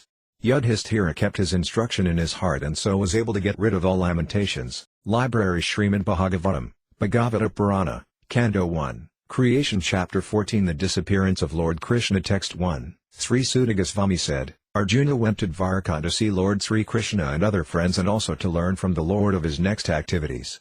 Text 2, a few months passed, and Arjuna did not return. Maharaja Yudhishthira then began to observe some inauspicious omens, which were fearful in themselves. Text 3, he saw that the direction of eternal time had changed, and this was very fearful. There were disruptions in the seasonal regularities. The people in general had become very greedy, angry and deceitful. And he saw that they were adopting foul means of livelihood. Text 4, all ordinary transactions and dealings became polluted with cheating, even between friends. And in familial affairs, there was always misunderstanding between fathers, mothers and sons, between well-wishers, and between brothers. Even between husband and wife there was always strain and quarrel. Text 5, in course of time it came to pass that people in general became accustomed to greed, anger, pride, etc. Maharaja Yudhishthira, observing all these omens, spoke to his younger brother. Text 6, Maharaja Yudhishthira said to his younger brother Bhimasena, I sent Arjuna to Dwarka to meet his friends and to learn from the personality of Godhead, Krishna, of his program of work. Text 7, since he departed, 7 months have passed, yet he has not returned. I do not know factually how things are going there. Text 8, is he going to quit his earthly pastimes, as Devarsi Narada indicated? Has that time already arrived? Text 9, from him only, all our kingly opulence, good wives, lives, progeny, control over our subjects, victory over our enemies, and future accommodations in higher planets have become possible. All this is due to his causeless mercy upon us. Text 10, just see, O man with a tiger's strength, how many miseries due to celestial influences, earthly reactions and bodily pains, all very dangerous in themselves, are foreboding danger in the near future by diluting our intelligence. Text 11, the left side of my body, my thighs, arms and eyes, are all quivering again and again. I am having heart palpitations due to fear. All this indicates undesirable happenings. Text 12, just see, O Bhima, how the she-jackal cries at the rising sun and vomits fire, and how the dog barks at me fearlessly. Text 13, O Bhimasena, tiger amongst men, now useful animals like cows are passing me on my left side, and lower animals like the asses are circumambulating me. My horses appear to weep upon seeing me. Text 14, just see. This pigeon is like a messenger of death. The shrieks of the owls and their rival crows make my heart tremble. It appears that they want to make a void of the whole universe. Text 15, just see how the smoke encircles the sky. It appears that the earth and mountains are throbbing. Just hear the cloudless thunder and see the bolts from the blue. Text 16, the wind blows violently, blasting dust everywhere and creating darkness. Clouds are raining everywhere with bloody disasters. Text 17, the rays of the sun are declining, and the stars appear to be fighting amongst themselves. Confused living entities appear to be ablaze and weeping. Text 18, rivers, tributaries, ponds, reservoirs and the mind are all perturbed. Butter no longer ignites fire. What is this extraordinary time? What is going to happen? Text 19, the calves do not suck the teats of the cows, nor do the cows give milk. They are standing, crying, tears in their eyes, and the bulls take no pleasure in the pasturing grounds. Text 20, the deities seem to be crying in the temple, lamenting and perspiring. They seem about to leave. All the cities, villages, towns, gardens, mines and hermitages are now devoid of beauty and bereft of all happiness. I do not know what sort of calamities are now awaiting us. Text 21, I think that all these earthly disturbances indicate some greater loss to the good fortune of the world. The world was fortunate to have been marked with the footprints of the lotus feet of the Lord. These signs indicate that this will no longer be. Text 22, O Brahmana Sanaka, while Maharaja Yudhishthira, observing the inauspicious signs on the earth at that time, was thus thinking to himself, Arjuna came back from the city of the Yadus, Dvaraka. Text 23, when he bowed at his feet, the king saw that his dejection was unprecedented. His head was down, and tears glided from his lotus eyes. Text 24, seeing Arjuna pale due to heartfelt anxieties, the king, remembering the indications of the sage Narada, questioned him in the midst of friends. Text 25, Maharaja Yudhishthira said, "My dear brother, please tell me whether our friends and relatives, such as Madhu, Bhoha, Dasarha, Arha, Satvata, and Aka and the members of the Yadu family are all passing their days in happiness." Text 26, Is my respectable grandfather Shirasanya in a happy mood? And are my maternal uncle Vasudeva and his younger brothers all doing well? Text 27, His 7 wives, headed by Devaki, are all sisters. Are they and their sons and daughters-in-law all happy? Texts 28 to 29, Are Ugrasenya, whose son was the mischievous Kamsa, and his younger brother still living? Are Hardika and his son Kritavarma happy? Are Akrura, Jayanta, Gata, Sarana and Satyajit all happy?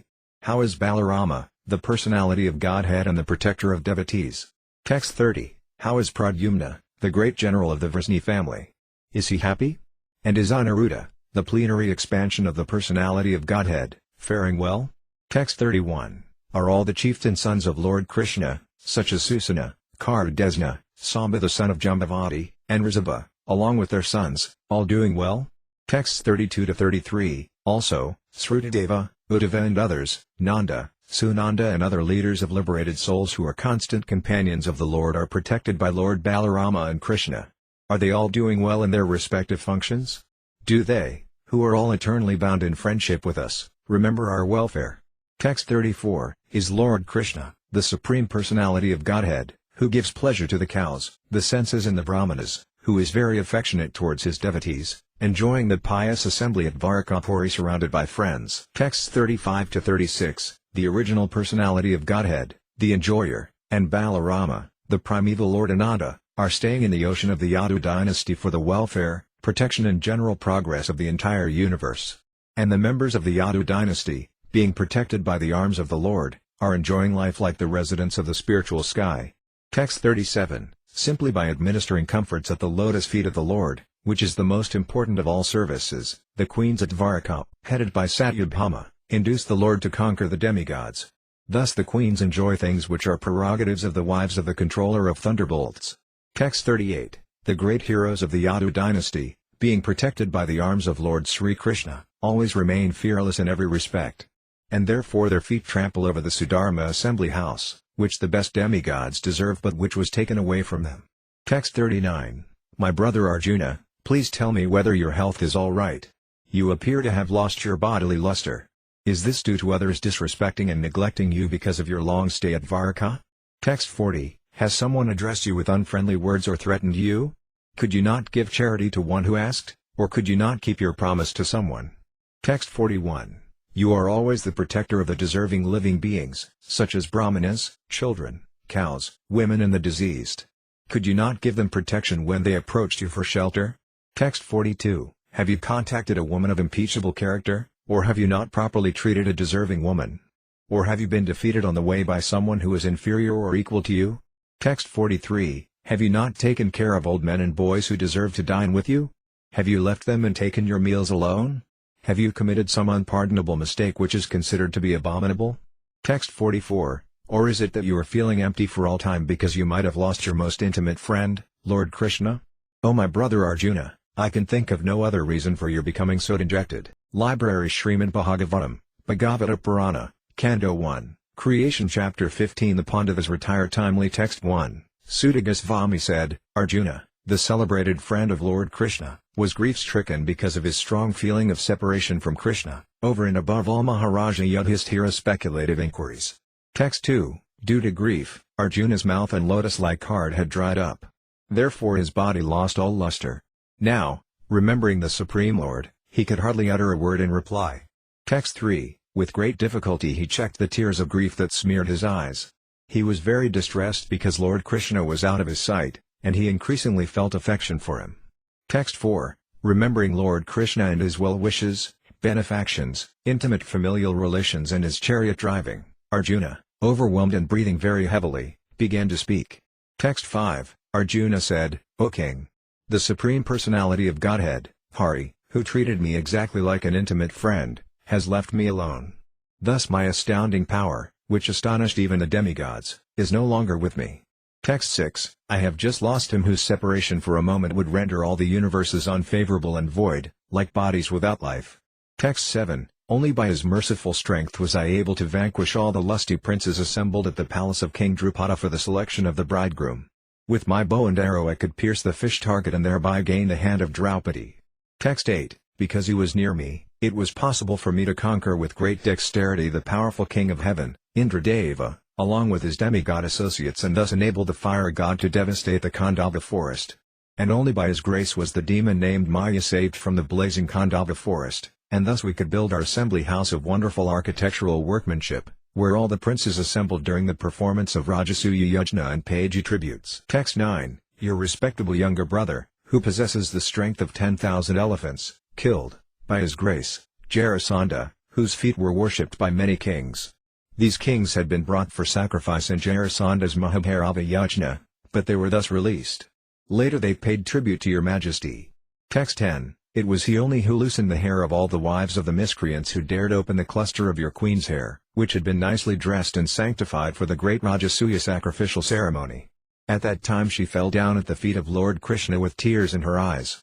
Text 11. During our exile, Durvasa Muni, who eats with his 10,000 disciples, intrigued with our enemies to put us in dangerous trouble. At that time he, Lord Krishna, simply by accepting the remnants of food, saved us. By his accepting food thus, the assembly of Munis, while bathing in the river, felt sumptuously fed. And all the three worlds were also satisfied. Text 12. It was by his influence only that in a fight I was able to astonish the personality of God Lord Shiva and his wife, the daughter of Mount Himalaya. Thus he, Lord Shiva, became pleased with me and awarded me his own weapon. Other demigods also delivered their respective weapons to me, and in addition I was able to reach the heavenly planets in this present body and was allowed a half-elevated seat. Text 13. When I stayed for some days as a guest in the heavenly planets, all the heavenly demigods, including King Indradeva, took shelter of my arms, which were marked with the Gandhava bow, to kill the demon named Nivedakavaka. O King, descendant of Ajamata, at the present moment I am bereft of the Supreme Personality of Godhead, by whose influence I was so powerful. Text 14. The military strength of the Kauravas was like an ocean in which there dwelled many invincible existences, and thus it was insurmountable. But because of his friendship, I, seated on the chariot, was able to cross over it. And only by his grace was I able to regain the cows and also collect by force many helmets of the kings, which were bedecked with jewels that were sources of all brilliance. Text 15. It was he only who withdrew the duration of life from everyone and who, in the battlefield, withdrew the speculative power and strength of enthusiasm from the great military phalanx made by the Kauravas, headed by Bhisma, Karna, Drona, Salya, etc. Their arrangement was expert and more than adequate, but he, Lord Sri Krishna, while going forward, did all this. Text 16. Great generals like Bhisma, Drona, Karna, Bharisrava, Susarma, Salya, Jayadratha and Balika all directed their invincible weapons against me.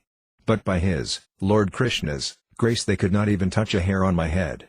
Similarly, Prahlada Maharaja, the supreme devotee of Lord Nrsimhadeva, was unaffected by the weapons the demons used against him. Text 17. It was by his mercy only that my enemies neglected to kill me when I descended from my chariot to get water for my thirsty horses. And it was due to my lack of esteem for my lord that I dared engage him as my chariot driver, for he is worshipped and offered services by the best men to attain salvation. Text 18. O King! His jokings and frank talks were pleasing and beautifully decorated with smiles. His addresses unto me as O son of Prtha, O friend, O son of the Kuru dynasty, and all such heartiness are now remembered by me, and thus I am overwhelmed. Text 19. Generally both of us used to live together and sleep, sit and loiter together. And at the time of advertising oneself for acts of chivalry, sometimes, if there were any irregularity, I used to reproach him by saying, "My friend, you are very truthful." Even in those hours when his value was minimized, he, being the Supreme Soul, used to tolerate all those utterings of mine, excusing me exactly as a true friend excuses his true friend, or a father excuses his son. Text 20. O Emperor, now I am separated from my friend and dearmost well-wisher, the Supreme Personality of Godhead, and therefore my heart appears to be void of everything. In his absence I have been defeated by a number of infidel cowherd men while I was guarding the bodies of all the wives of Krishna. Text 21. I have the very same Gandhava bow, the same arrows, the same chariot drawn by the same horses, and I use them as the same Arjuna to whom all the kings offered their due respects. But in the absence of Lord Krishna, all of them, at a moment's notice, have become null and void. It is exactly like offering clarified butter on ashes, accumulating money with a magic wand or sowing seeds on barren land. Texts 22-23, O king, since you have asked me about our friends and relatives in the city of Dvaraka, I will inform you that all of them were cursed by the Brahmanas, and as a result they all became intoxicated with wine made of putrefied rice and fought among themselves with sticks, not even recognizing one another. Now all but 4 or 5 of them are dead and gone. Text 24, factually this is all due to the supreme will of the Lord, the personality of Godhead. Sometimes people kill one another, and at other times they protect one another. Texts 25-26, O king, as in the ocean the bigger and stronger aquatics swallow up the smaller and weaker ones, so also the supreme personality of Godhead, to lighten the burden of the earth, has engaged the stronger Yadu to kill the weaker, and the bigger Yadu to kill the smaller. Text 27, now I am attracted to those instructions imparted to me by the personality of Godhead, Govinda, because they are impregnated with instructions for relieving the burning heart in all circumstances of time and space. Text 28, Suta Goswami said, thus being deeply absorbed in thinking of the instructions of the Lord, which were imparted in the great intimacy of friendship, and in thinking of his lotus feet, Arjuna's mind became pacified and free from all material contamination. Text 29, Arjuna's constant remembrance of the lotus feet of Lord Sri Krishna rapidly increased his devotion, and as a result all the trash in his thoughts subsided. Text 30, because of the Lord's pastimes and activities and because of his absence, it appeared that Arjuna forgot the instructions left by the personality of Godhead. But factually this was not the case, and again he became lord of his senses. Text 31, because of his possessing spiritual assets, the doubts of duality were completely cut off. Thus he was freed from the 3 modes of material nature and placed in transcendence. There was no longer any chance of his becoming entangled in birth and death, for he was freed from material form. Text 32, upon hearing of Lord Krishna's returning to his abode, and upon understanding the end of the Yadu dynasty's earthly manifestation, Maharaja Yudhishthira decided to go back home, back to Godhead. Text 33, Kunti, after overhearing Arjuna's telling of the end of the Yadu dynasty and disappearance of Lord Krishna, engaged in the devotional service of the transcendental personality of Godhead with full attention and thus gained release from the course of material existence. Text 34, the Supreme Unborn, Lord Sri Krishna, caused the members of the Yadu dynasty to relinquish their bodies, and thus he relieved the burden of the world. This action was like picking out a thorn with a thorn, though both are the same to the controller. Text 35, the Supreme Lord relinquished the body which he manifested to diminish the burden of the earth. Just like a magician, he relinquishes one body to accept different ones, like the fish incarnation and others. Text 36, when the personality of Godhead, Lord Krishna, left this earthly planet in his self-same form, from that very day Kali, who had already partially appeared, became fully manifest to create inauspicious conditions for those who are endowed with a poor fund of knowledge. Text 37, Maharaja Yudhishthira was intelligent enough to understand the influence of the age of Kali, characterized by increasing avarice, falsehood, cheating and violence throughout the capital, state, home and among individuals. So he wisely prepared himself to leave home, and he dressed accordingly. Text 38, thereafter, in the capital of Hastinapura, he enthroned his grandson, who was trained and equally qualified, as the emperor and master of all land bordered by the seas. Text 39, then he posted Vajra, the son of Aniruddha, grandson of Lord Krishna, at Mathura as the king of Shurasena. Afterwards Maharaja Yudhishthira performed a Prajapatya sacrifice and placed in himself the fire for quitting household life. Text 40, Maharaja Yudhishthira at once relinquished all his garments, belt and ornaments of the royal order and became completely disinterested and unattached to everything. Text 41, then he amalgamated all the sense organs into the mind, then the mind into life, life into breathing, his total existence into the embodiment of the 5 elements, and his body into death. Then, as pure self, he became free from the material conception of life. Text 42, thus annihilating the gross body of 5 elements into the 3 qualitative modes of material nature, he merged them in one nescience and then absorbed that nescience in the self, Braham, which is inexhaustible in all circumstances. Text 43, after that, Maharaja Yudhishthira dressed himself in torn clothing, gave up eating all solid foods, voluntarily became dumb and let his hair hang loose. All this combined to make him look like an urchin or madman with no occupation. He did not depend on his brothers for anything. And, just like a deaf man, he heard nothing. Text 44, he then started towards the north, treading the path accepted by his forefathers and great men, to devote himself completely to the thought of the Supreme Personality of Godhead. And he lived in that way wherever he went. Text 45, The younger brothers of Maharaja Yudhishthira observed that the age of Kali had already arrived throughout the world and that the citizens of the kingdom were already affected by irreligious practice. Therefore they decided to follow in the footsteps of their elder brother. Text 46. They all had performed all the principles of religion and as a result rightly decided that the lotus feet of the Lord Sri Krishna are the supreme goal of all. Therefore they meditated upon his feet without interruption. Texts 47-48. Thus by pure consciousness due to constant devotional remembrance, they attained the spiritual sky, which is ruled over by the Supreme Narayana, Lord Krishna. This is attained only by those who meditate upon the one Supreme Lord without deviation. This abode of the Lord Sri Krishna, known as Goloka Vrindavana, cannot be attained by persons who are absorbed in the material conception of life. But the Pandavas, being completely washed of all material contamination, attained that abode in their very same bodies. Text 49. Vidura, while on pilgrimage, left his body at Prabhasa. Because he was absorbed in thought of Krishna, he was received by the denizens of the Pitraloka planet, where he returned to his original post. Text 50. Draupadi also saw that her husbands, without caring for her, were leaving home. She knew well about Lord Vasudeva, Krishna, the personality of Godhead. Both she and Subhadra became absorbed in thoughts of Krishna and attained the same results as their husbands. Text 51. The subject of the departure of the sons of Pandu for the ultimate goal of life, back to Godhead, is fully auspicious and is perfectly pure. Therefore anyone who hears this narration with devotional faith certainly gains the devotional service of the Lord, the highest perfection of life. Library Śrīmad Bhāgavatam, Bhagavata Purana, Canto 1, Creation Chapter 16. How Pariksit received the age of Kali. Text 1. Suta Goswami said, O learned Brahmanas, Maharaja Pariksit then began to rule over the world as a great devotee of the Lord under the instructions of the best of the twice-born Brahmanas. He ruled by those great qualities which were foretold by expert astrologers at the time of his birth. Text 2. King Pariksit married the daughter of King Uttara and begot 4 sons, headed by Maharaja Janamahaya. Text 3. Maharaja Pariksit, after having selected Karpakarya for guidance as his spiritual master, performed 3 horse sacrifices on the banks of the Ganges. These were executed with sufficient rewards for the attendants. And at these sacrifices, even the common man could see demigods. Text 4. Once, when Maharaja Pariksit was on his way to conquer the world, he saw the master of Kali Yuga, who was lower than a Sudra, disguised as a king and hurting the legs of a cow and bull. The king at once caught hold of him to deal sufficient punishment. Text 5. Sanaka Rsi inquired, why did Maharaja Pariksit simply punish him, since he was the lowest of the Sudras, having dressed as a king and having struck a cow on the leg? Please describe all these incidents if they relate to the topics of Lord Krishna. Text 6. The devotees of the Lord are accustomed to licking up the honey available from the lotus feet of the Lord. What is the use of topics which simply waste one's valuable life?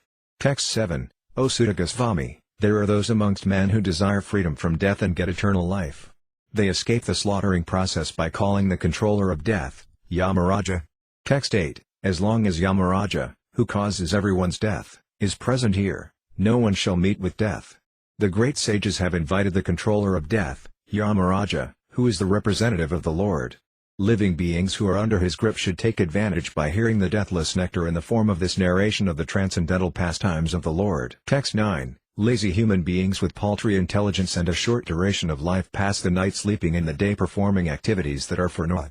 Text 10. Suta Goswami said, while Maharaja Pariksit was residing in the capital of the Kuru Empire, the symptoms of the age of Kali began to infiltrate within the jurisdiction of his state. When he learned about this, he did not think the matter very palatable. This did, however, give him a chance to fight. He took up his bow and arrows and prepared himself for military activities. Text 11. Maharaja Pariksit sat on a chariot drawn by black horses. His flag was marked with the sign of a lion. Being so decorated and surrounded by charioteers, cavalry, elephants and infantry soldiers, he left the capital to conquer in all directions. Text 12. Maharaja Pariksit then conquered all parts of the earthly planet, Bhadrasva, Ketumala, Bharata, the northern Kuru, Kimpurusa, etc. and exacted tributes from their respective rulers. Text 13-15. Wherever the king visited, he continuously heard the glories of his great forefathers, who were all devotees of the Lord, and also of the glorious acts of Lord Krishna. He also heard how he himself had been protected by the Lord from the powerful heat of the weapon of Asvadhama. People also mentioned the great affection between the descendants of Vrishni and Pratha due to the latter's great devotion to Lord Kesava. The king, being very pleased with the singers of such glories, opened his eyes in great satisfaction. Out of magnanimity he was pleased to award them very valuable necklaces and clothing. Text 16. Maharaja Pariksit heard that out of his causeless mercy Lord Krishna, Vishnu, who is universally obeyed, rendered all kinds of service to the malleable sons of Pandu by accepting posts ranging from chariot driver to president to messenger, friend, night watchman, etc., according to the will of the Pandavas, obeying them like a servant and offering obeisances like one younger in years. When he heard this, Maharaja Pariksit became overwhelmed with devotion to the lotus feet of the Lord. Text 17. Now you may hear from me of what happened while Maharaja Pariksit was passing his days hearing of the good occupations of his forefathers and being absorbed in thought of them. Text 18. The personality of religious principles, Dharma, was wandering about in the form of a bull. And he met the personality of earth in the form of a cow who appeared to grieve like a mother who had lost her child. She had tears in her eyes, and the beauty of her body was lost. Thus Dharma questioned the earth as follows. Text 19. Dharma, in the form of a bull, asked, Madam, are you not hale and hearty? Why are you covered with the shadow of grief? It appears by your face that you have become black. Are you suffering from some internal disease, or are you thinking of some relative who is away in a distant place? Text 20. I have lost my 3 legs and am now standing on one only. Are you lamenting for my state of existence?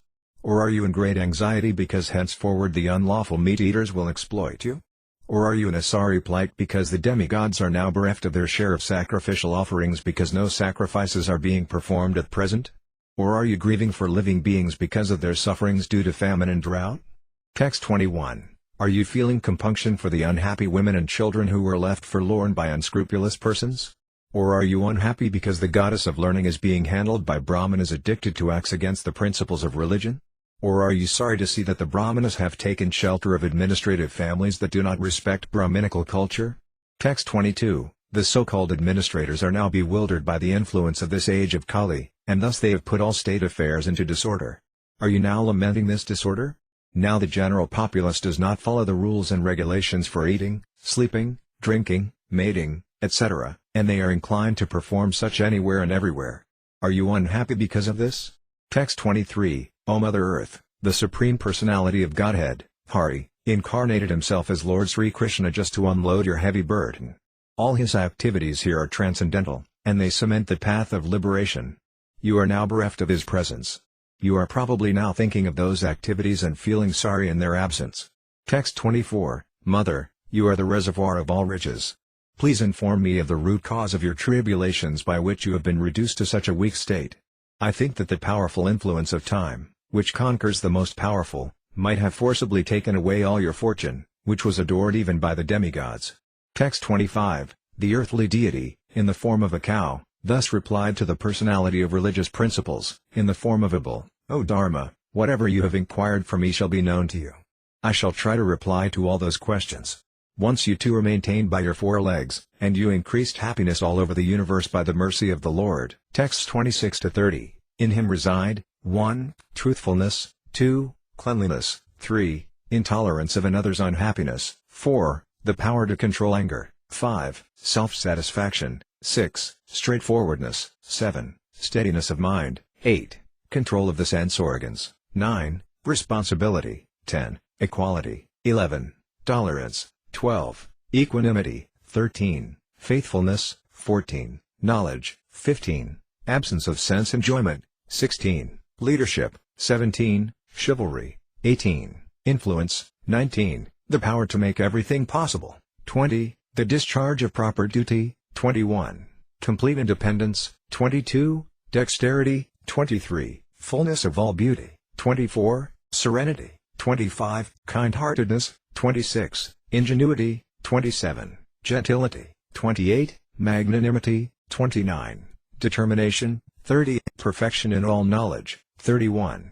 Proper execution, 32. Possession of all objects of enjoyment, 33. Joyfulness, 34. Immovability, 35. Fidelity, 36. Fame, 37. Worship, 38. Pridelessness, 39. Being, as the personality of Godhead, 40. Eternity, and many other transcendental qualities which are eternally present and never to be separated from him. That personality of Godhead, the reservoir of all goodness and beauty, Lord Sri Krishna, has now closed his transcendental pastimes on the face of the earth. In his absence the age of Kali has spread its influence everywhere, so I am sorry to see this condition of existence. Text 31. I am thinking about myself and also, our best amongst the demigods, about you, as well as about all the demigods, sages, denizens of Pitraloka, devotees of the Lord and all men obedient to the system of Varna and Asrama in human society. Texts 32-33, Lakshmiji, the goddess of fortune, whose glance of grace was sought by demigods like Brahma and for whom they surrendered many a day unto the personality of Godhead, gave up her own abode in the forest of lotus flowers and engaged herself in the service of the lotus feet of the Lord. I was endowed with specific powers to supersede the fortune of all the three planetary systems by being decorated with the impressions of the flag, thunderbolt, elephant driving rod and lotus flower, which are signs of the lotus feet of the Lord. But at the end, when I felt I was so fortunate, the Lord left me. Text 34, O personality of religion, I was greatly overburdened by the undue military phalanxes arranged by atheistic kings, and I was relieved by the grace of the personality of Godhead. Similarly you were also in a distressed condition, weakened in your standing strength, and thus he also incarnated by his internal energy in the family of the Yadas to relieve you. Text 35, Who, therefore, can tolerate the pangs of separation from that supreme personality of Godhead? He could conquer the gravity and passionate wrath of his sweethearts like Satyabhama by his sweet smile of love, pleasing glance and hearty appeals. When he traversed my, earth's, surface, I would be immersed in the dust of his lotus feet and thus would be sumptuously covered with grass which appeared like hair standing on me out of pleasure. Text 36, While the earth and the personality of religion were thus engaged in conversation, the saintly king Pariksit reached the shore of the Sarasvati river, which flowed towards the east. Library Śrīmad Bhāgavatam, Bhagavata Purana, Canto 1, Creation Chapter 17 Punishment and Reward of Kali. Text 1, Suta Goswami said, after reaching that place, Maharaja Pariksit observed that a lower caste Sudra, dressed like a king, was beating a cow and a bull with a club, as if they had no owner. Text 2, The bull was as white as a white lotus flower. He was terrified of the Sudra who was beating him, and he was so afraid that he was standing on one leg, trembling and urinating. Text 3, Although the cow is beneficial because one can draw religious principles from her, she was now rendered poor and calfless. Her legs were being beaten by a Sudra. There were tears in her eyes, and she was distressed and weak. She was hankering after some grass in the field. Text 4, Maharaja Pariksit, well equipped with arrows and bow and seated on a gold-embossed chariot, spoke to him, the Sudra, with a deep voice sounding like thunder. Text 5, Oh, who are you? You appear to be strong and yet you dare kill, within my protection, those who are helpless. By your dress you pose yourself to be a godly man, king, but by your deeds you are opposing the principles of the twice-born Kshatriyas. Text 6, You rogue, do you dare beat an innocent cow because Lord Krishna and Arjuna, the carrier of the Gandhava bow, are out of sight? Since you are beating the innocent in a secluded place, you are considered a culprit and therefore deserve to be killed. Text 7, Then he, Maharaja Pariksit, asked the bull, Oh, who are you? Are you a bull as white as a white lotus, or are you a demigod? You have lost 3 of your legs and are moving on only one. Are you some demigod causing us grief in the form of a bull? Text 8, Now for the first time in a kingdom well protected by the arms of the kings of the Kuru dynasty, I see you grieving with tears in your eyes. Up till now no one on earth has ever shed tears because of royal negligence. Text 9, O son of Surabi, you need lament no longer now. There is no need to fear this low-class Sudra. And, O mother cow, as long as I am living as the ruler and subduer of all envious men, there is no cause for you to cry. Everything will be good for you. Text 10-11, O chaste one, the king's good name, duration of life and good rebirth vanish when all kinds of living beings are terrified by miscreants in his kingdom. It is certainly the prime duty of the king to subdue first the sufferings of those who suffer. Therefore I must kill this most wretched man because he is violent against other living beings. Text 12, He, Maharaja Pariksit, repeatedly addressed and questioned the bull thus, O son of Surabi, who has cut off your 3 legs? In the state of the kings who are obedient to the laws of the Supreme Personality of Godhead, Krishna, there is no one as unhappy as you. Text 13, O bull, you are offenseless and thoroughly honest, therefore I wish all good to you. Please tell me of the perpetrator of these mutilations, which blacken the reputation of the sons of Prtha. Text 14, Whoever causes offenseless living beings to suffer must fear me anywhere and everywhere in the world. By curbing dishonest miscreants, one automatically benefits the offenseless. Text 15, An upstart living being who commits offenses by torturing those who are offenseless shall be directly uprooted by me, even though he be a denizen of heaven with armor and decorations. Text 16. The supreme duty of the ruling king is to give all protection to law-abiding persons and to chastise those who stray from the ordinances of the scriptures in ordinary times, when there is no emergency. Text 17. The personality of religion said, "These words just spoken by you befit a person of the Pandava dynasty." Captivated by the devotional qualities of the Pandavas, even Lord Krishna, the personality of Godhead, performed duties as a messenger. Text 18. O greatest among human beings, it is very difficult to ascertain the particular miscreant who has caused our sufferings, because we are bewildered by all the different opinions of theoretical philosophers. Text 19. Some of the philosophers, who deny all sorts of duality, declare that one's own self is responsible for his personal happiness and distress. Others say that superhuman powers are responsible, while yet others say that activity is responsible, and the gross materialists maintain that nature is the ultimate cause. Text 20. There are also some thinkers who believe that no one can ascertain the cause of distress by argumentation, nor know it by imagination, nor express it by words. O sage amongst kings, judge for yourself by thinking over all this with your own intelligence. Text 21. Suta Goswami said, "Our best among the Brahmanas, the Emperor Pariksit, thus hearing the personality of religion speak, was fully satisfied, and without mistake or regret he gave his reply." Text 22. The king said, "O you, who are in the form of a bull, you know the truth of religion, and you are speaking according to the principle that the destination intended for the perpetrator of religious acts is also intended for one who identifies the perpetrator. You are no other than the personality of religion." Text 23. Thus it is concluded that the Lord's energies are inconceivable. No one can estimate them by mental speculation or by word jugglery. Text 24. In the age of Satya, truthfulness, your 4 legs were established by the 4 principles of austerity, cleanliness, mercy and truthfulness. But it appears that 3 of your legs are broken due to rampant irreligion in the form of pride, lust for women, and intoxication. Text 25. You are now standing on 1 leg only, which is your truthfulness, and you are somehow or other hobbling along. But quarrel personified, Kali, flourishing by deceit, is also trying to destroy that leg. Text 26. The burden of the earth was certainly diminished by the personality of Godhead and by others as well. When he was present as an incarnation, all good was performed because of his auspicious footprints. Text 27. Now she, the chaste one, being unfortunately forsaken by the personality of Godhead, laments her future with tears in her eyes, for now she is being ruled and enjoyed by lower-class men who pose as rulers. Text 28. Maharaja Pariksit, who could fight 1,000 enemies single-handedly, thus pacified the personality of religion and the earth. Then he took up his sharp sword to kill the personality of Kali, who is the cause of all religion. Text 29. When the personality of Kali understood that the king was willing to kill him, he at once abandoned the dress of a king and, under pressure of fear, completely surrendered to him, bowing his head. Text 30. Maharaja Pariksit, who was qualified to accept surrender and worthy of being sung in history, did not kill the poor surrendered and fallen Kali, but smiled compassionately, for he was kind to the poor. Text 31. The king thus said, "We have inherited the fame of Arjuna, therefore since you have surrendered yourself with folded hands you need not fear for your life. But you cannot remain in my kingdom, for you are the friend of your religion." Text 32. If the personality of Kali, irreligion, is allowed to act as a man-god or an executive head, certainly irreligious principles like greed, falsehood, robbery, incivility, treachery, misfortune, cheating, quarrel and vanity will abound. Text 33. Therefore, O friend of religion, you do not deserve to remain in a place where experts perform sacrifices according to truth and religious principles for the satisfaction of the Supreme Personality of Godhead. Text 34. In all sacrificial ceremonies, although sometimes a demigod is worshipped, the Supreme Lord Personality of Godhead is worshipped because he is the supersoul of everyone, and exists both inside and outside like the air. Thus it is he only who awards all welfare to the worshipper.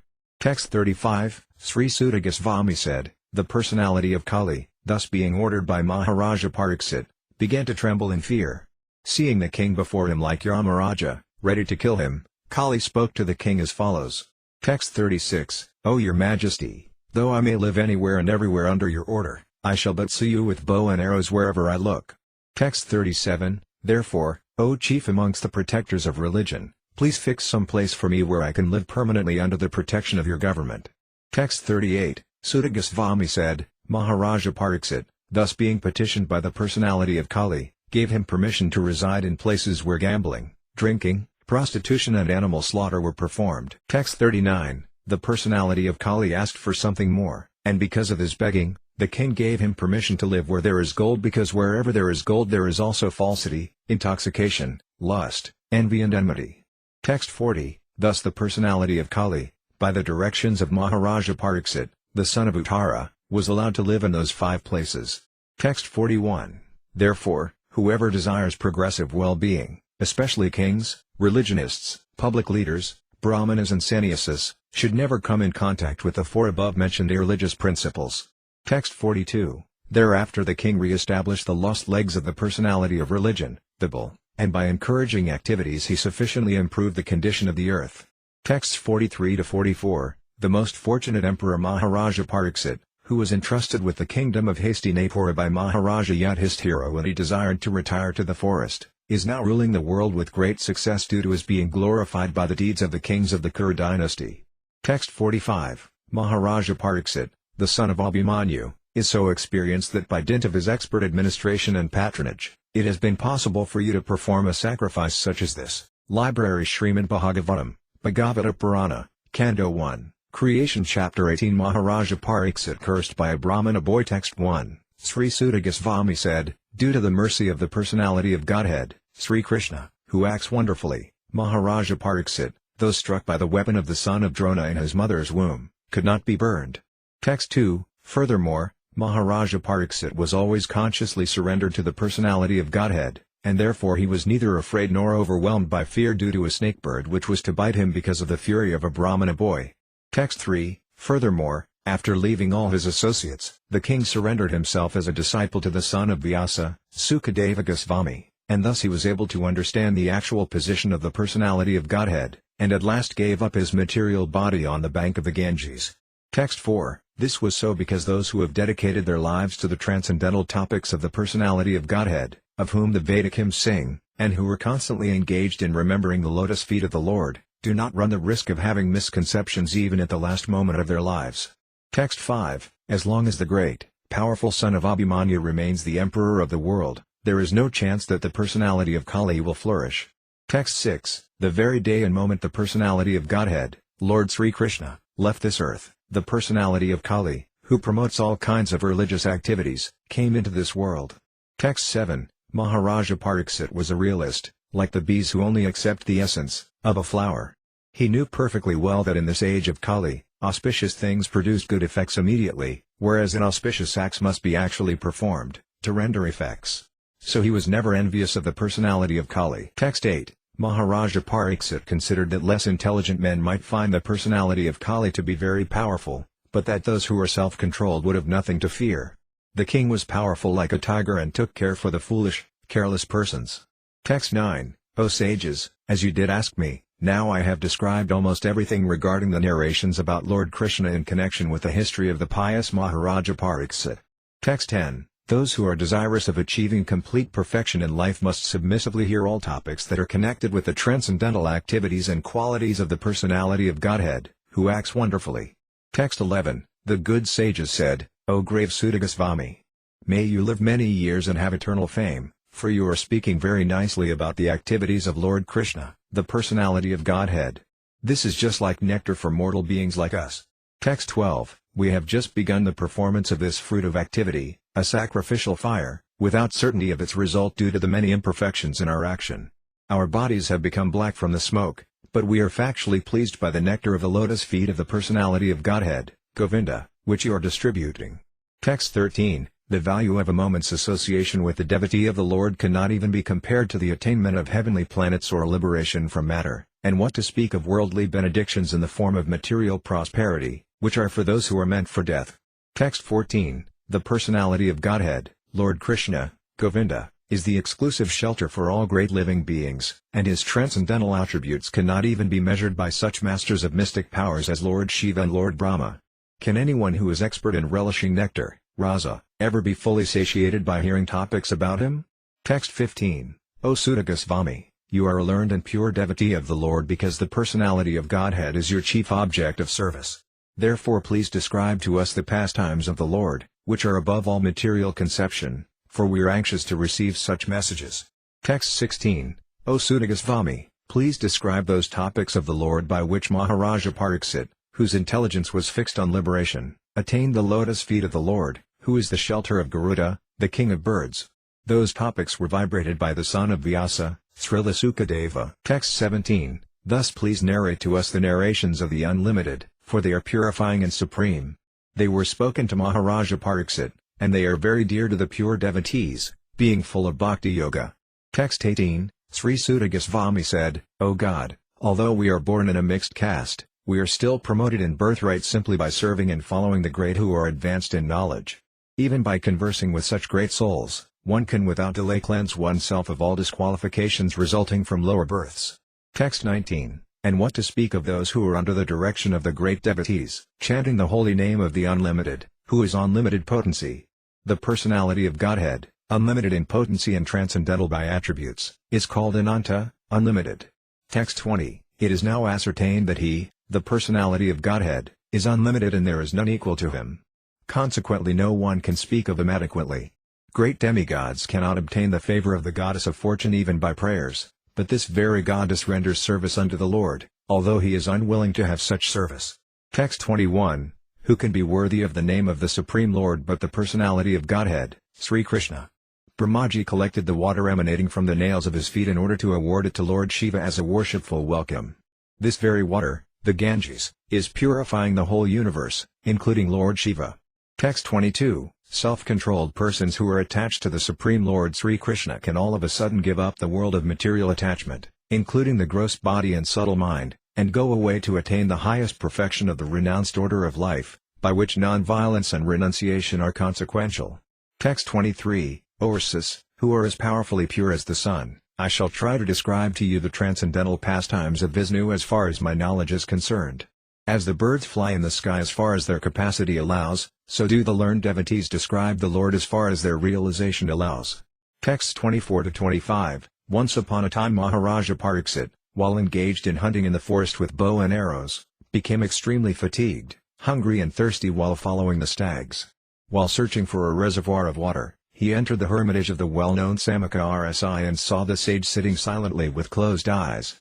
Text 26, the Muni's sense organs, breath, mind and intelligence were all restrained from material activities, and he was situated in a trance apart from the three, wakefulness, dream and unconsciousness, having achieved a transcendental position qualitatively equal with the Supreme Absolute. Text 27, the sage, in meditation, was covered by the skin of a stag, and long, compressed hair was scattered all over him. The king, whose palate was dry from thirst, asked him for water. Text 28, the king, not received by any formal welcome by means of being offered a seat, place, water and sweet addresses, considered himself neglected, and so thinking he became angry.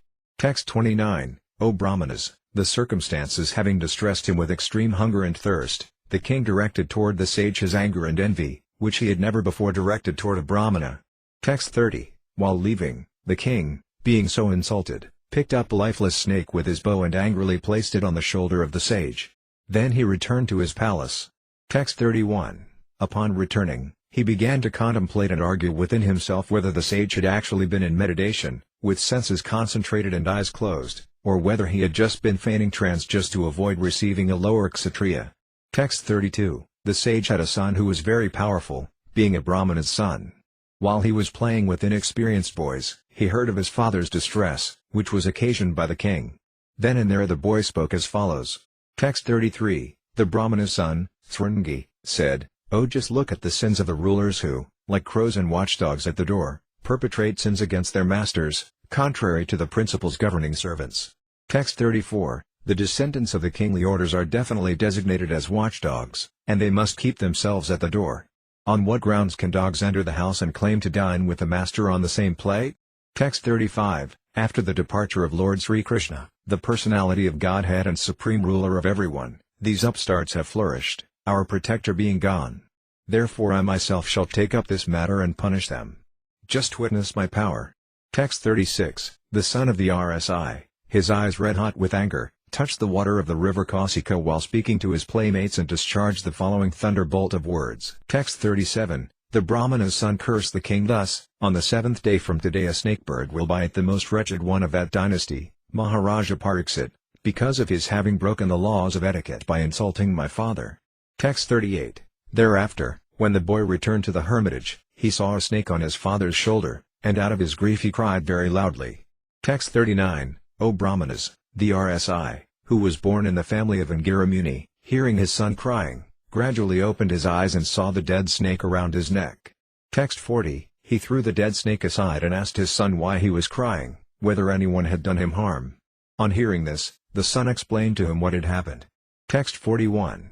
The father heard from his son that the king had been cursed, although he should never have been condemned, for he was the best amongst all human beings. The RSI did not congratulate his son, but, on the contrary, began to repent, saying, "Alas! What a great sinful act was performed by my son. He has awarded heavy punishment for an insignificant offense." Text 42. O my boy, your intelligence is immature, and therefore you have no knowledge that the king, who is the best amongst human beings, is as good as the personality of Godhead. He is never to be placed on an equal footing with common men. The citizens of the state live in prosperity, being protected by his unsurpassable prowess. Text 43. My dear boy, the Lord, who carries the wheel of a chariot, is represented by the monarchical regime, and when this regime is abolished the whole world becomes filled with thieves, who then at once vanquish the unprotected subjects like scattered lambs. Text 44. Due to the termination of the monarchical regimes and the plundering of the people's wealth by rogues and thieves, there will be great social disruptions. People will be killed and injured, and animals and women will be stolen. And for all these sins we shall be responsible.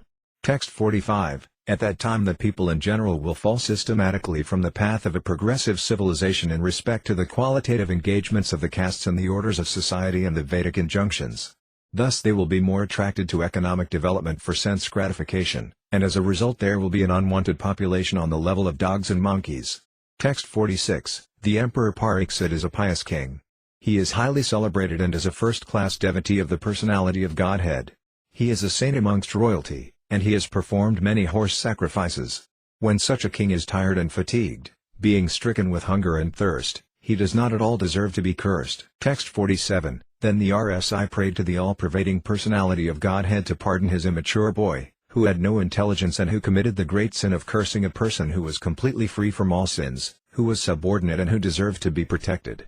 Text 48. The devotees of the Lord are so forbearing that even though they are defamed, cheated, cursed, disturbed, neglected or even killed, they are never inclined to avenge themselves.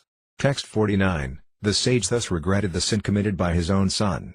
He did not take the insult paid by the king very seriously. Text 50. Generally the transcendentalists, even though engaged by others in the dualities of the material world, are not distressed.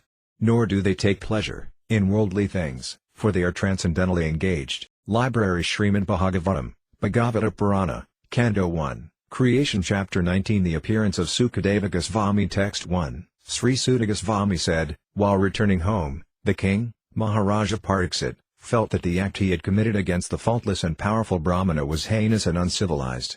Consequently he was distressed.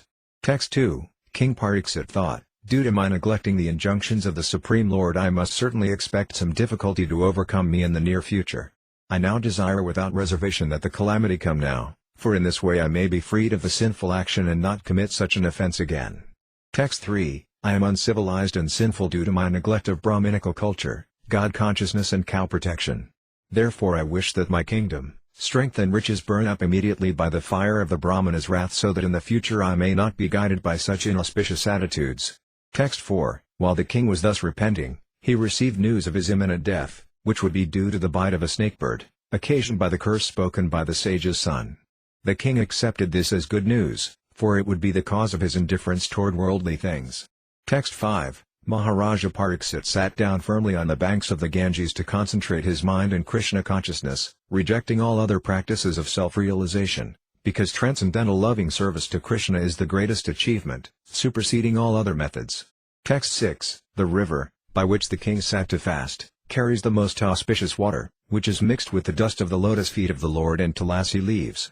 Therefore that water sanctifies the three worlds inside and outside and even sanctifies Lord Shiva and other demigods. Consequently everyone who is destined to die must take shelter of this river. Text 7. Thus the king, The worthy descendant of the Pandavas, decided once and for all and sat on the Ganges bank to fast until death and give himself up to the lotus feet of Lord Krishna, who alone is able to award liberation. So, freeing himself from all kinds of associations and attachments, he accepted the vows of a sage. Text 8. At that time all the great minds and thinkers, accompanied by their disciples, and sages who could verily sanctify a place of pilgrimage just by their presence, arrived there on the plea of making a pilgrim's journey. Texts 9-10. From different parts of the universe there arrived great sages like Atri, Sayavana, Saratvan, Aristanemi, Bhrigu, Vashishta, Parasara, Vaisvamitra, Angira, Parasurama, Yudhithya, Indrapramada, Imavahu, Medhadathi, Devala, Arstisana, Bharadvaja, Gotama, Pipalata, Maitreya, Orva, Kavasa, Kumbhayoni, Devipayana and the great personality Narada. Text 11. There were also many other saintly demigods, kings and special royal orders called Aranadayas, a special rank of Rajarsas, from different dynasties of sages.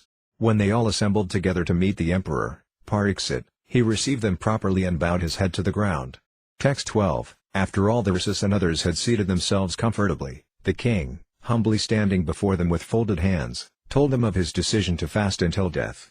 Text 13. The fortunate king said, "Indeed, we are the most grateful of all the kings who are trained to get favors from the great souls.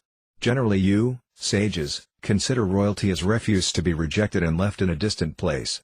Text 14. The Supreme Personality of Godhead, the controller of both the transcendental and mundane worlds, has graciously overtaken me in the form of a Brahmana's curse.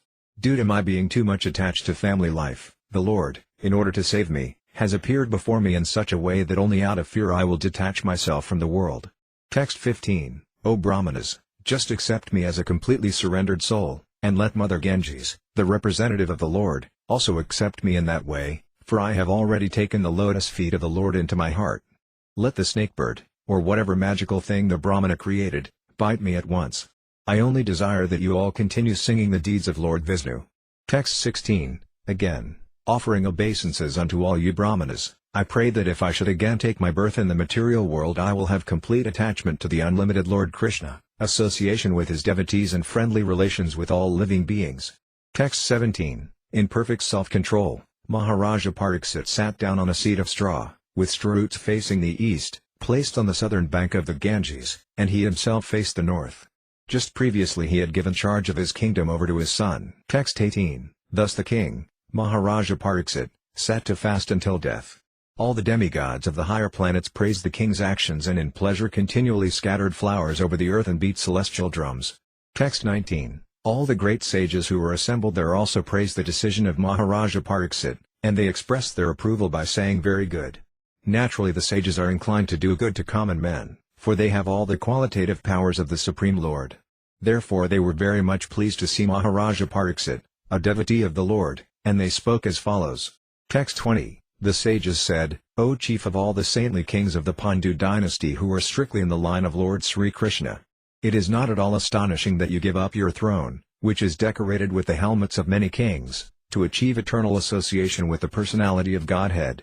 Text 21. We shall all wait here until the foremost devotee of the Lord, Maharaja Pariksit, returns to the supreme planet, which is completely free from all mundane contamination and all kinds of lamentation. Text 22. All that was spoken by the great sages was very sweet to hear, full of meaning and appropriately presented as perfectly true. So after hearing them, Maharaja Pariksit, desiring to hear of the activities of Lord Sri Krishna, the personality of Godhead, congratulated the great sages. Text 23. The king said, O great sages, you have all very kindly assembled here, having come from all parts of the universe. You are all as good as supreme knowledge personified, who resides in the planet above the three worlds, Satyaloka. Consequently you are naturally inclined to do good to others, and but for this you have no interest, either in this life or in the next. Text 24. O trustworthy Brahmanas, I now ask you about my immediate duty. Please, after proper deliberation, tell me of the unalloyed duty of everyone in all circumstances, and specifically of those who are just about to die. Text 25. At that moment there appeared the powerful son of Vyasadeva, who traveled over the earth disinterested and satisfied with himself. He did not manifest any symptoms of belonging to any social order or status of life. He was surrounded with women and children, and he dressed as if others had neglected him. Text 26, this son of Vyasadeva was only 16 years old. His legs, hands, thighs, arms, shoulders, forehead and the other parts of his body were all delicately formed. His eyes were beautifully wide, and his nose and ears were highly raised. He had a very attractive face, and his neck was well formed and beautiful like a conch shell. Text 27, his collarbone was fleshy, his chest broad and thick, his navel deep and his abdomen beautifully striped. His arms were long, and curly hair was strewn over his beautiful face. He was naked, and the hue of his body reflected that of Lord Krishna. Text 28, he was blackish and very beautiful due to his youth. Because of the glamour of his body and his attractive smiles, he was pleasing to women. Though he tried to cover his natural glories, the great sages present there were all expert in the art of physiognomy, and so they honored him by rising from their seats. Text 29, Maharaja Pariksit, who is also known as Vishnurata, one who is always protected by Vishnu, bowed his head to receive the chief guest, Sukadeva Goswami. At that time all the ignorant women and boys ceased following Srila Sukadeva. Receiving respect from all, Sukadeva Goswami took his exalted seat. Text 30, Sukadeva Goswami was then surrounded by saintly sages and demigods just as the moon is surrounded by stars, planets and other heavenly bodies. His presence was gorgeous, and he was respected by all. Text 31, the sage Sri Sukadeva Goswami sat perfectly pacified, intelligent and ready to answer any question without hesitation. The great devotee, Maharaja Pariksit, approached him, offered his respects by bowing before him, and politely inquired with sweet words and folded hands. Text 32, the fortunate King Pariksit said, O Brahmana, by your mercy only, you have sanctified us, making us like unto places of pilgrimage, all by your presence here as my guest. By your mercy, we, who are but unworthy royalty, become eligible to serve the devotee. Text 33, simply by our remembering you, our houses become instantly sanctified. And what to speak of seeing you, touching you, washing your holy feet and offering you a seat in our home. Text 34, just as the atheist cannot remain in the presence of the personality of Godhead, so also the invulnerable sins of a man are immediately vanquished in your presence, O saint. O great mystic. Text 35, Lord Krishna, the personality of Godhead, who is very dear to the sons of King Pandu, has accepted me as one of those relatives just to please his great cousins and brothers. Text 36, otherwise, without being inspired by Lord Krishna, how is it that you have voluntarily appeared here, though you are moving incognito to the common man and are not visible to us who are on the verge of death? Text 37, you are the spiritual master of great saints and devotees. I am therefore begging you to show the way of perfection for all persons, and especially for one who is about to die. Text 38, please let me know what a man should hear, chant, remember and worship, and also what he should not do. Please explain all this to me. Text 39, O powerful Brahmana, it is said that you hardly stay in the houses of men long enough to milk a cow. Text 40, Sri Suta Goswami said, the king thus spoke and questioned the sage, using sweet language. Then the great and powerful personality, the son of Vyasadeva, who knew the principles of religion, began his reply.